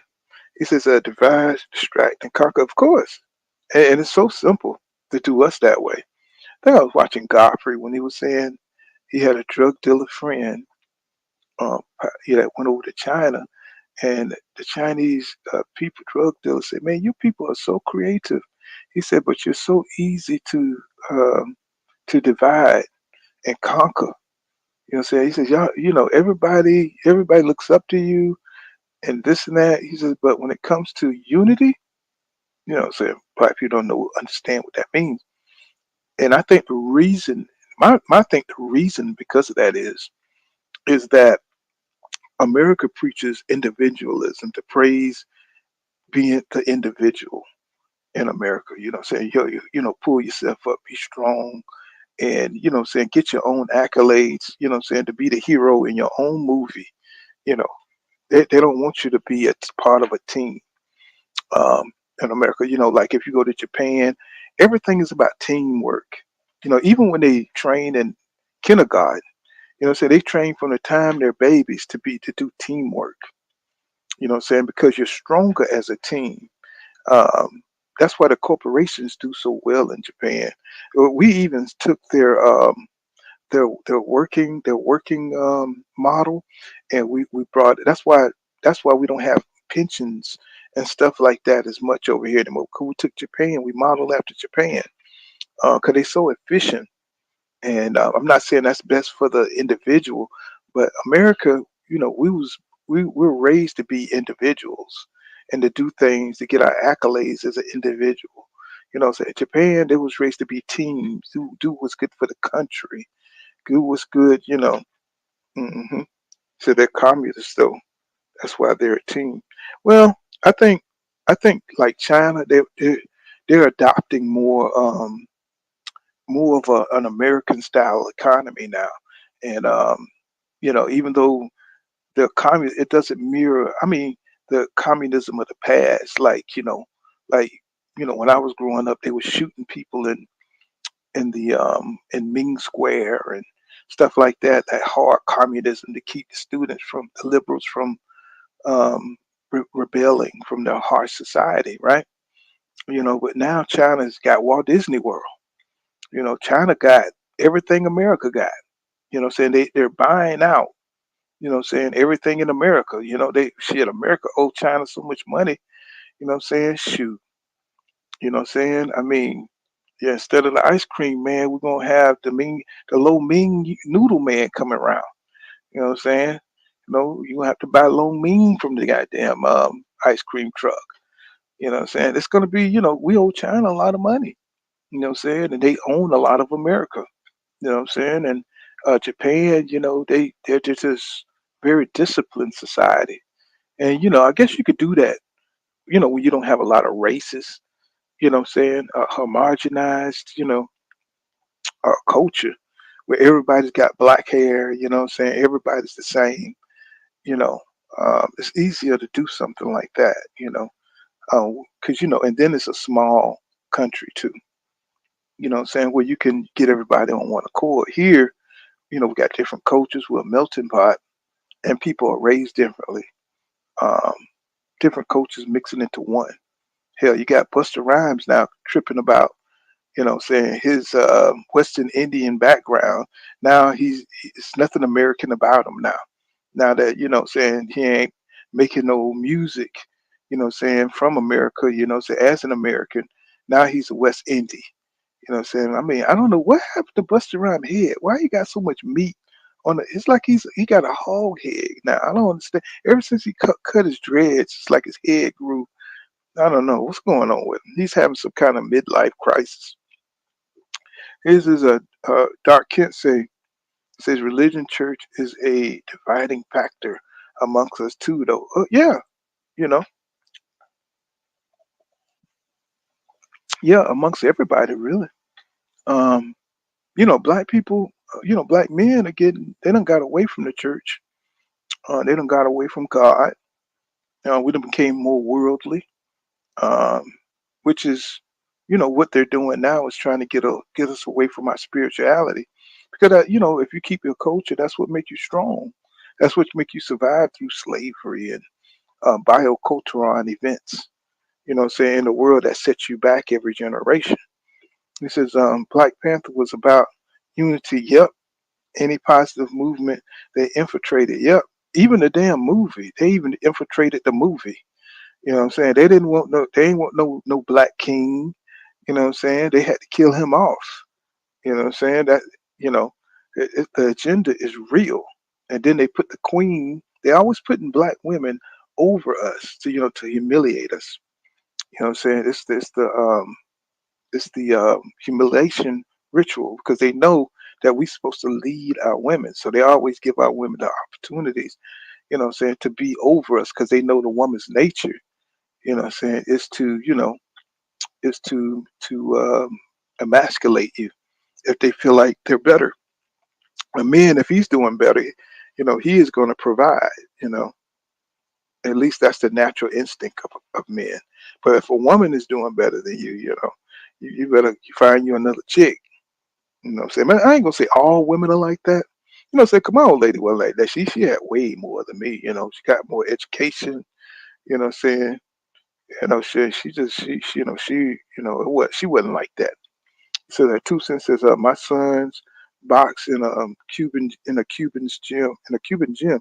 He says, I've been around Cubans, but from what I've seen, they're very entitled. They don't understand the way things work over here. They stuff handed to them. I had to realize. Foreign people, they look at TV and they think America is one way, and they if you come from what your culture knows, and every culture has its own proclivities, right, its own traditions and ways of doing things, right. You think, and then you see how America portray us to different countries, so they set the tone for all that when they come over here. So that's why you have Africans come over here with attitudes, even though they wearing, they might be wearing dress shoes with no socks on, You know what I'm saying? They don't understand, you know what I'm saying, but they still feel superior, you know, because they got their culture. See, when you got your culture, you can get away with ashy legs and, you know, dress shoes with no socks on.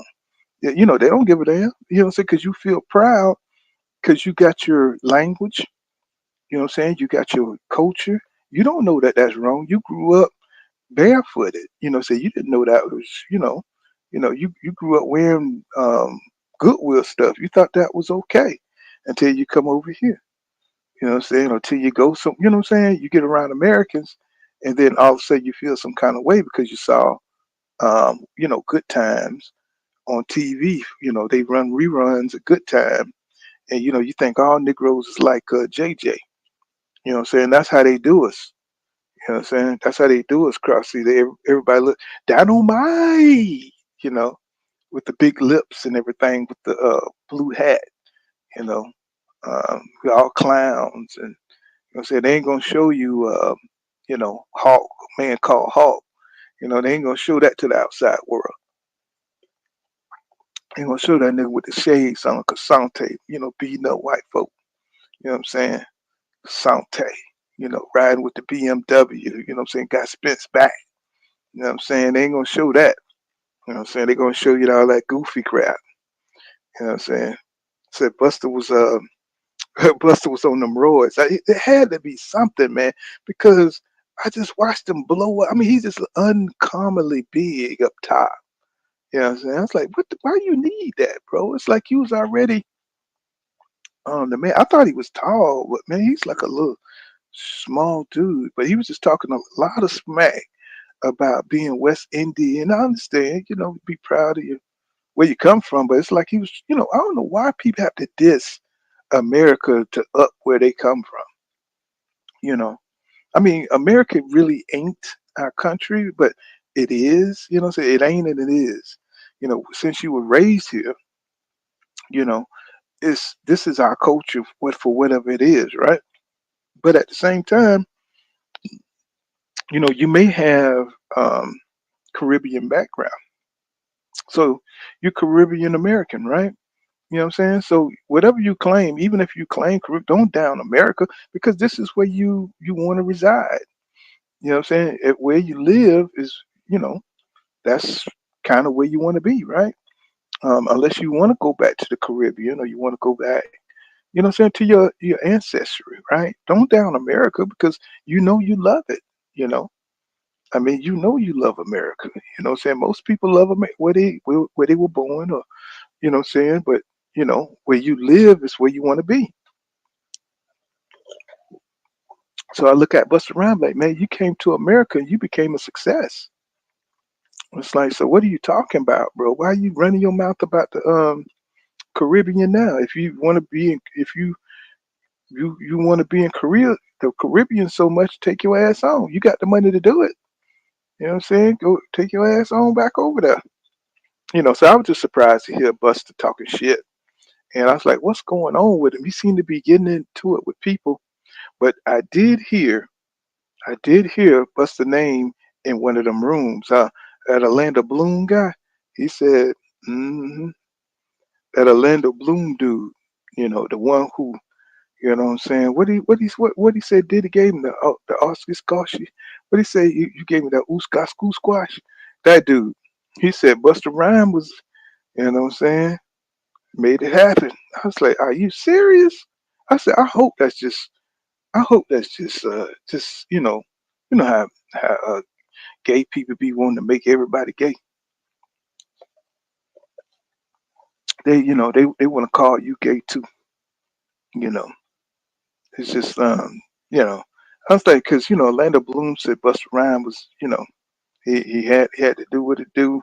So all this stuff is weird stuff is coming out, like Cat Williams said in 2024. Everything coming out. You know what I'm saying? Will Smith, Jada, um, P Diddy.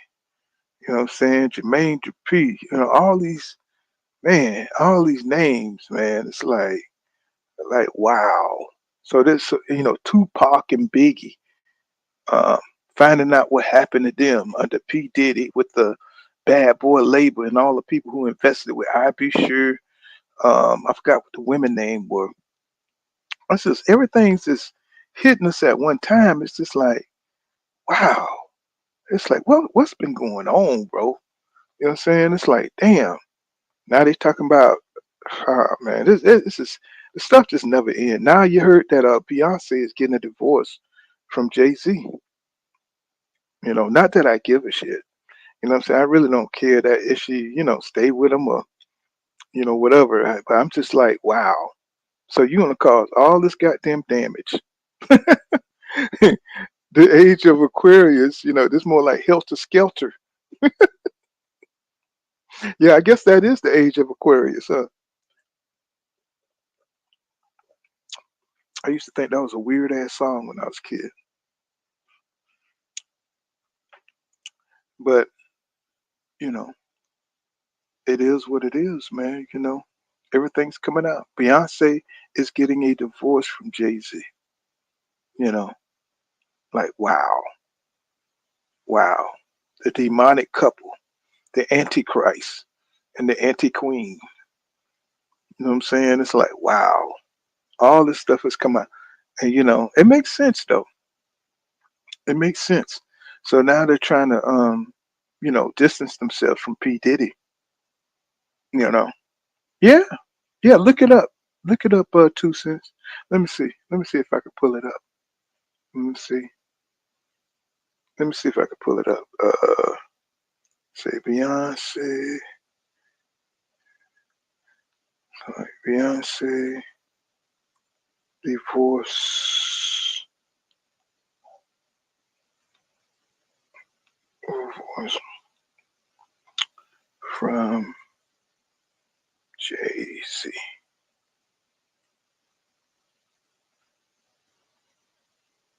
Okay, so it says has not.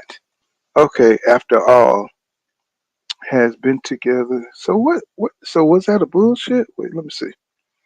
So let me see. Still. Oh, let me see. I got to get. Okay, respond to. We got to look more into it. Let me see. Confirm. Let me see. 50 Cent confirmed Beyonce divorce and exposes. I mean, yeah, I guess you're gonna have to look into it because let me see. Because it's reports that saying it is and reports saying it ain't. It says reports from experience. Let me see if I can pull up an article. Let's see. Won't leave husband despite betrayal. Let's see, divorce, fires. Let me see. I'm trying to find an article. Divorce rumors. TikTok. Let's see. Let's see. I don't see. Let's see. Entertainment rumors, plans to split. Rumors about we have heard. Let me see. Let me pull up the entertainment. Let me see. There are no rings. If you notice, there are no rings. This is a huge concert. Money, failed to keep them together on the background track. I don't know. It's a lot of it's a lot. You're gonna have to look it up, but that's what I heard. You know what I'm saying? Yeah, I think so too, man. It's like anybody that you could use your brothers like that, man, or your sisters, what I'm saying, just for your own personal gain. You know what I'm saying? I mean, some of the stuff that I've heard Jay-Z do, people that they've off Aaliyah, the ages that they were at when these guys was messing with them, and I think Jay-Z and my age and let me see, I think they my age. If he did is 54, he's my age. And it's like for them to be messing with them these young kids, Justin Bieber and all this stuff, man. It's just crazy, man. That dude is, a rock haven't fallen over, or a plane hasn't crashed, with him flying on it. It's like, how can one dude be that goddamn evil and get away with it? Yeah, that's why Beyonce is getting away from him because she's smart. You can't, if you savvy enough to make it to the top of a music industry, you can tell when the shit about to hit the fan. You know what I'm saying? Because your save ass mean women save ass um, signals. Hey, they know when you about to crash, bro, because you be crashing by yourself. You know what I'm saying? Female, she sensed the end, she gone. God damn it, you be fucked up by yourself. You know what I'm saying? It's like in Jay-Z. He's trying to look like a gay painter. Bastille, what his name? Bastia, whatever. You know what I'm saying? He gonna be looking like Bastia by himself when he go to jail. You know what I'm saying? He can look like Bastia when he walk in that prison when if all he want to with them damn paisley suits on. Give him a paisley jumpsuit, prison jumpsuit with his hair like that. Says yep. Says yeah, Foxy Brown was young, man, when they groomed her. And they was talking about yeah, Bastia. Yeah, Bastia. I don't know how you say that's French or something. He says, yep, he says, Foxy Brown said he's got her when she was like 15 or 16. Yeah. And Aaliyah too. Aaliyah was young too. Damon Dash, they be open with this crap. You know what I'm saying? Talking about they love this child. And then the mothers need to be put, the family need to be put under the jail, especially all the R. Kelly families need to be put under the jail, man. It's like, what's going on? Like, for real, for real. Hey, what's going on, Bruce Jazz, Boxing and More? What's happening, bro? Yeah, they need to be put under the jail, Doc Kent. He says, chickens coming home to roost with some of these celebs. Yeah, because they got away with a lot of bullshit for many, many years because, America idolized rich people. We protect our rich people. You know what I'm saying? Because they made much money, and they've been so successful. You know what I'm saying? It's can you imagine, what I'm saying, pulling yourself out of poverty and making millions and, being in the limelight of America, being in magazines, having people look up to you. We admire that because, you standing out in a population of 250 million people. It's probably more than that now, but I know the last time I watched the census, it was 250 something million Americans, right? And everybody in America mostly knows your name. You know what I'm saying? We admire that kind of stuff. That's that individualism that Americans preach. You know what I'm saying? To be you know, number one. You know what I'm saying? Financially, that's capitalism. To be ruthless, you know what I'm saying? That's capitalism, you know. So that's something that they inbred in every American. When we were children, back in years ago in the 70s, they used to have Schoolhouse Rock to indoctrinate you. So at each point in your life, you're being indoctrinated with different ideas, right? About America. Remember Schoolhouse Rock? You know what I'm saying? It indoctrinated with you how to think. Sesame Street, you know what I'm saying? Taught you, different values and different things. Electric Company, Um, each way you've been, say introduced how to think, you know, Happy Days and the Show. So we only had about back then you only had about 4 or 5, 6 channels. So everybody watched the same damn thing growing up. Me and Bruce and Boxing Gas and World, we probably grew up watching the same thing. You know what I'm saying? Because everybody had to watch the same thing. The Love Boat came on at 8. Fantasy Island came on at 10, 11. You know what I'm saying? Then them Jets came out. You had to take it. The news came on at 11. Then you had to take your ass to bed. Because them Jets come out. Them goddamn Jets come out smoking. You know what I'm saying? It wasn't no more TV after that. You need to take your ass to bed because, ain't nothing else. Maybe on Channel 5 might be one religious channel on. You know what I'm saying? Not everybody had cable. The cable just went off at 12 or so.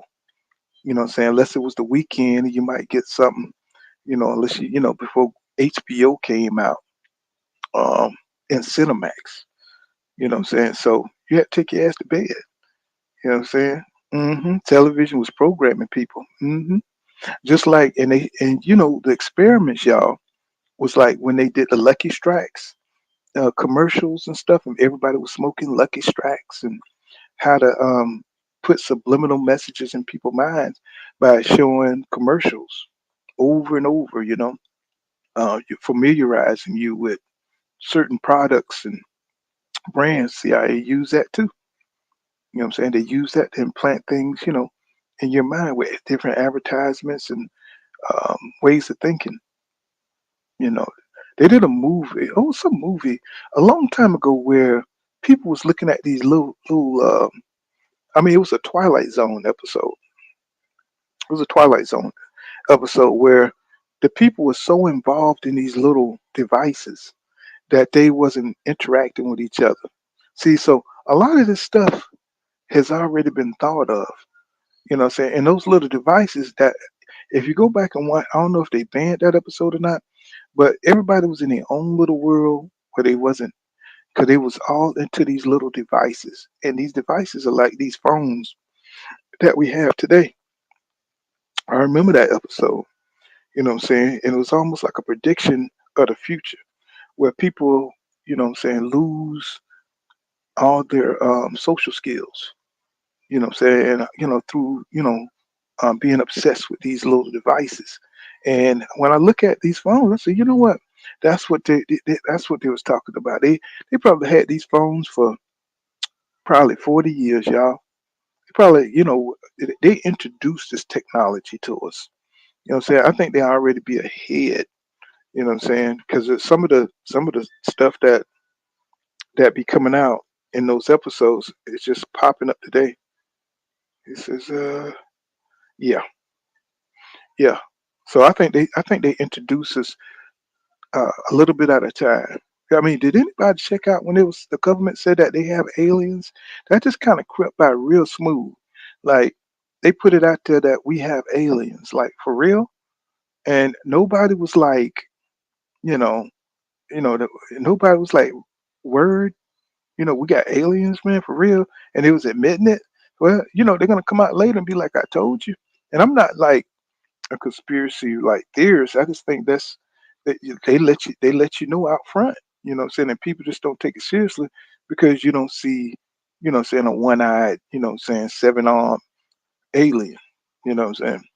It says Jeff R says the conscious mind says mind not catch it. He says, but the subconscious mind will without you knowing. Exactly, exactly. So it's a lot going on right now. So it's a lot of selfishness, a lot of godless people, and it's almost like, um, you know, it's like revelation or something happening. I just see more people, more young people being vicious, overly emotional, ready to go off. I don't understand it. You know what I'm saying? It's like, come on now, come on now. It's like it's no need to overreact to everything. But you see these young men ready to blow up, you know what I'm saying? And I know I'm entering that stage where, I'm gonna be an older guy. So, it's just kinda hard to think that these people would take there's no respect for older people now.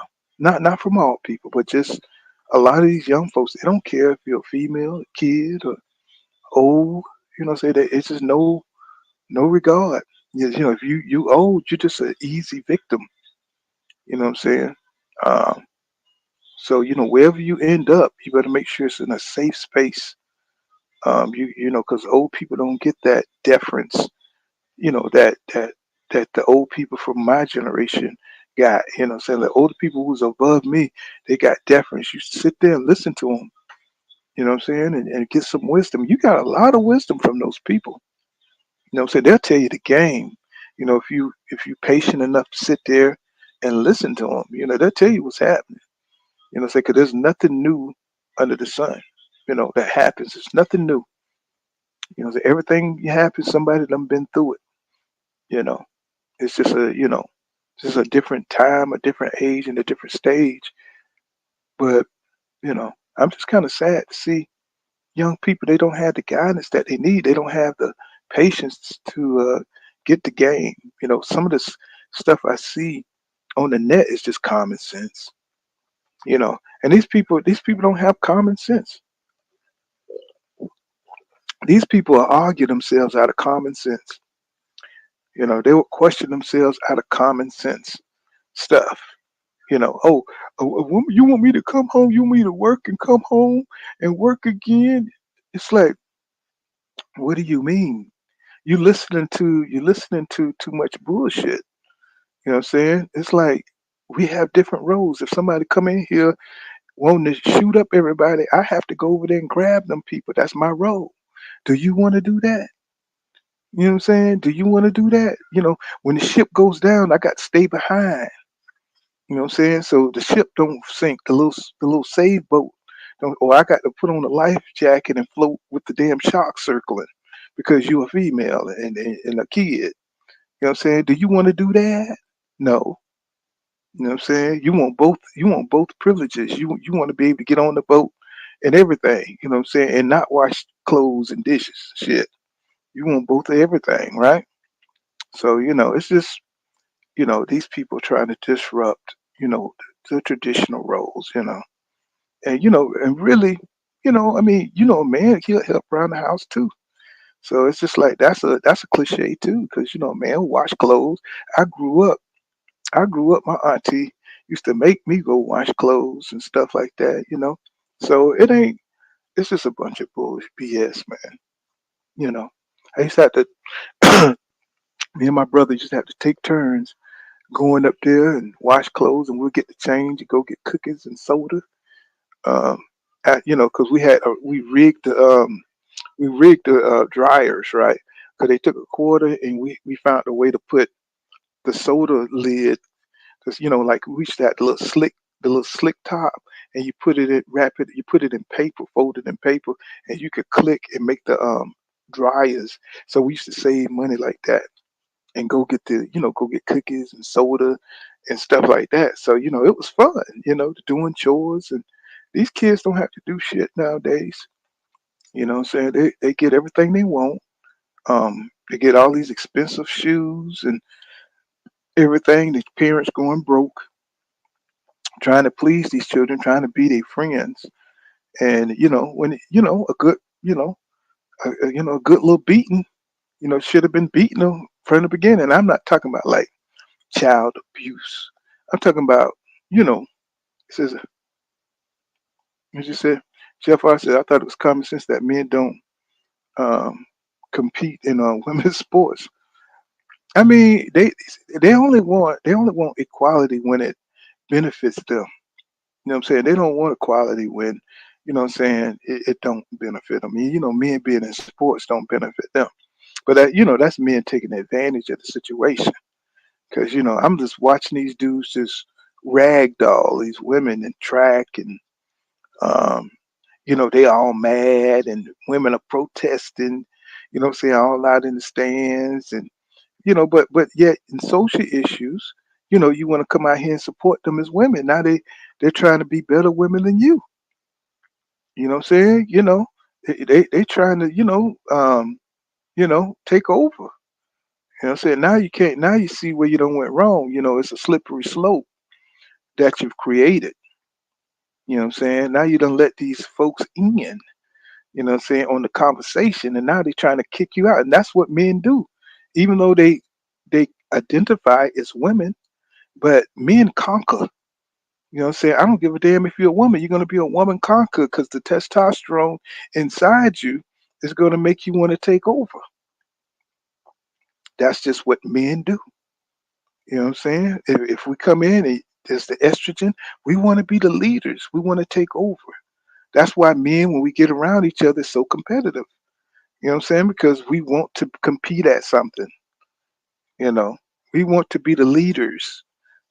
So I'm sorry, women, they act like they don't know man's nature.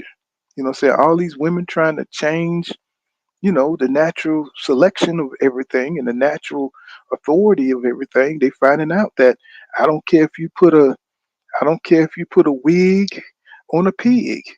A pig is still going to be a pig, right? So if you put a wig on a dude, he's still going to be a dude with a wig on.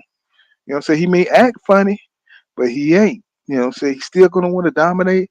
At some point, he might still want to jug you. It just depends, because testosterone is what it is. It's dominant. You know, yeah, dudes just want to take over the ship. You know what I'm saying? He want to be the captain. You know, he gonna pee all over the toilet stool. You know what I'm saying? With a dress on, still gonna pee on the toilet stool. You know what I'm saying? That's what's gonna happen. You know. So and that's what happened with a lot of these females get together. They realize they can't stand each other. You know what I'm saying? They realize they can't stand each other. Women can't stand each other. You know what I'm saying? It's just when they get together, and talk about men. So that's when they try to band up and clan up because women could live in a fantasy world. That's how they can ignore men for years. They don't have to care about you. You know what I'm saying? I mean, they care about you, but it's like they're not going to let themselves. So they can live in that kind of state. Men can't do that. Some men can do it for a while, but most men, cause we are raised to be selfless. We're raised to be selfless. We're raised to be providers. We're raised to think about being, women's protectors and stuff like that. But a woman, she could leave you for dead. You know, even if she cared about you. So she could leave you right there. You know what I'm saying? She come back, oh, you be all drawed up, but she'll just move on to the next one. She'll just move on to the next one. Oh, I messed up. But that's just their survival instincts, and a lot of guys don't understand that. You keep thinking you're special, keep thinking and you are, but women gonna make it. They gotta make it. They was born to, they live to survive. It's survivalism for them, you know. And why you think they make God make them so pretty? What I'm saying? So, they're attractive. They attract us. So many men are attracted to a beautiful woman. You know what I'm saying? So, that's their survivalism, so that's how they're gonna make it. Why men are so big and strong, what I'm saying? It's always a bigger and stronger man around the corner. You know what I'm saying? You just got to, like the peacocks. You ever see those geographic movies, um, shows where the peacock is trying to be the brightest and the biggest, and the males are always trying to outdo each other, and the females are just chilling. What I'm saying, with her little pretty little feathers out, and what I'm saying, that it's just natural. It's just natural. It's just nature. What I'm saying. So I just don't get why they're trying to switch things around. It's just trying to cause chaos. Trying to cause confusion. It's just we live in weird times, the age of Aquarius. Like Jeff R say, this is the age of Aquarius. I just hope that, the next generation is gonna make it, you know. I mean, I don't know how far this gender war stuff is going, but I just hope people are, that whatever's going online is not really representing what's going on in the real world. And we have no way of knowing that. What I'm saying? Like what's the damage really being done? How close to extinction are we really? What I'm saying? Unless somebody's gonna be like the Black Paul Revere. What's his name? Paul Revere. What I'm saying? Go around and what I'm saying, collect data, what I'm saying, and try to get us together because, extinction is coming. What I'm saying? Let's what I'm saying, find out what's really happening, man, because social media is a matrix. What I'm saying? You can get caught up in this internet stuff, and stuff may not even be real. It might be a small population of folks, but once you watch, for instance, like if you watch all these robbery shows, what I'm saying, one day I watched all these shows about black men and black women. And all they doing is just like destroying each other, right? Lives, right? Unaliving. Every show was about a black guy, unaliving a female. And so, I've been seeing a lot of these narratives going around about every 5 seconds a black man unalives a female, black female. I was like, what is going on? You know what I'm saying? And it's just this thing had like a 24-hour cycle, all these stories of, black men unaliving young black women. I was like, this is propaganda. What I'm saying? And they got a lot of shows like that on this internet where it's just talking about these young black men just, lose their crap. You know what I'm saying? And what'd you say, hustle and grow?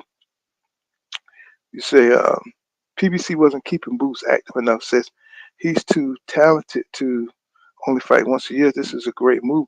Well, wasn't Boots? He was under Cameron and Duncan, and he was under Showtime. I don't think he was under the PBC banner. He was under Showtime, and he had a deal with Showtime. So, he broke away from Cameron and Duncan to become a free agent. So, what I'm saying, I don't know how much it was PBC rather than his promoters not being able to make the deals, work in their favor. But I mean, if he can make it work at Matchroom and make these fights work, I mean, I'm all for it. You know what I'm saying? I want to see him beat up Connor Benn, but who he's gonna fight after that? Hustle and grow. Who is he gonna fight after that? Let me know. Who is he gonna fight after that? Over that Matchroom. So it's gonna be hard to build a fight with Terrence Crawford. You know what I'm saying? Because Terrence Crawford gonna want 15 million at least. He's gonna want some high dollar amount to fight. Especially if you're talking about fighting Boots, he's gonna be like Canelo Alvarez. He's gonna want $150 million. You know what I'm saying, to fight the top dude. You know what I'm saying? If even if there's an amount that Terrence Crawford would take to fight a Jaron Boots Ennis, a guy who's in his prime, a guy who's as agile and with crazy insane skills as Boots Ennis. Because you gotta admit, Jaron Boots Ennis, I mean, he's incredible, bro. You gotta admit that. So I don't think Terrence Crawford wants none of that smoke. I don't blame him. Shit, as a 37-year-old man, shit, I don't want to fight these young lions. You know what I'm saying? I don't put in my time. So if you didn't get me 6 years ago, you know what I'm saying? The hell with that. So I ain't finna let you style on me. You know what I'm saying? Go fight Virgil Ortiz for, $8 million. You know what I'm saying? Don't mess with Jaron Boots Ennis because he ready. He ready to style on some old legend. You know what I'm saying? He is ready. But let me see. I'm about. He says Boots a beast. Yeah, he's definitely a phenom. I just wish we had more talent. I wish we had more talent at 147. You know, if we had more talent, he could be tested. Um, you know, it's just right now the division is weak. 160 is weak. You know, so if Boots move up to 154, then we're cooking with gas. We have a lot more competitive fights. Um, I just think that's something he should think about. I mean, forget undisputed at 147. That's like Devin Haney becoming undisputed at 135. Nobody's going to really care. You know what I'm saying? Because there wasn't no real talent there at the time. You know, Lomachenko was considered an old dude. You know what I'm saying? By the time um, um, Devin got to him, even though they still complain that Lomachenko won that fight. You know what I'm saying? It's kind of crazy to me because I thought he won clearly. I thought Devin won clearly. But, it is what it is. But, I just kind of want to come on early. You know what I'm saying? We got about 4 hours in, 27 minutes. And, just holler at my peoples. You know what I'm saying? We'll kick it, again sometime. You know what I'm saying? Probably tomorrow. And, you know what I'm saying? Let me see. Tomorrow is what? Today is Thursday. Uh, let me see. Oh, I'm looking at the wrong damn thing. Yeah, we'll probably come on tomorrow. Probably about 5 or 6, okay? You know what I'm saying? I appreciate everybody sliding on through for Pool Counter. You know what I'm saying? And see you guys tomorrow afternoon at 5. You know what I'm saying? Peace out, y'all. See you guys in the next one. You know what I'm saying? I'm going to take my butt to bed. Peace out, y'all. Now I lost my voice. Bye, y'all. I see y'all guys tomorrow. Peace out now. Doc Kent, everybody. Said Boots needs to move up in my opinion. That's what I said. That's what I said. Boots do need to move up. That's where all the competition. I always go where the competition at. You know what I'm saying? It just don't make no sense to stay. Roy Jones Jr. was good at doing that. Move where the competition at. That's where you're gonna get your accolades. So, but I see you guys tomorrow at 5. Romney and Caroline Jones, Jeff R. Hustle and Grow. You know what I'm saying? See you guys tomorrow. Peace out. Thanks for sliding through, y'all. Peace out.